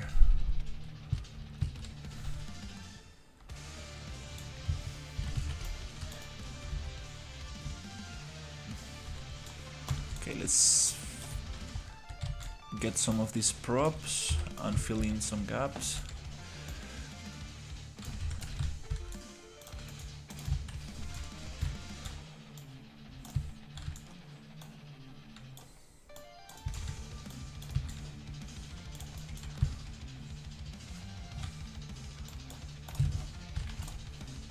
Yeah, it would be nice to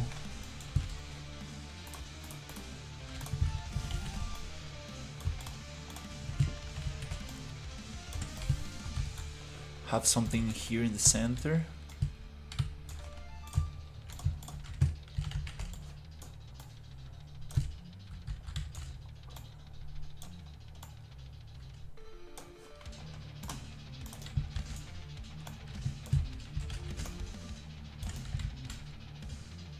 What? Have something big here in the center so it blocks a little bit the view.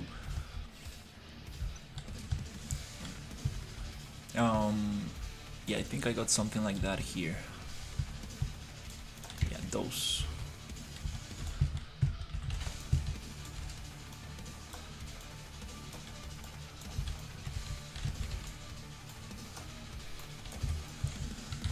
No stairs here. I think we can probably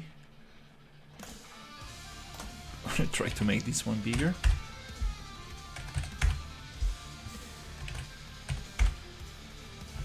But we have a valve, so yeah, it's too crazy.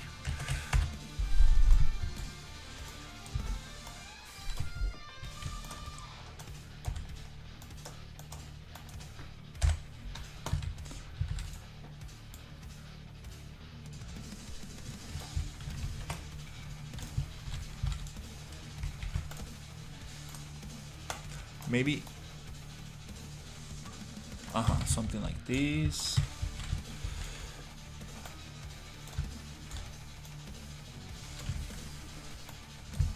Maybe 4 of them.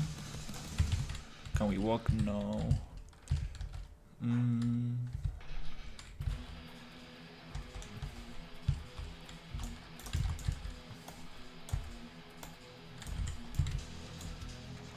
Cannot actually walk in there.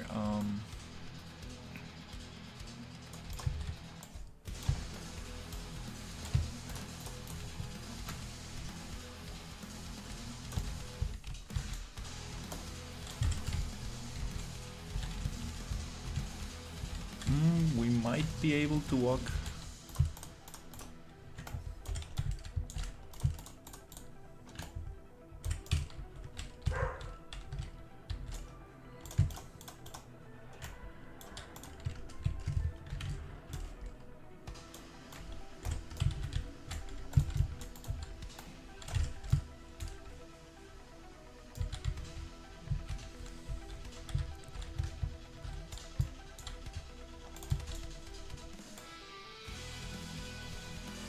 It's kind of blocking too much.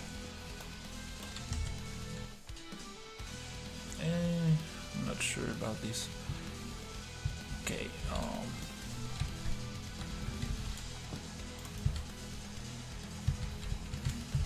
got some other boxes that I can place.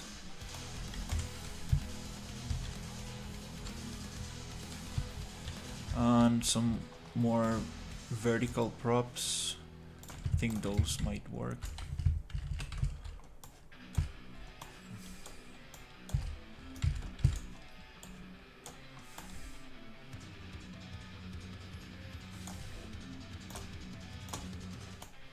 Yeah.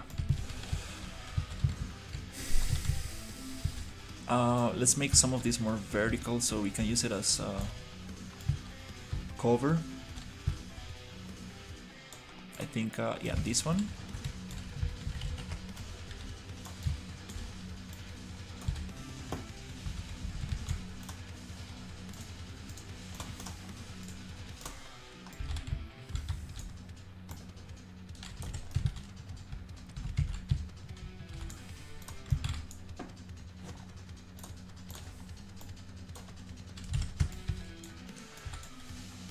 Yeah, these probably need to change these bottom ones.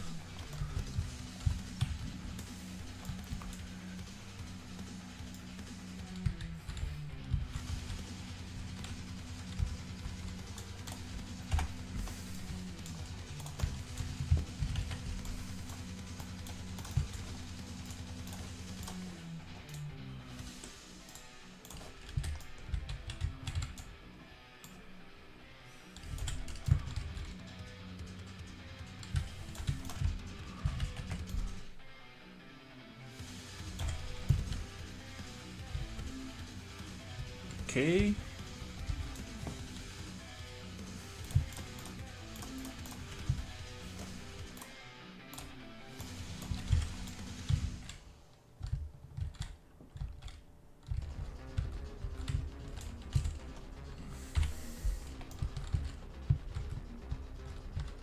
Oh, we don't have a nav mesh there, okay.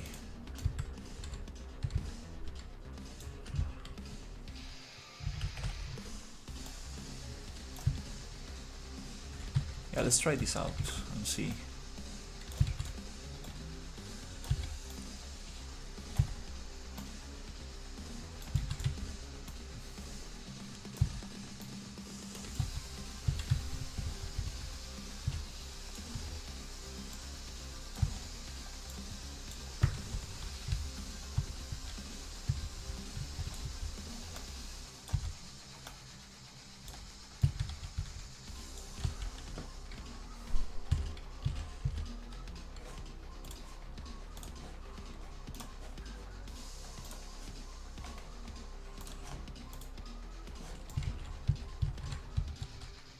Let's try it with some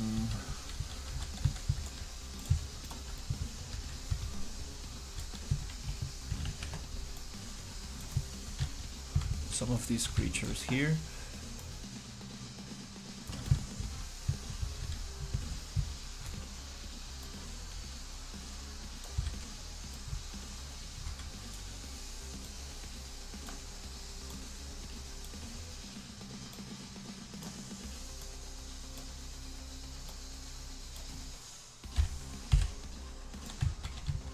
Whoop. Okay. Whoop, getting a little laggy.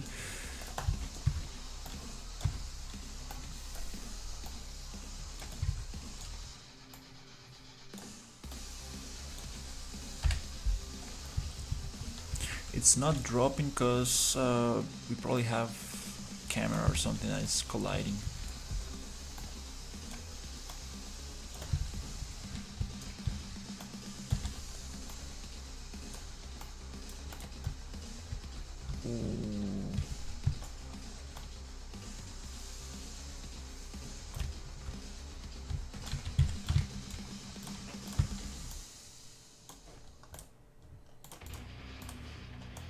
Okay, let's get the other one.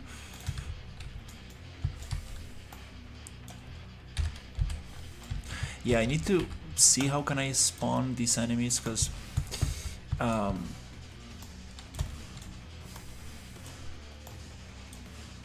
I have them kind of like placed.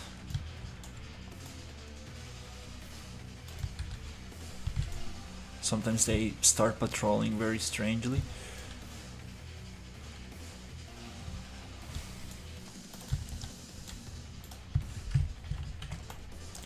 yeah, I kind of want to start working on the area that got kind of like taken over by these creatures. So you will see like these other guards just kind of like messed up everywhere and have this kind of like very cool alien organic stuff to put on the walls and the floor.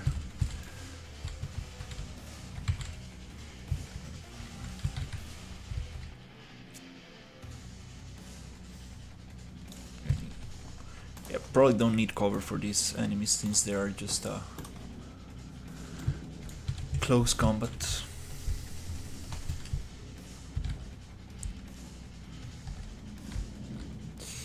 And I should probably, yeah, I'm gonna focus on the level, just trying to finish the level, and then I can actually focus on the amount of ammo and how much damage the weapon is gonna do and stuff. That's gonna be like resource management. I think it's gonna be very, very interesting.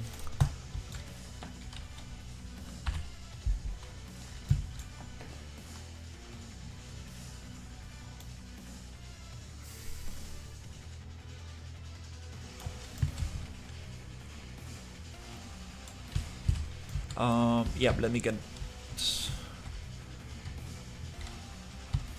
Where is it? My gun. Yeah, this is like the super kind of like modified weapon, but kind of need to start thinking about the amount of ammo and the damage, because this is a little bit too powerful.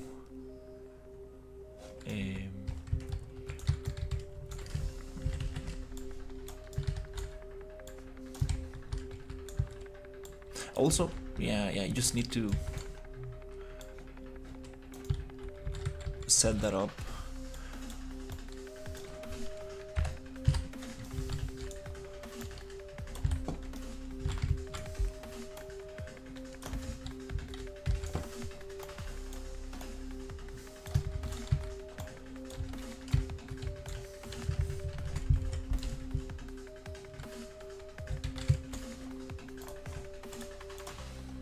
Because that has a lot to do with how the level is going to feel, how many enemies I need to place, and where the ammo is gonna be and stuff like that. It has a lot to do with the level design.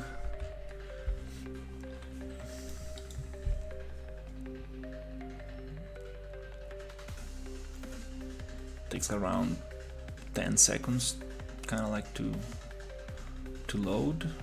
Okay, nice.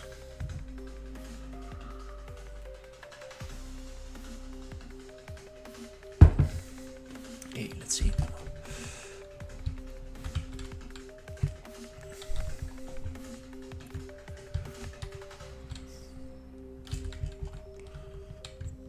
This weapon has 2,500 bullets. That's crazy. Man, it's just very, very strong. Yeah, that's nice. And I still want more detail. Some crazy cables. Now everything looks like kind of like placed, like a nice kind of like frame in the wall, kind of like very organized. I want to make it more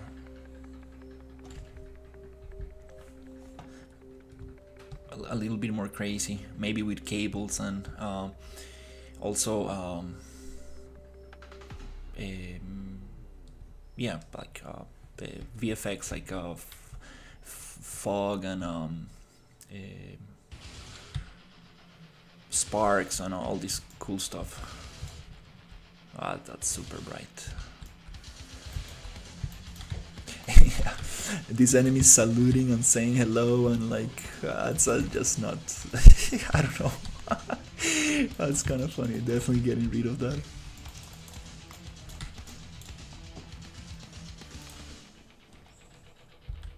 Also, they shoot too fast. Like, okay, that's a little crazy. We got a lot of enemies here. I want enemies to like notice me and take 2 seconds to shoot, because these guys, like, they're looking at the corner and they shoot immediately, and it feels kind of strange.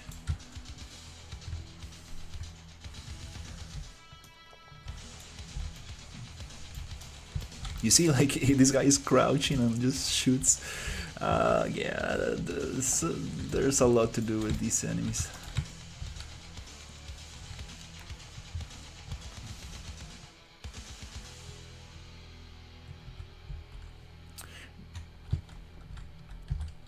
These things that they drop, I need to take the collision off, because yeah, you don't want to be walking on that.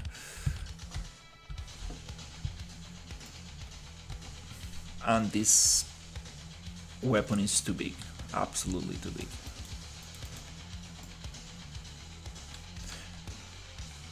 Be nice to get the transparent material on that shield, like a riot shield. Probably gonna get the handle off, so I don't need to care about where it actually connects to the body. Little things like that. Yeah, definitely cables in the ceiling, or some more vents. That might be too big right there. Yeah, can't wait to make this to be one level below, so you can actually walk underneath.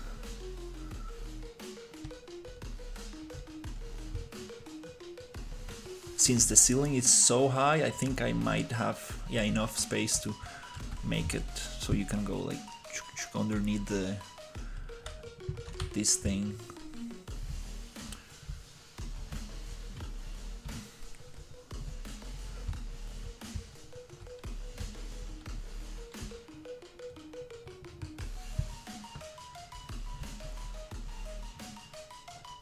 Also, I got some doors, some cool doors that I should be using to kind of like slow down the player.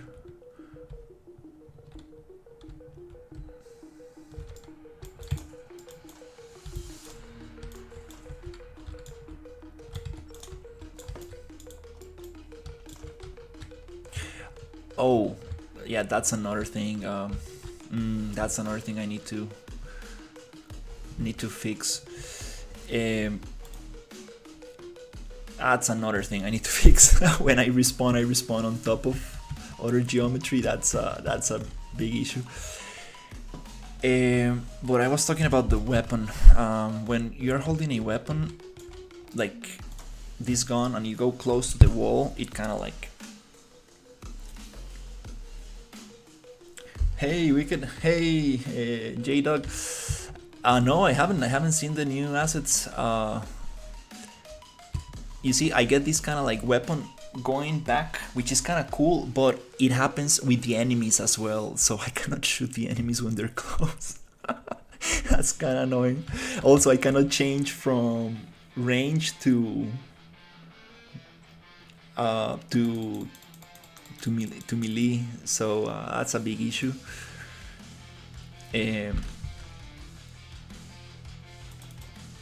Yeah, I need to fix that stuff.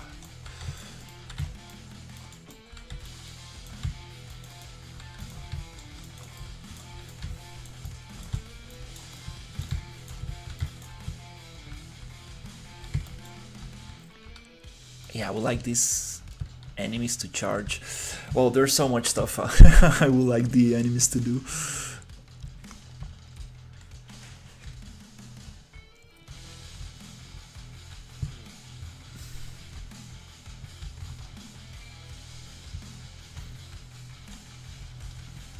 But yeah, that's the goal. That's the goal.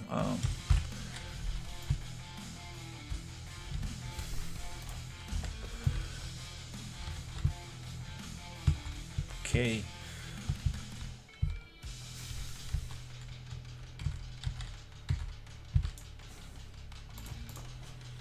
That's the goal. Get this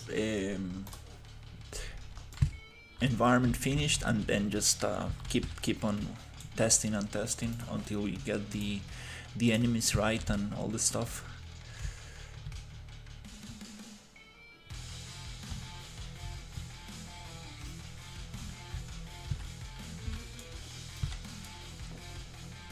Thankfully, I'm gonna get some help soon from the developer of the template, so I can actually modify a little bit the enemies as well. But I gonna be reading the documentation a lot to see if I can figure out how the AI enemies are set up, and just really modify them nicely. Let's see, do we have new assets?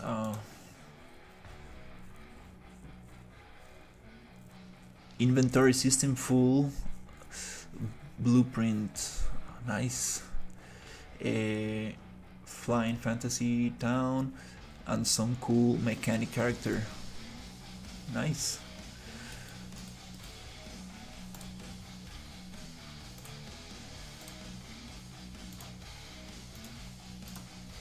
Nice, that looks very cool.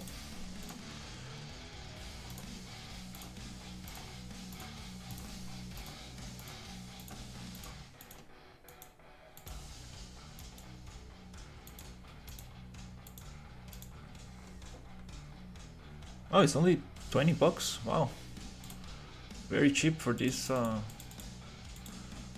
big environment.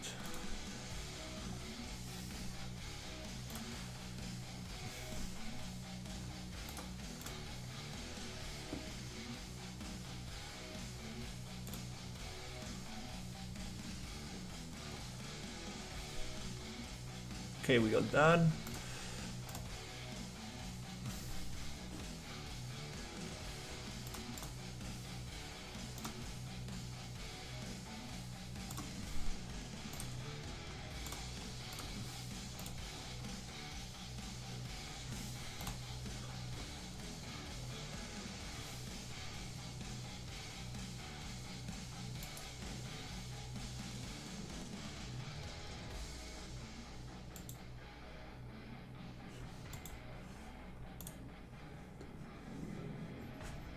That's always nice to get some blueprint logic.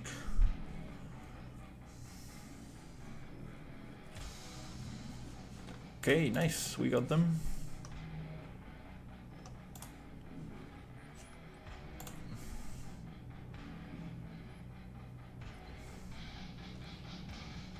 Okay, cool.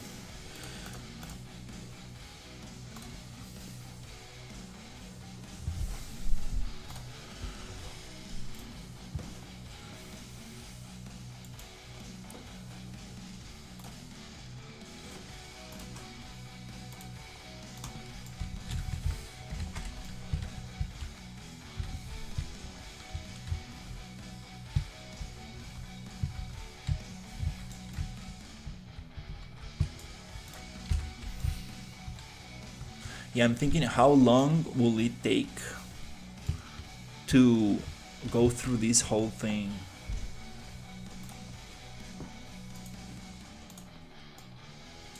Yeah, I'm at least trying to make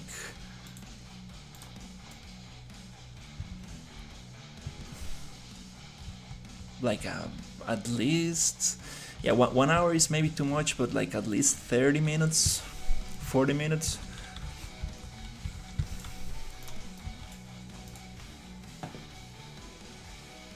That will be very cool.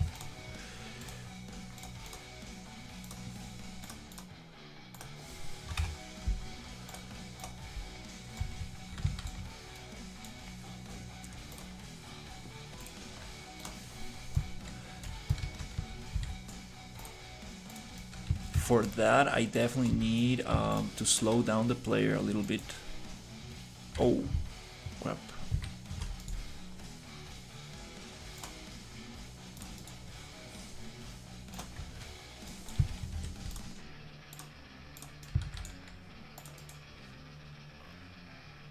Let's lock this up, and we can do that by adding doors, and the doors will require a key that drops from the enemies, and we can have different kind of things that you might need to activate to go through, kind of like to slow down a little bit. Actually, let's try some of those doors.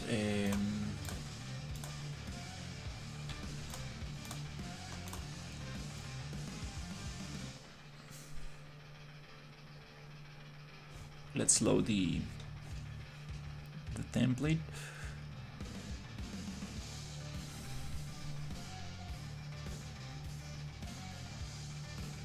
It's moving way faster now that I have prefabs.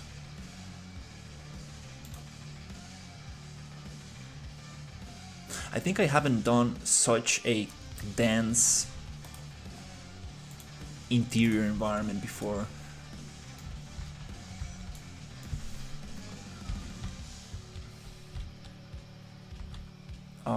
Doors. I want to add water areas. That's gonna be awesome. Okay, doors. So we have a door that just simply opens.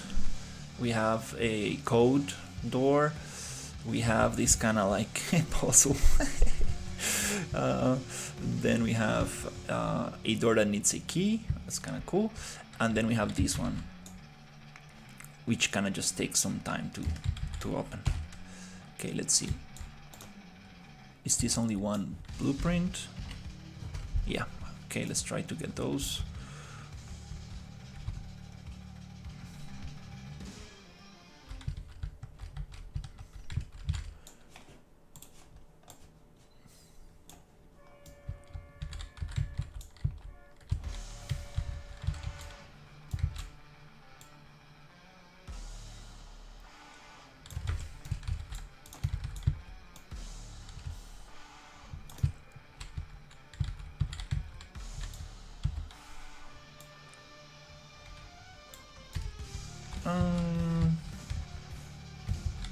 Yeah, I might need to.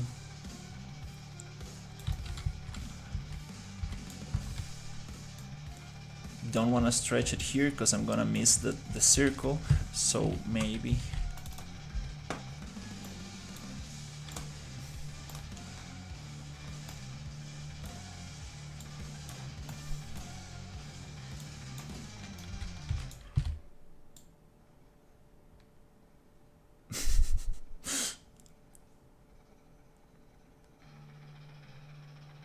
Try to match it there.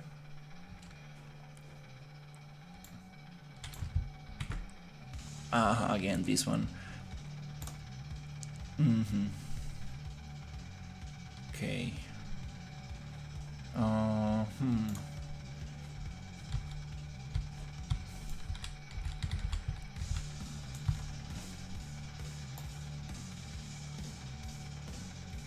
right, let's see. Maybe if we push this out and get the door.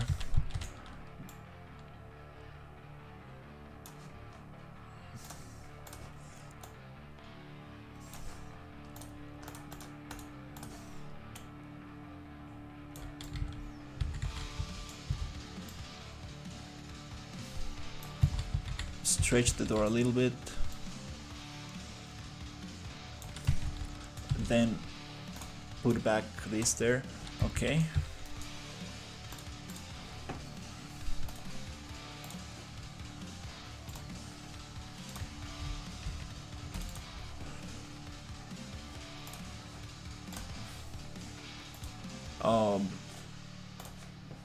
Where's the material I'm looking for? Yep. Select that.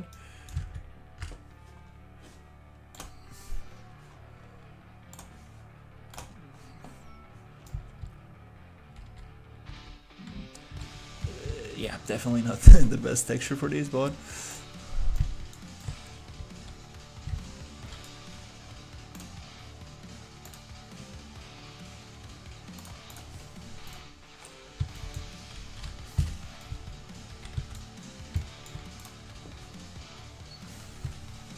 I think I might have another one. This one.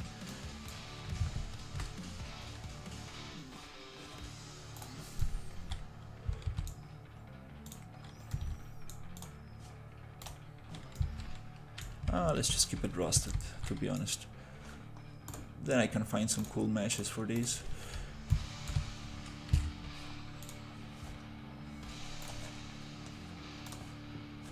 I think I probably have already this.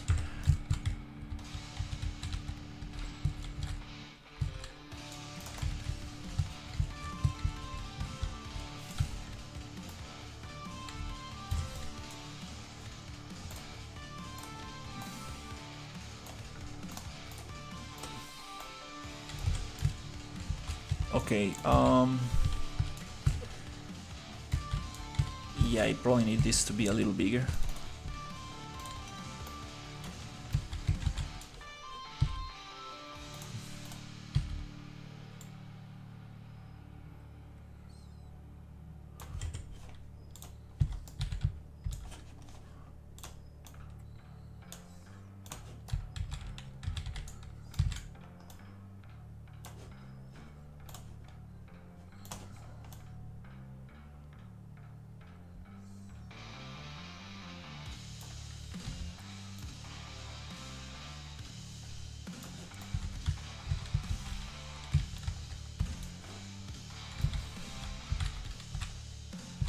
Okay.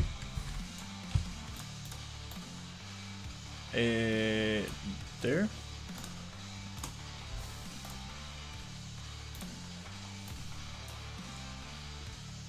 Let's actually make it the same color.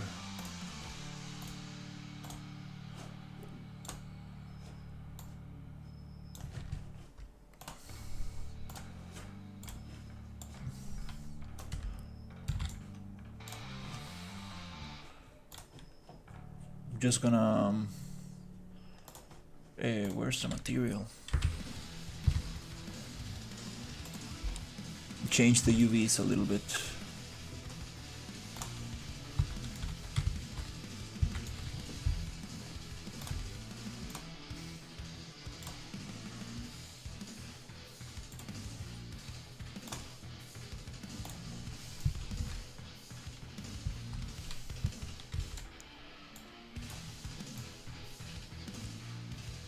It's kind of cool, a little better.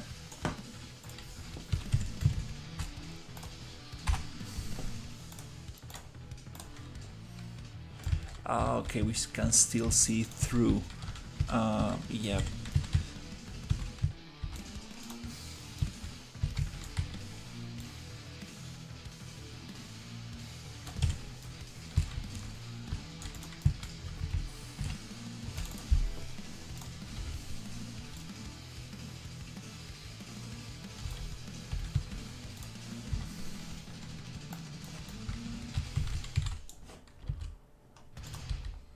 Okay, yeah, I need to push this out. This one goes a little bit.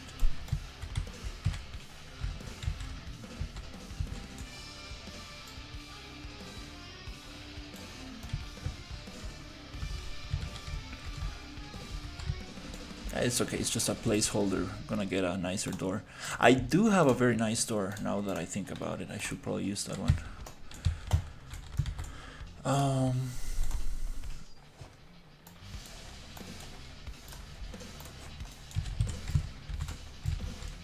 Oh, Jesus, is still getting this. It's okay to get like a tiny little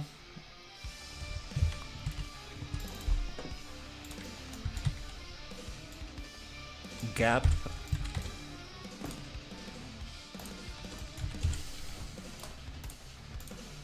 But it needs to be kind of like around, you know, symmetrical. All right.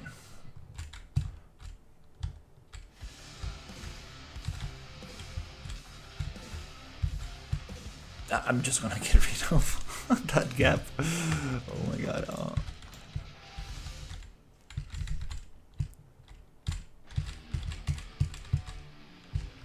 Yeah, just push it a little.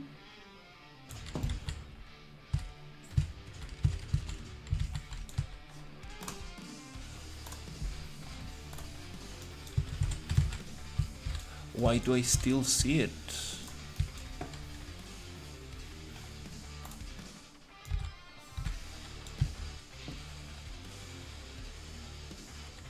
Huh.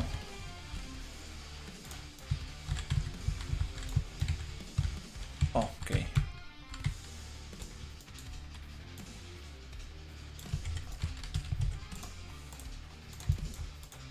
I mean, it's supposed to have space for the hinges and everything, but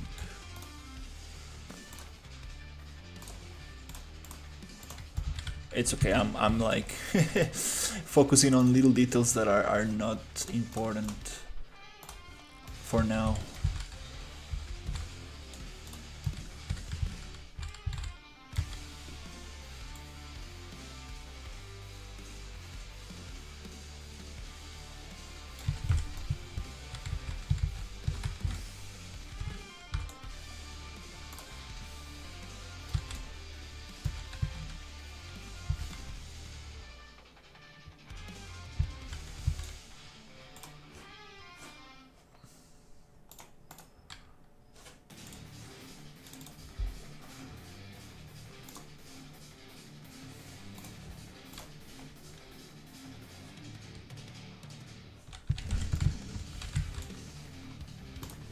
Yeah, that looks kind of funky.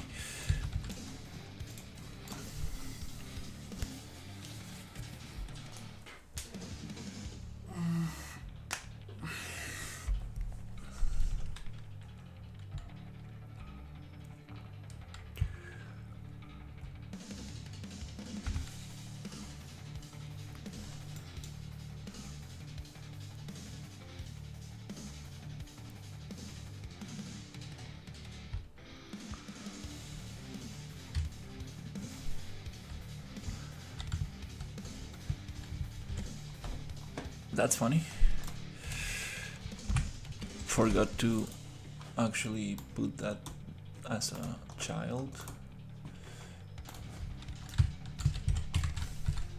And it's too tall.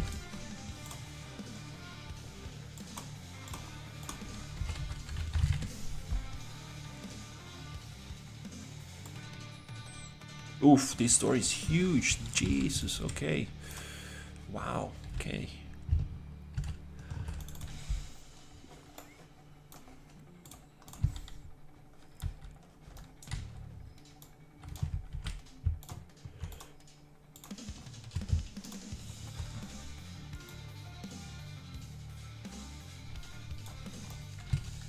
Oof, that's a very big door, yeah.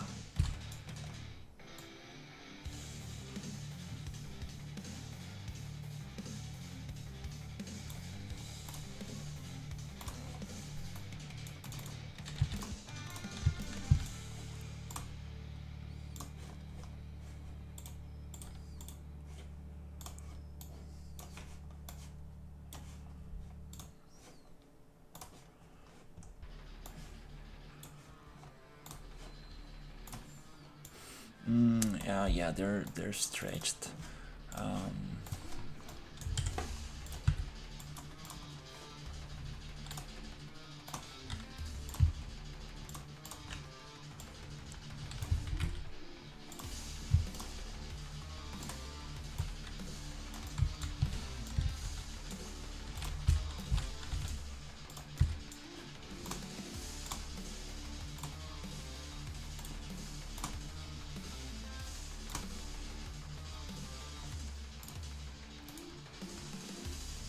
Okay, it's not gonna show me the preview here.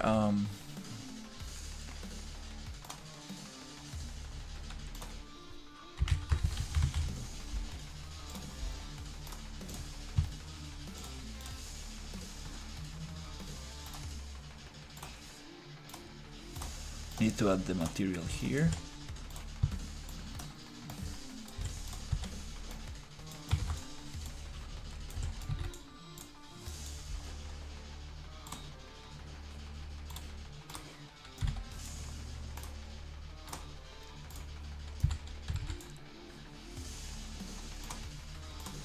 Okay.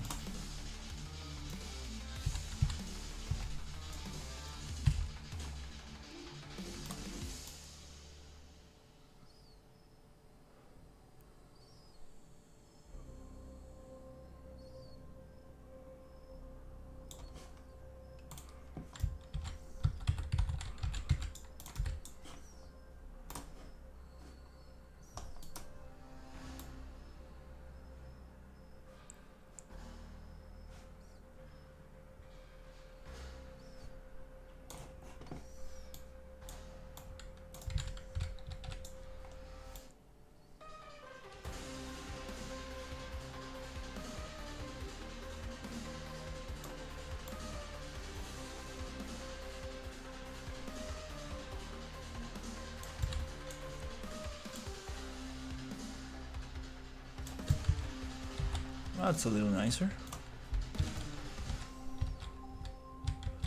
Oh, that's kind of cool. This thing also needs a little remap.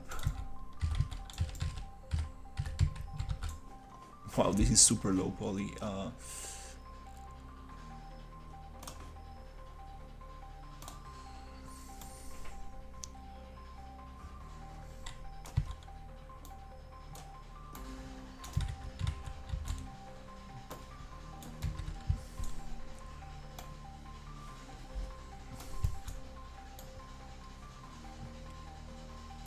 Trying to find that triangle that we had,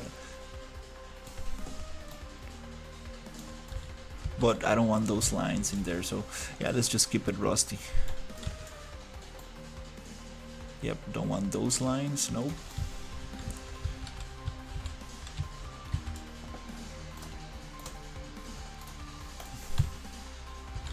Yeah, let's just keep it like that. Cool. Now it looks a little bit better, let's say.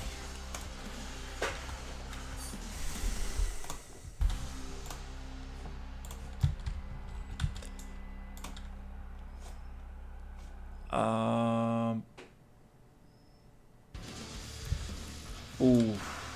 I'm not sure. Yeah, I think I messed up because the character animation, the animation is not gonna match the door at all.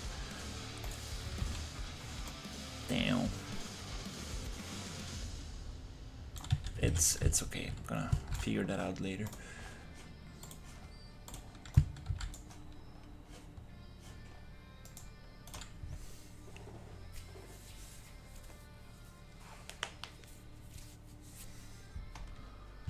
Oh yeah, I forgot about the character mesh.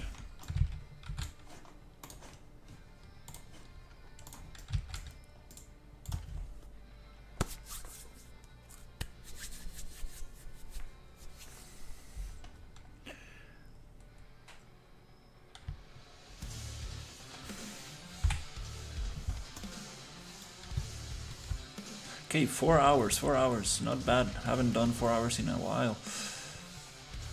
Got,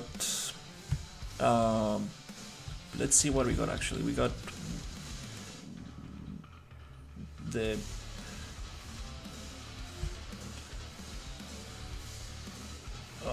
we got like 3 rooms. Got some lighting. Wow, not much to be honest. Three rooms. Not totally finished, but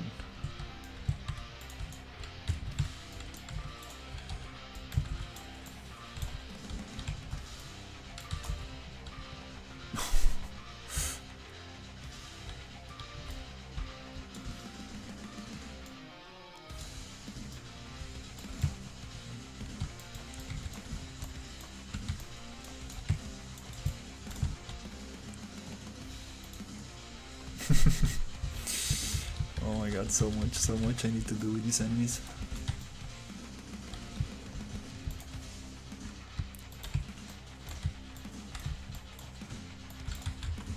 Instead of like defending themselves, I think I would like them to charge.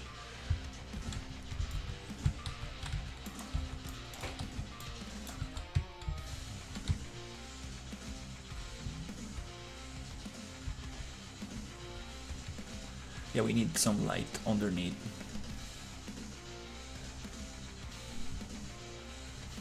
Okay, let's see how this looks. Oh, there's no animation for it. That's another solution. Very simple solution, to be honest. Kind of like cheap first-person games, like you don't see the actual animation, just... Can you close it? No, you can't. Oh, that's pitch black.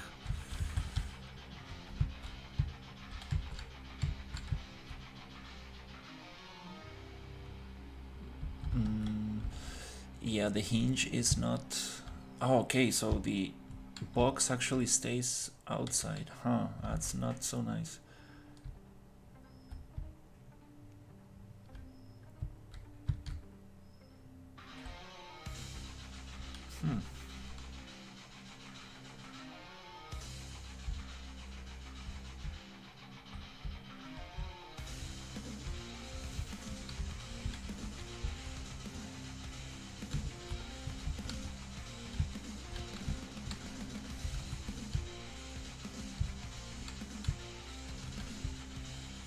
Yeah, there there is something strange here.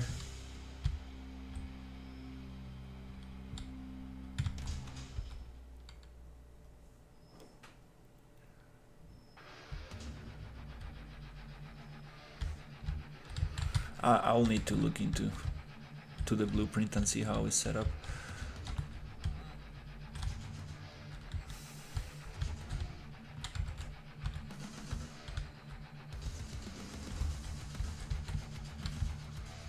What?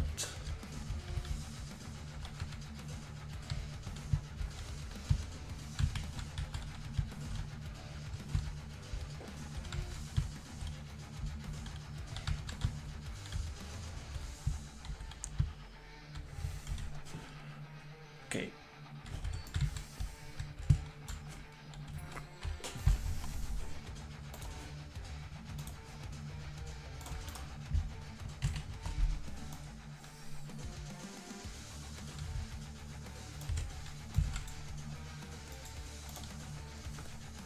Not sure, maybe if the scaling kind of like messed it up.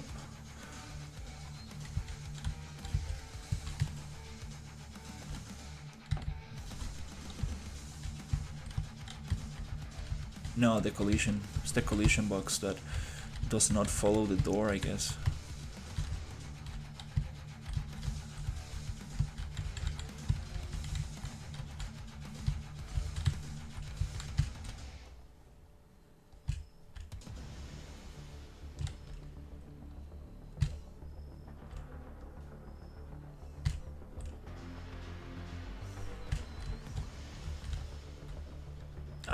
Yeah. I need some kind of indication, like besides these FUs.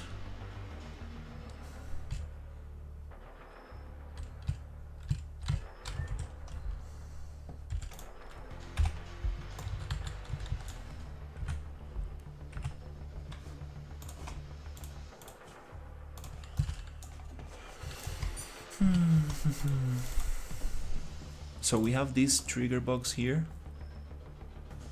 Lock, collision, static. Lock, collision. These collision boxes we need to...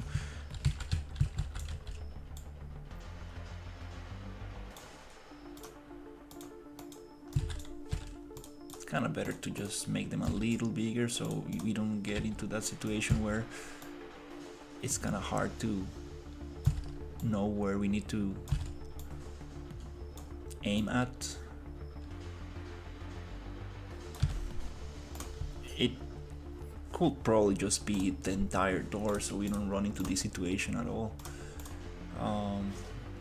Anyway, so let's just...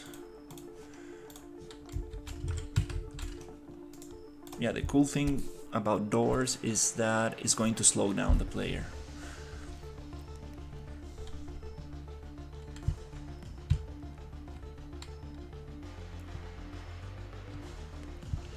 This character has some issues in the texture. I need to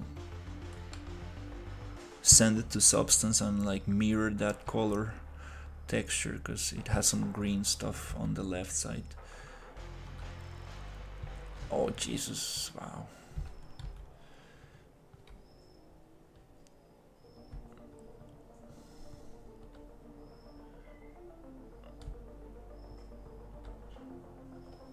Wow, it takes around 20 seconds or something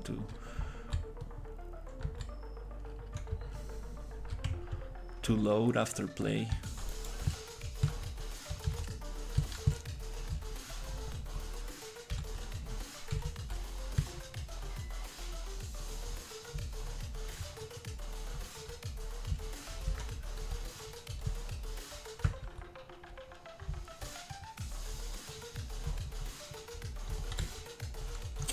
I'm not sure about this little knife icon. Like, it really takes away from...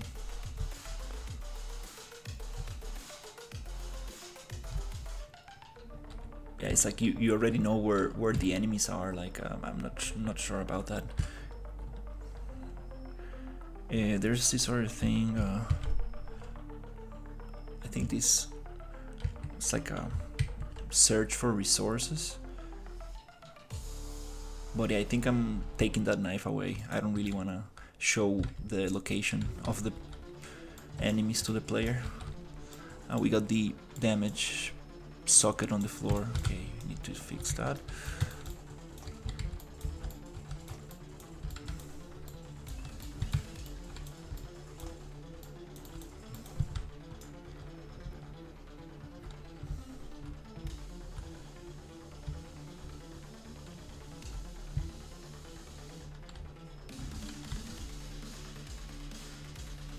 The angle of the door, I think it needs to be 45 so it doesn't collide.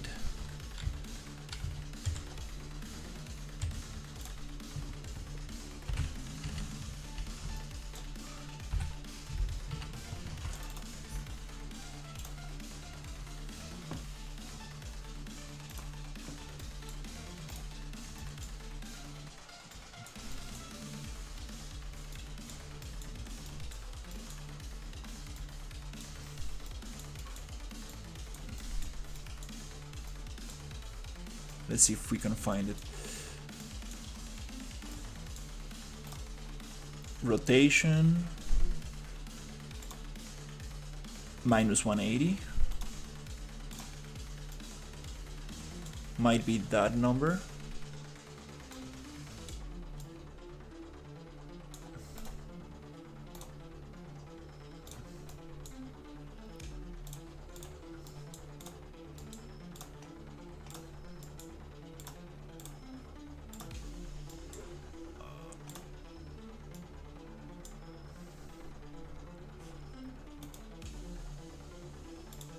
Might be that number.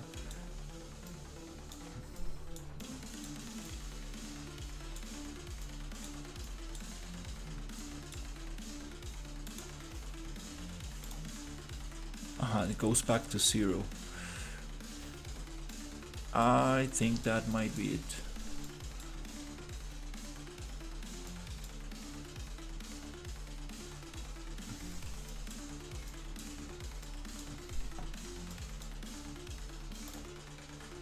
Okay, let's try something smaller,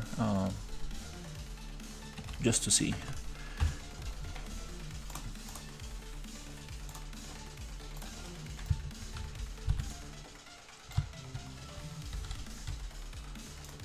I should probably test this in another place without enemies.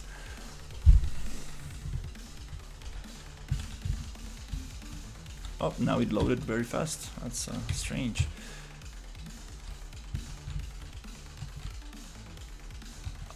No, I don't think that's the number.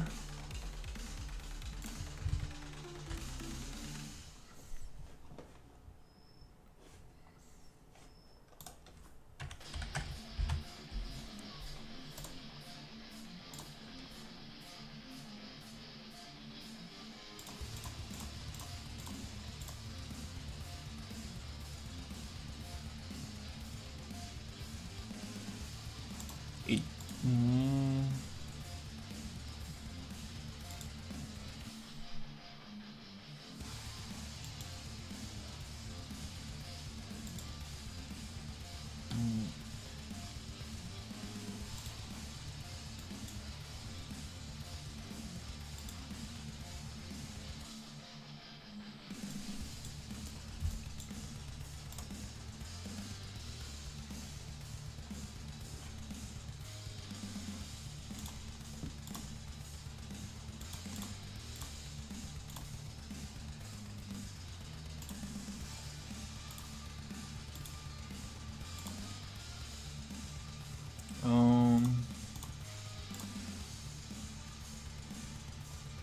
Hey, how's it going?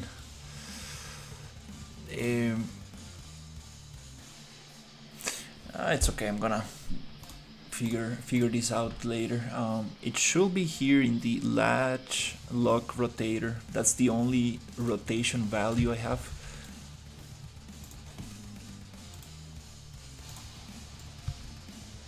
It might be because I scaled the door, or probably it's not rotating from the right pivot point or something like that. It's okay.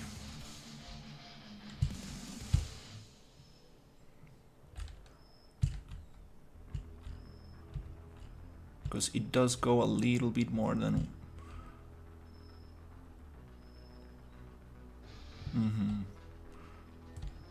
Want it to go like 45 degrees. It might also have to do with the pivot point. That's okay.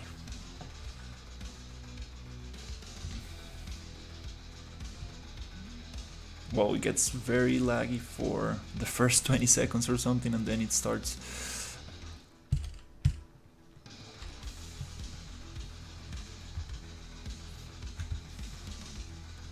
It's probably because I have too many just enemies spawned.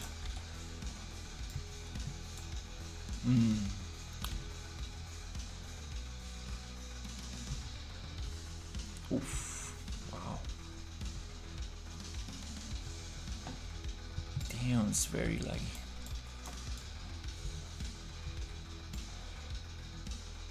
Oof. Getting 8 frames per second. No, there's something wrong. Okay, now it's better.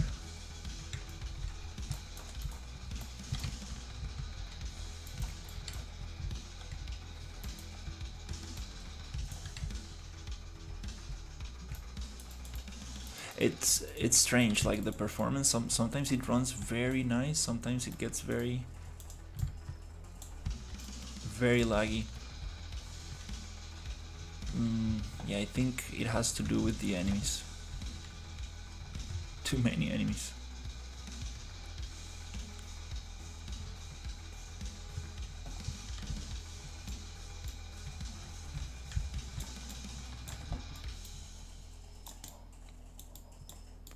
Damn, that's... Oh, that's terrible. Oh my god.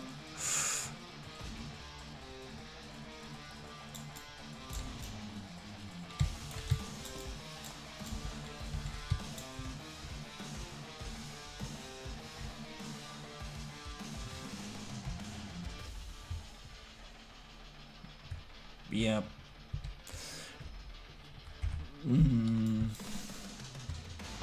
Something with the enemies is just causing too much lag. Now it feels smooth.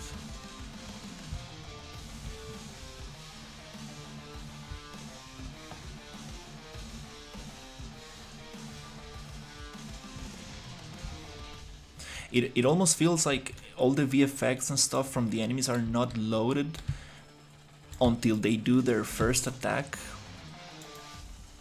Like after I kill a couple of enemies, the rest kind of work nicely. Still getting some frame drops here and there, but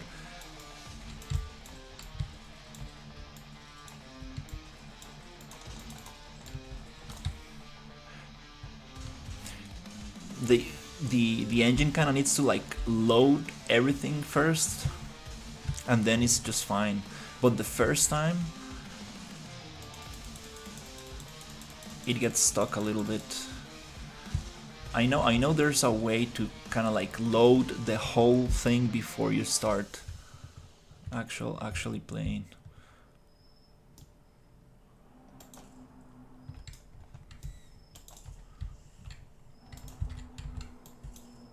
Yeah, I don't know why this guy likes to get stuck in there.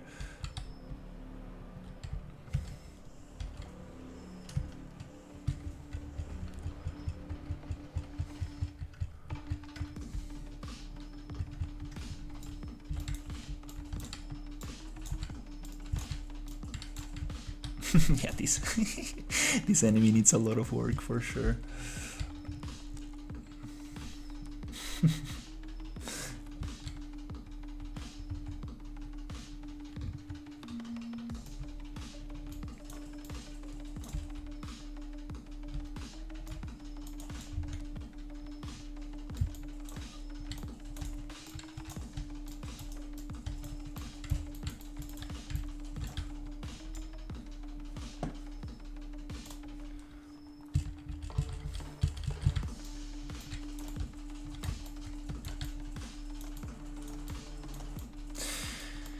All right. Well, I guess I'm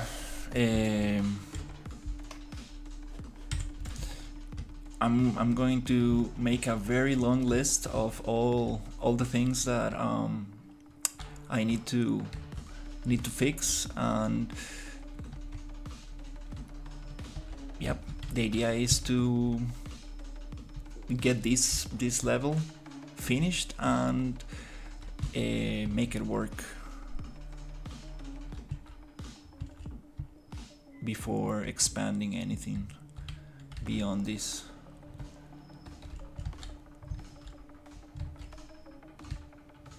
Yeah, I think it's gonna be like a small vertical slice of all the features that I want, and I'll try to polish them as best as possible, and then after that it will be way more easy. It will be way easier just to keep adding content to the game.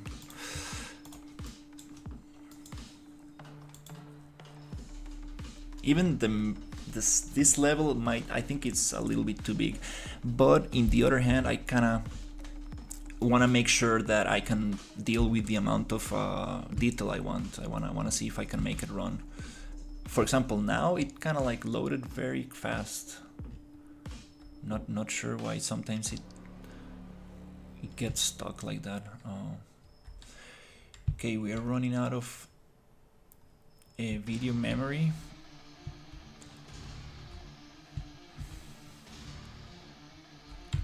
And sometimes it tells me that I don't have skin cache, which means that I have too many skeletal meshes walking around. So we can fix that by just spawning the enemies. Instead of having them always there, we can just spawn them when needed, which is probably how it's done in most games.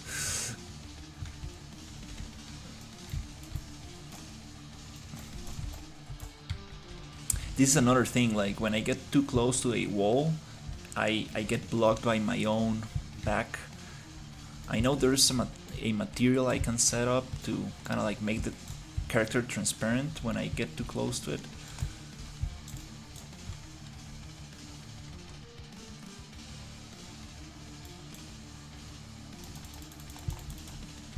Yeah, this is too dark. Definitely need to add more lights here.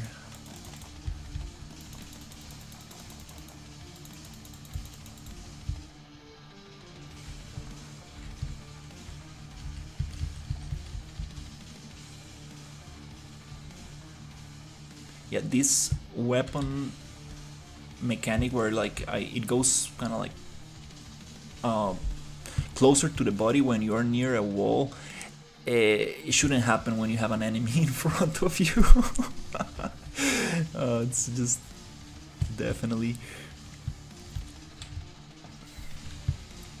okay. I'm gonna make a list before I forget about these things I found out.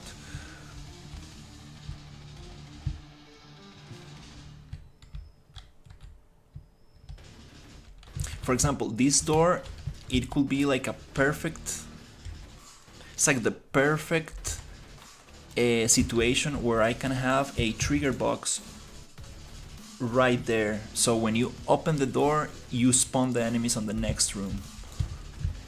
That's like the perfect loading screen. Like, let's say it's gonna be like I'm gonna use this as a loading screen to kind of like slow down the player and get things loaded in the next room.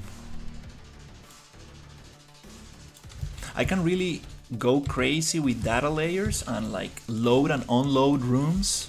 That's something I really want to get into, like, and I'm going to like separate these rooms through the door. So for example, if you walk into this room, everything on this other room gets unloaded. Poof. So you're just playing here. The problem is that I want to make it, I mean, this is like a co-op template, so what happens if your friend is in another room and it gets unloaded. I think it gets unloaded for each player, I guess, right? Makes more sense. Yeah, I think that's not gonna be replicated. It's just gonna be for each individual player. Yeah, this door is kind of funky. Definitely gonna change this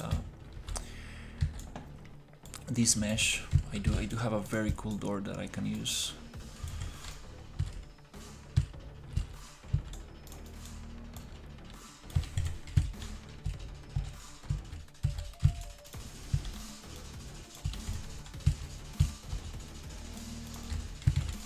Wow, so much work just to make like a simple kind of shooting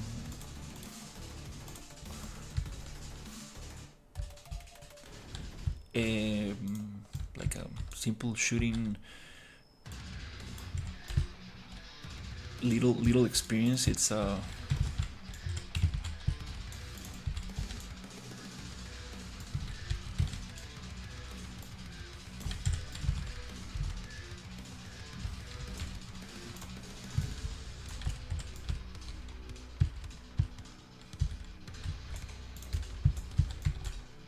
it's a lot of stuff.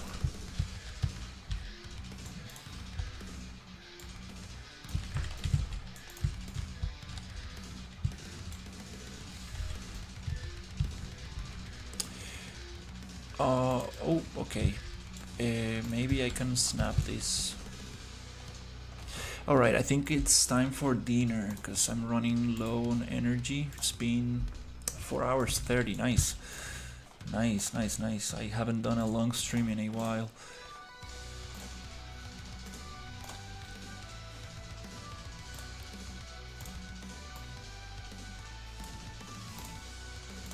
Let me see if I can find some snapping.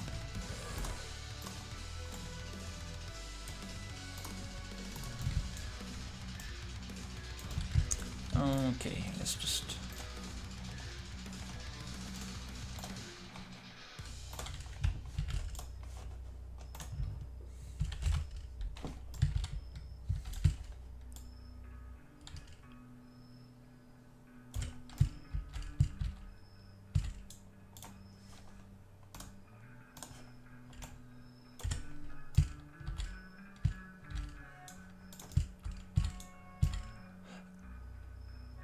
Oh, I see there's... we have this area. It's way thicker than there. Yeah, this door is messed up. I'm not gonna... kind of scaled it a little bit, so it's not symmetrical on both sides. Just gonna use my other door, but it's kind of nice. It adds more detail to the environment.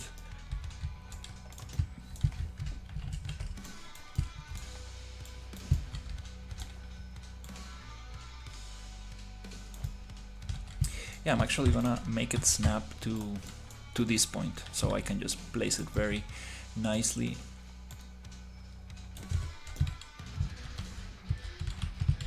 On the rest of the places.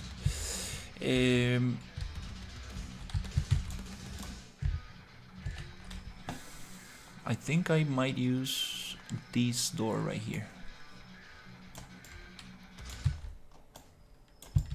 The problem with using this door is that I have fake doors in some places, so I kind of need to differentiate the fake doors from the real ones, so the player does not get confused. Like, it can also just be a locked door by adding a red light here, easy like that. Just like, okay, that's closed door.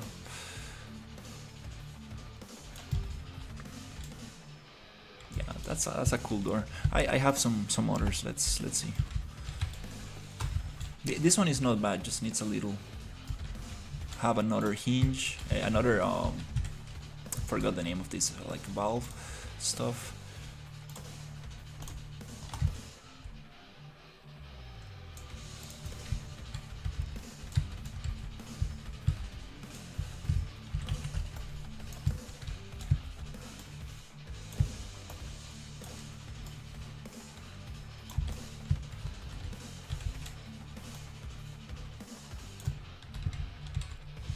It's funny because now that I think about it, I've never done interior spaces, to be honest. I've always done exterior. Huh. Yeah, I've done some interiors, but very little. It's a lot more work to do interiors.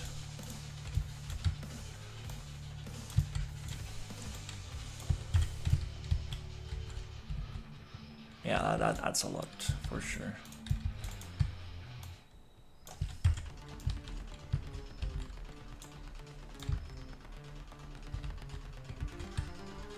Wow, that's bright. That's super bright.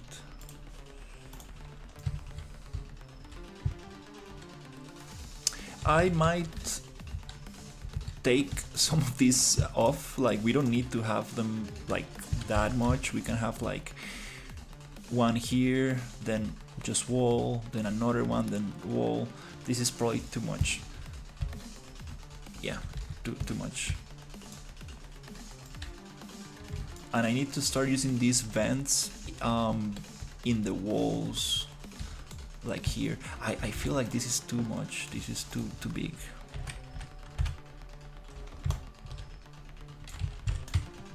That's a little better.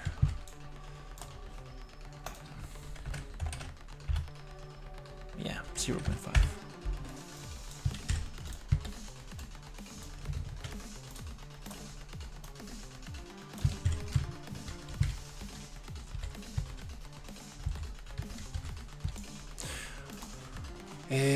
Yeah, well, at least it looks very nice. Very happy how it's looking.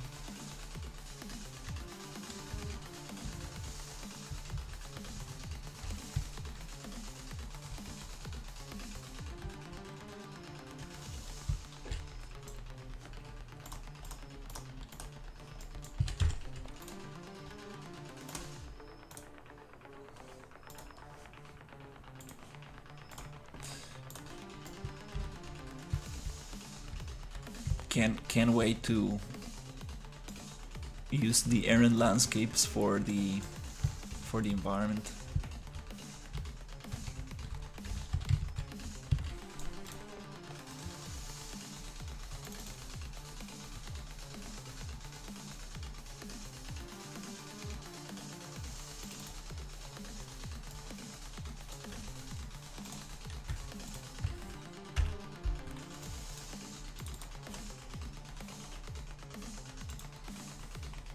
Just gonna put this back because I was messing with these settings before.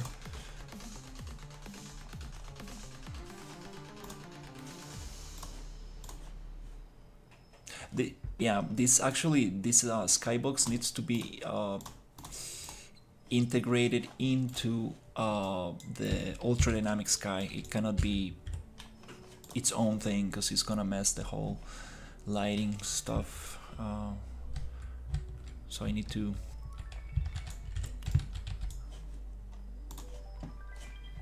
put it inside.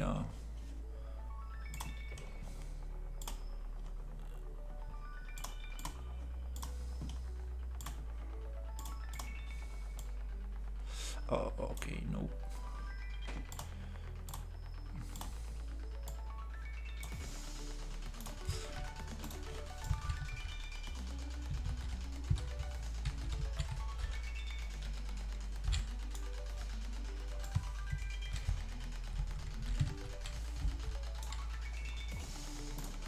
Also, the entrance is gonna be kind of cool. I got some interesting props too for the entrance.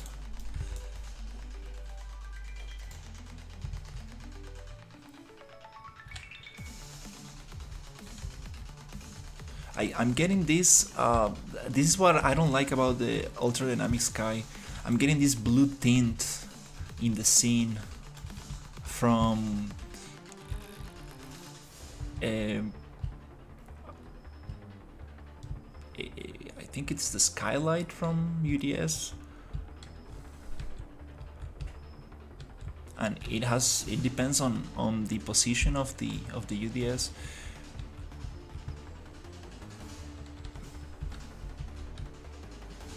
there's definitely a way to set it up.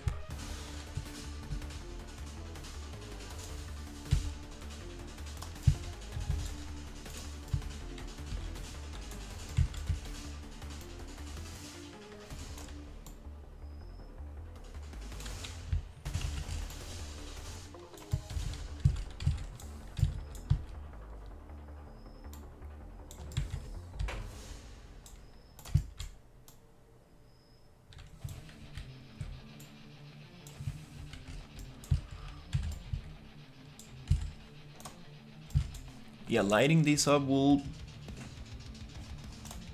be a big challenge.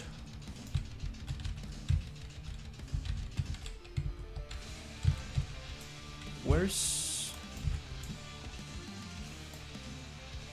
oh, okay.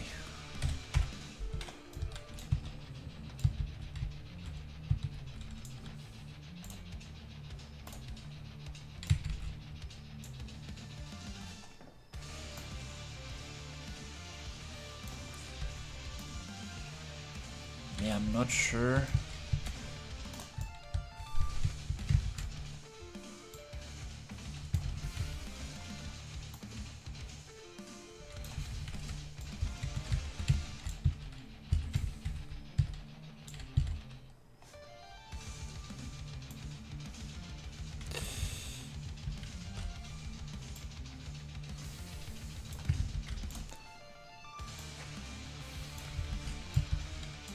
Not sure, like, if using less lights but a bigger attenuation radius.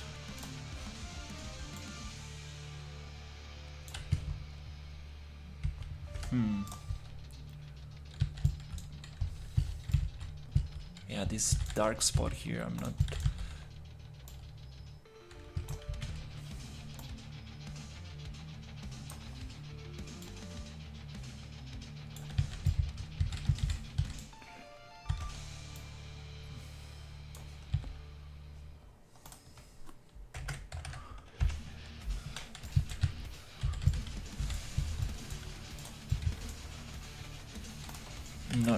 not sure about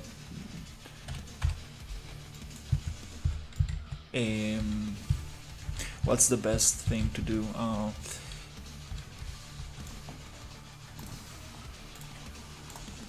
Good thing that we have mega lights. That's awesome.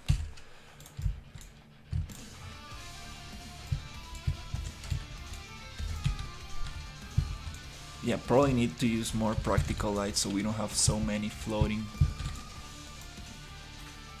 lights that make things look unnatural.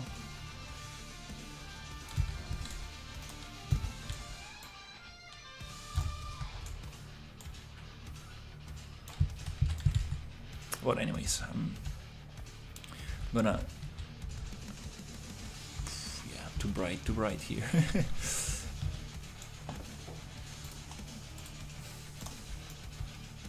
Yeah, I'm not gonna worry too much about lighting.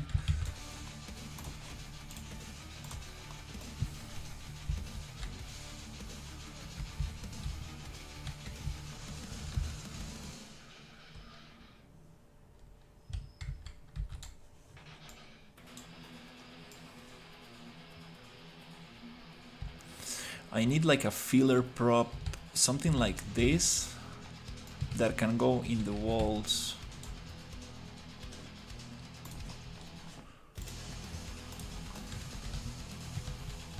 Just to add more detail.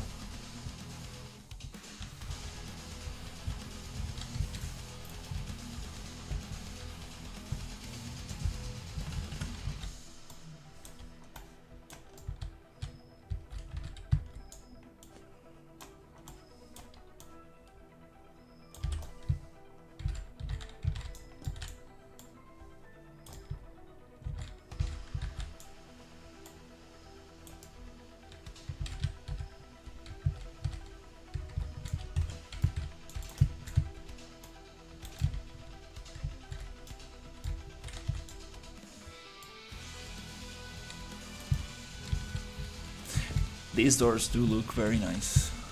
Can make them look better, but they definitely add a lot. And it makes sense, because like, why are you gonna have like this door frame if there's no door in there?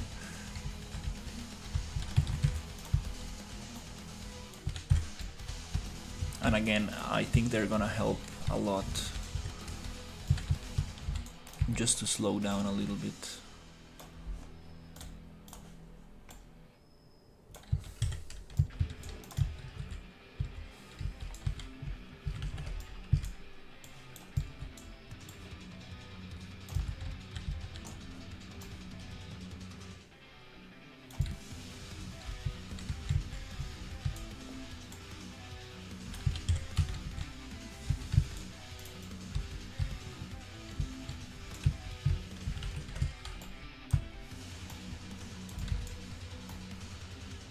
Okay.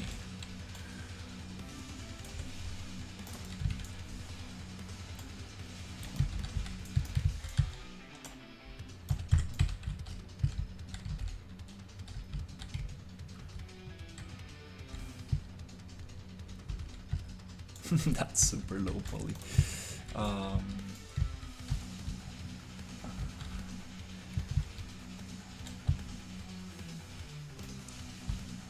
And I think we don't have any more for now. No. Oh, you see that blue color there? Yeah, I'm not a big fan of that.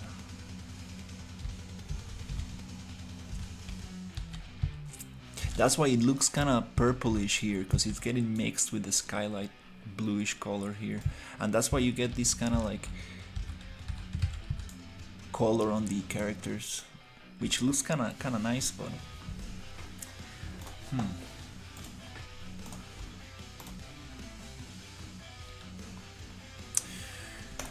Oh, alright. Okay, let's just give it a last walkthrough and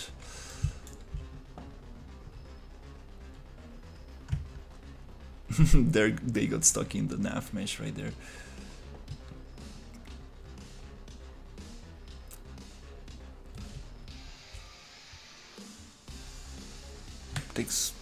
Takes around, wow, 20 seconds, maybe 30 to kind of load the thing. Oh my god, it's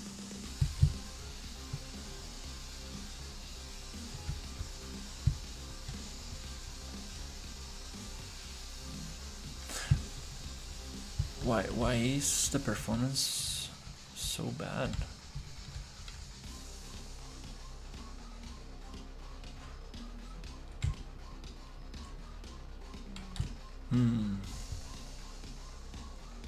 I added the skybox and the ultra dynamic sky. Okay, now it feels better.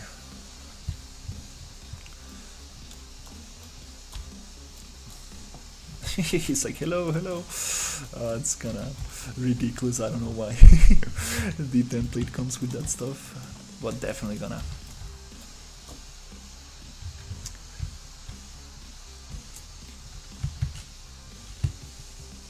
This is a mech that I'm trying to make shoot some rocket launcher. It has like a rocket launcher right there in the barrel. Yeah, locomotion is very rough. It has a very simple kind of animation blueprint.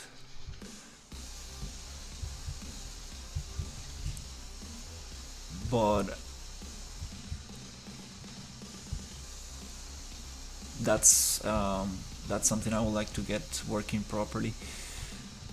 Also, the head, it follows the player, but it rotates like that. So now this guy is not. I need to see how to connect the animation blueprint with the AI brains, because they're not connected. They're working separately, and that's where the head kind of like freaks out. Also, when it rotates, it like slides a lot, because again, it doesn't have a proper animation blueprint that is connected to the AI brains. That'll be very cool. And with the Dragon IK, I want to make it so it can actually walk on like uneven terrain, and like, so it looks nicer.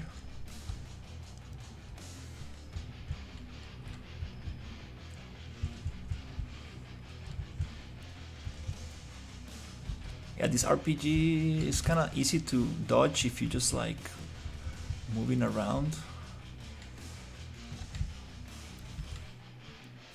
And also when I kill it, I want to like get destroyed into pieces, which is not so hard to do. I've done that with other enemies, but definitely that one needs a lot of work. It's just that I don't want every enemy to be like humanoid, like, you know, your typical biped kind of like.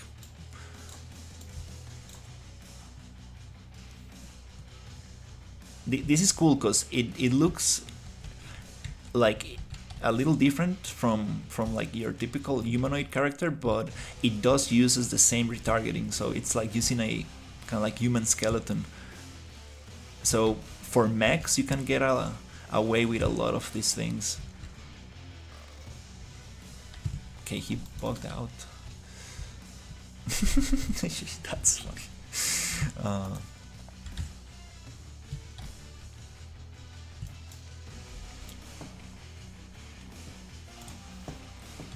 Yeah, that'll be cool. Yeah, there's a lot I need to figure out with the AI. An animation blueprint, that's a deep topic right there.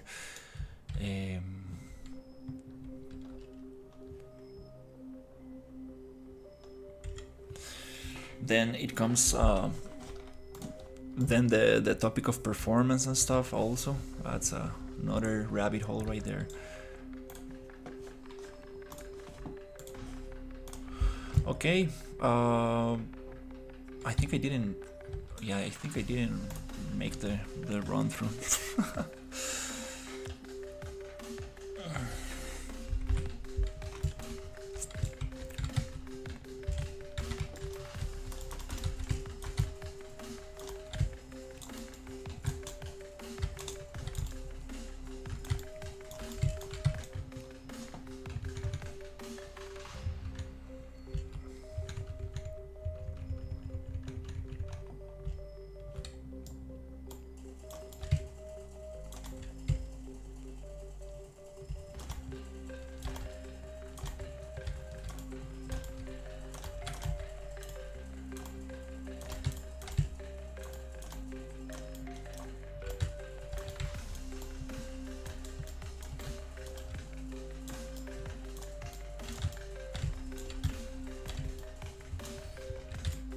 Even like giving them like a jetpack so they can like jump at you, that'll be cool.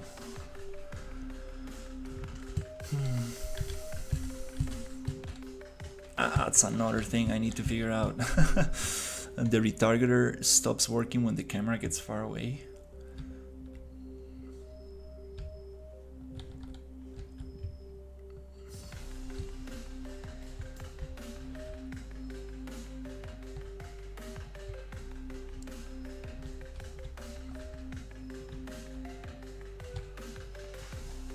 Maybe adding little lights to the shield will be nice.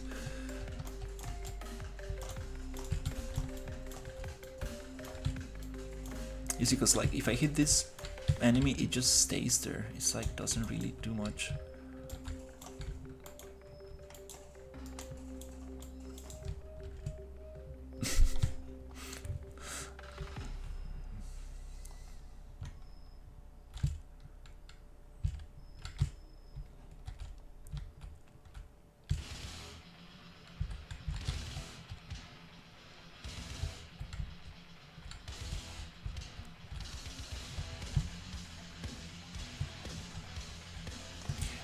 This prop, it doesn't make sense actually. I'm gonna change it. That doesn't make sense at all. Like what the hell is that stuff?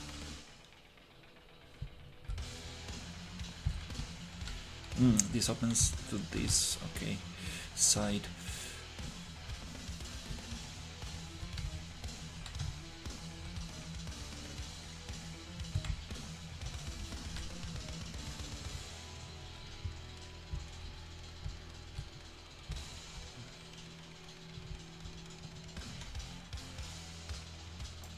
That's bright.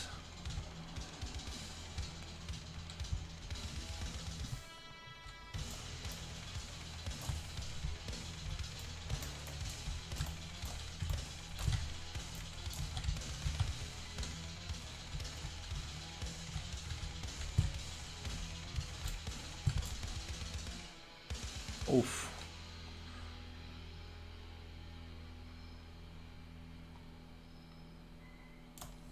That camera collision.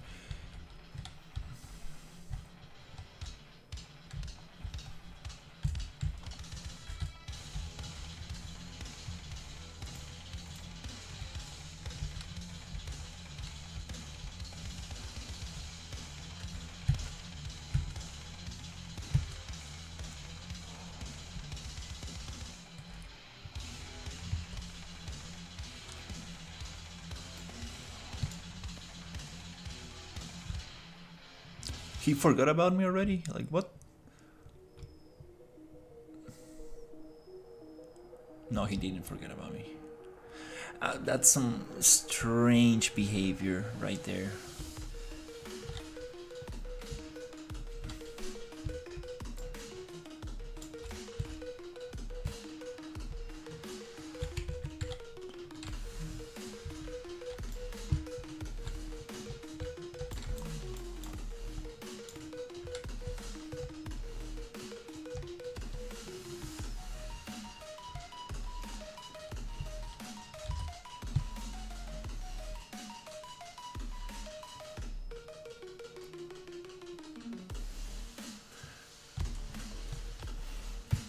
Very slow ladder. I think I can make some cool animations for the ladder.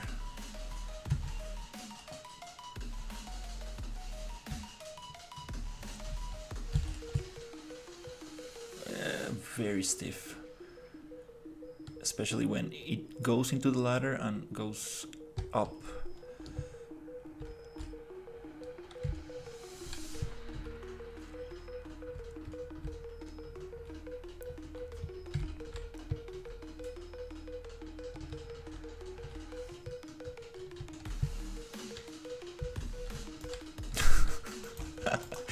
Okay. I'm gonna make a long list today of things that I'm gonna change.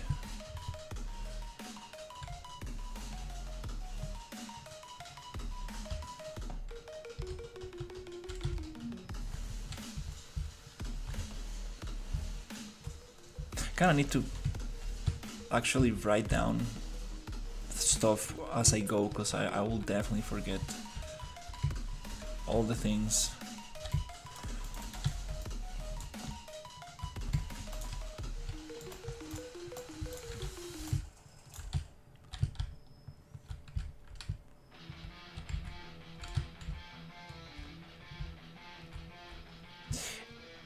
The knife icon, don't want to show that.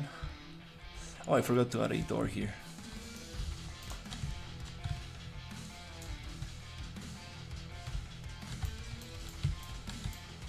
Actually, like some of these enemies, like they could be like inside like some kind of like cocoon or some kind of like egg kind of thing, and then just pop up. That'll be cool. Maybe from the ceiling they can just drop down. That could be nice. And here we are back to block out. Okay.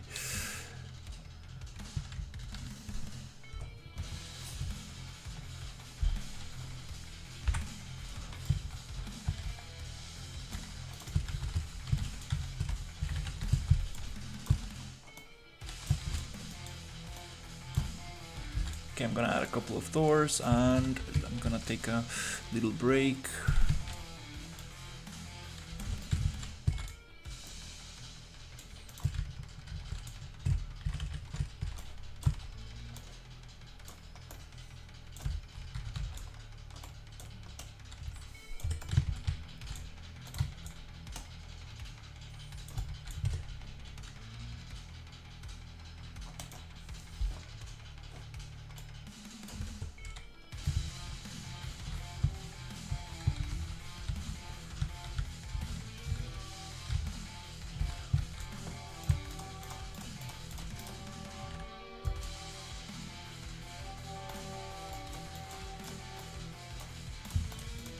Let's add this.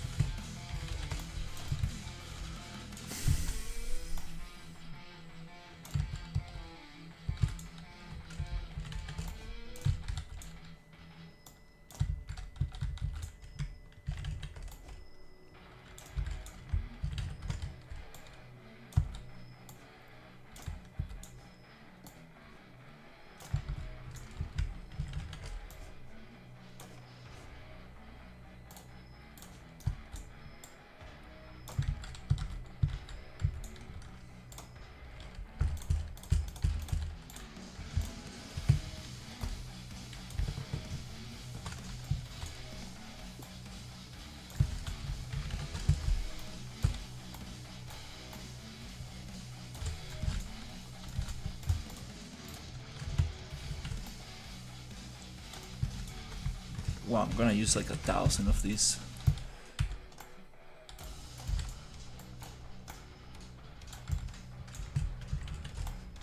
Good thing that, like, it's a good placeholder. I can just modify it or change the asset later. It's just like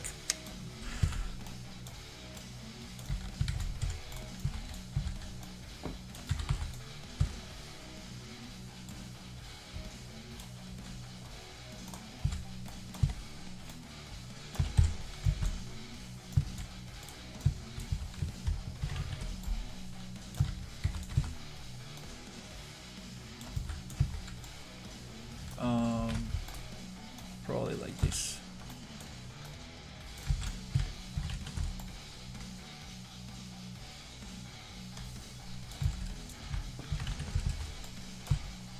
Definitely super repetitive, but then I can just change the asset for something different.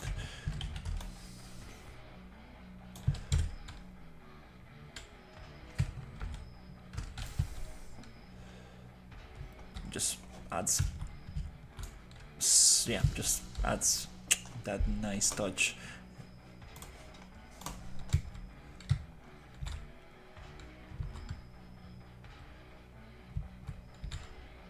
It does like it does look stretched, but I think that's what they wanted, because here you can see the rebar. Okay,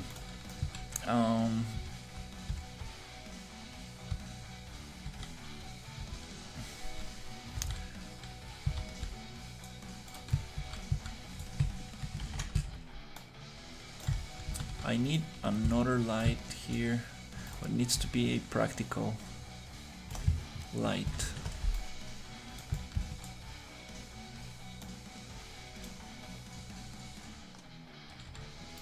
That does not cast shadow.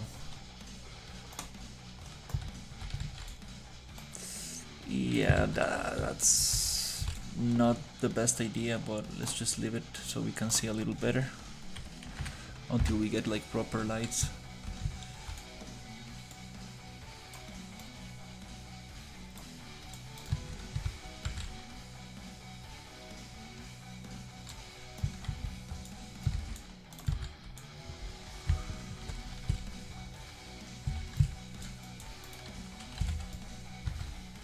Wow, that blue tint from the UDS, wow, that's intense.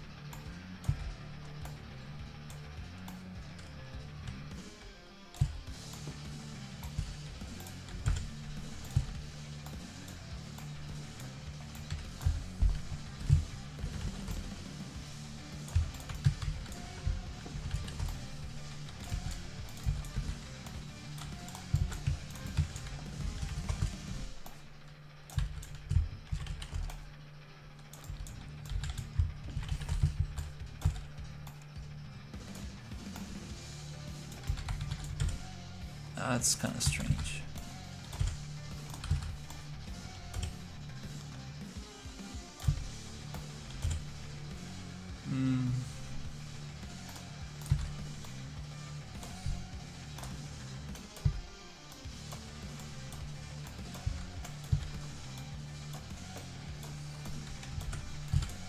That's a little better.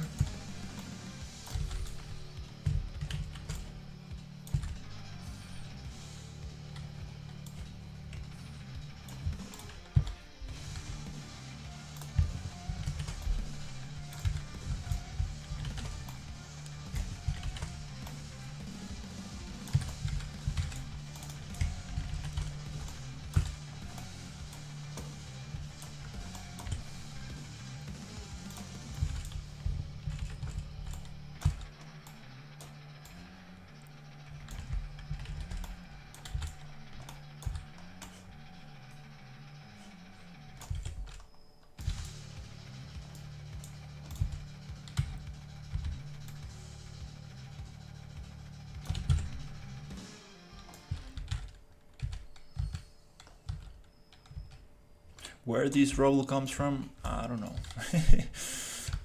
But it does look nice.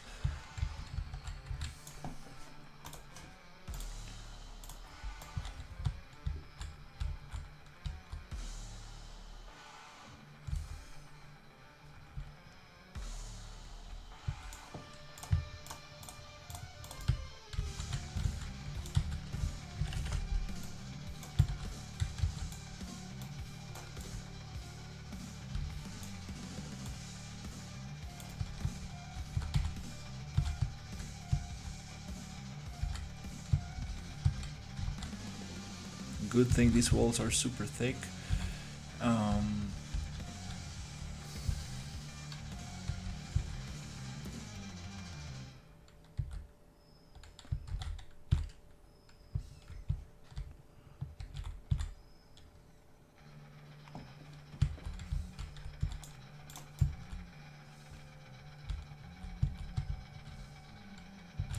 I think that's probably too much.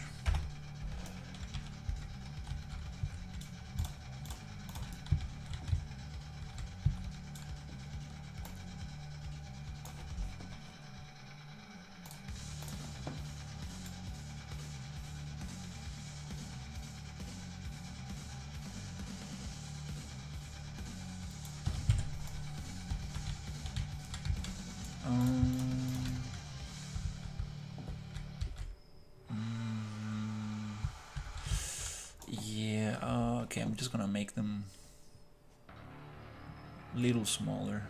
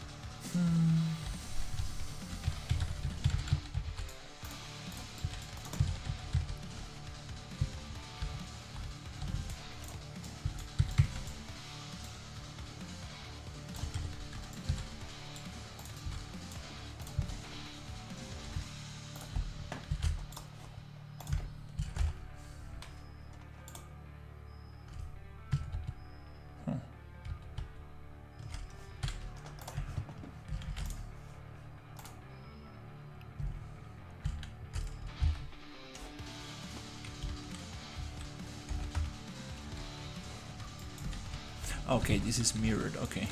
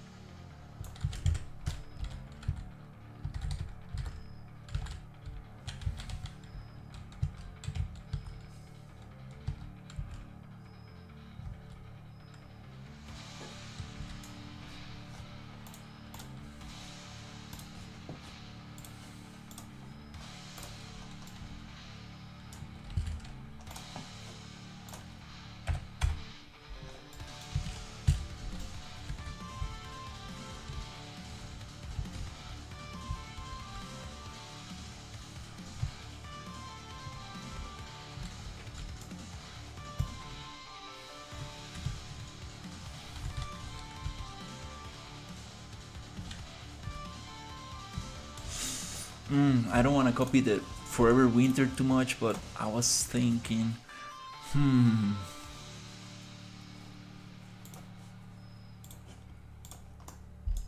it would be nice to have some piles, like when I start getting into like the alien area.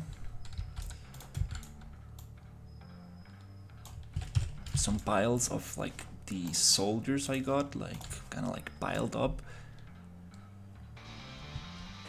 Could be their uniform actually. It could be nice.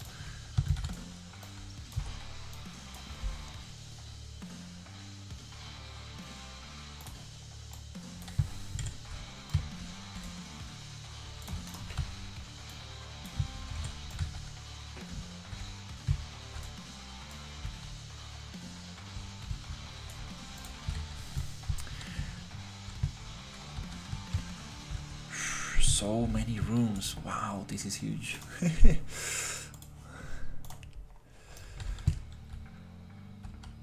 And I bet it's not gonna be like not even half an hour of gameplay.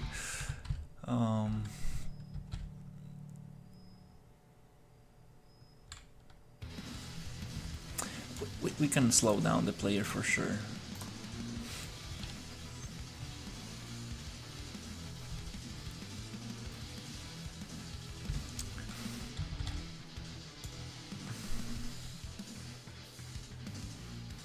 Okay, we got these rooms here, little extra here.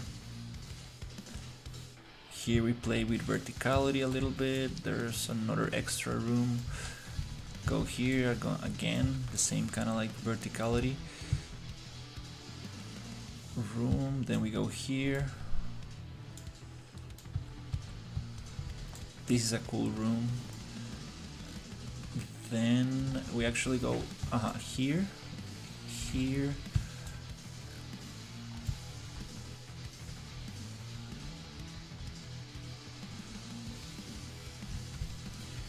And this room, it's actually, this one goes up, but what if we make it go down, and here's where kind of like these creatures broke from the research lab, and this area is filled with like their eggs and like organic alien stuff.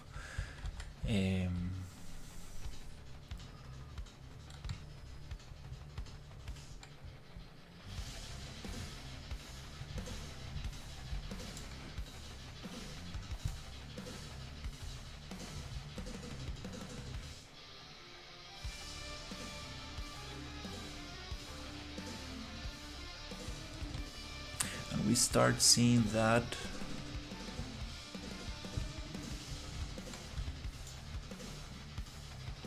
maybe here.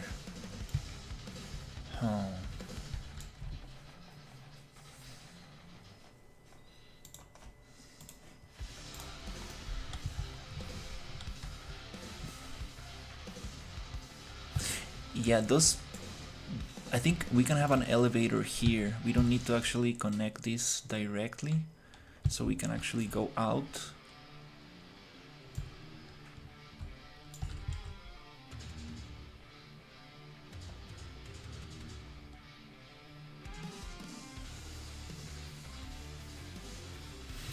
Or we can have the elevator in the center. No, doesn't make sense. What? Okay.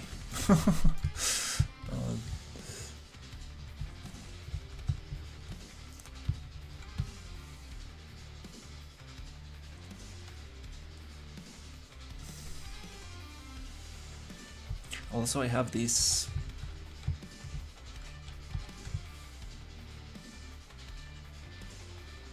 thing that could look very interesting if I place it down here.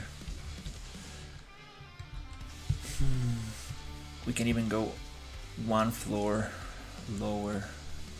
make like a very big vertical kind of like elevator. So we go from like a very, like these very tiny corridors, very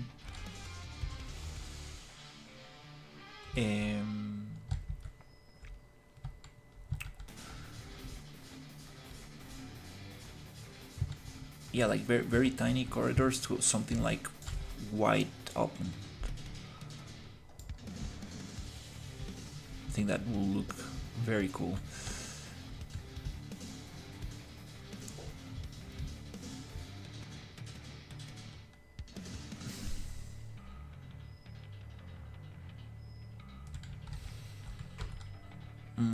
I'm thinking about these rooms right here. Maybe I can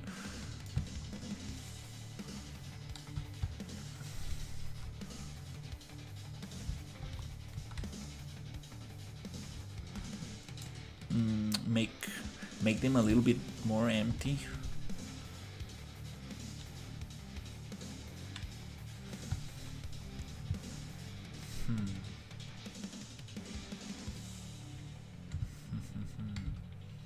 All right, well,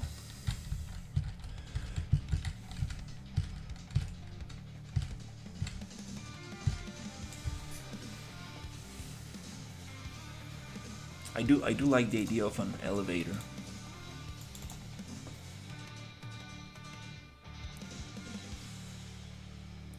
And like wide open spaces, even though they're interior spaces, but like opened.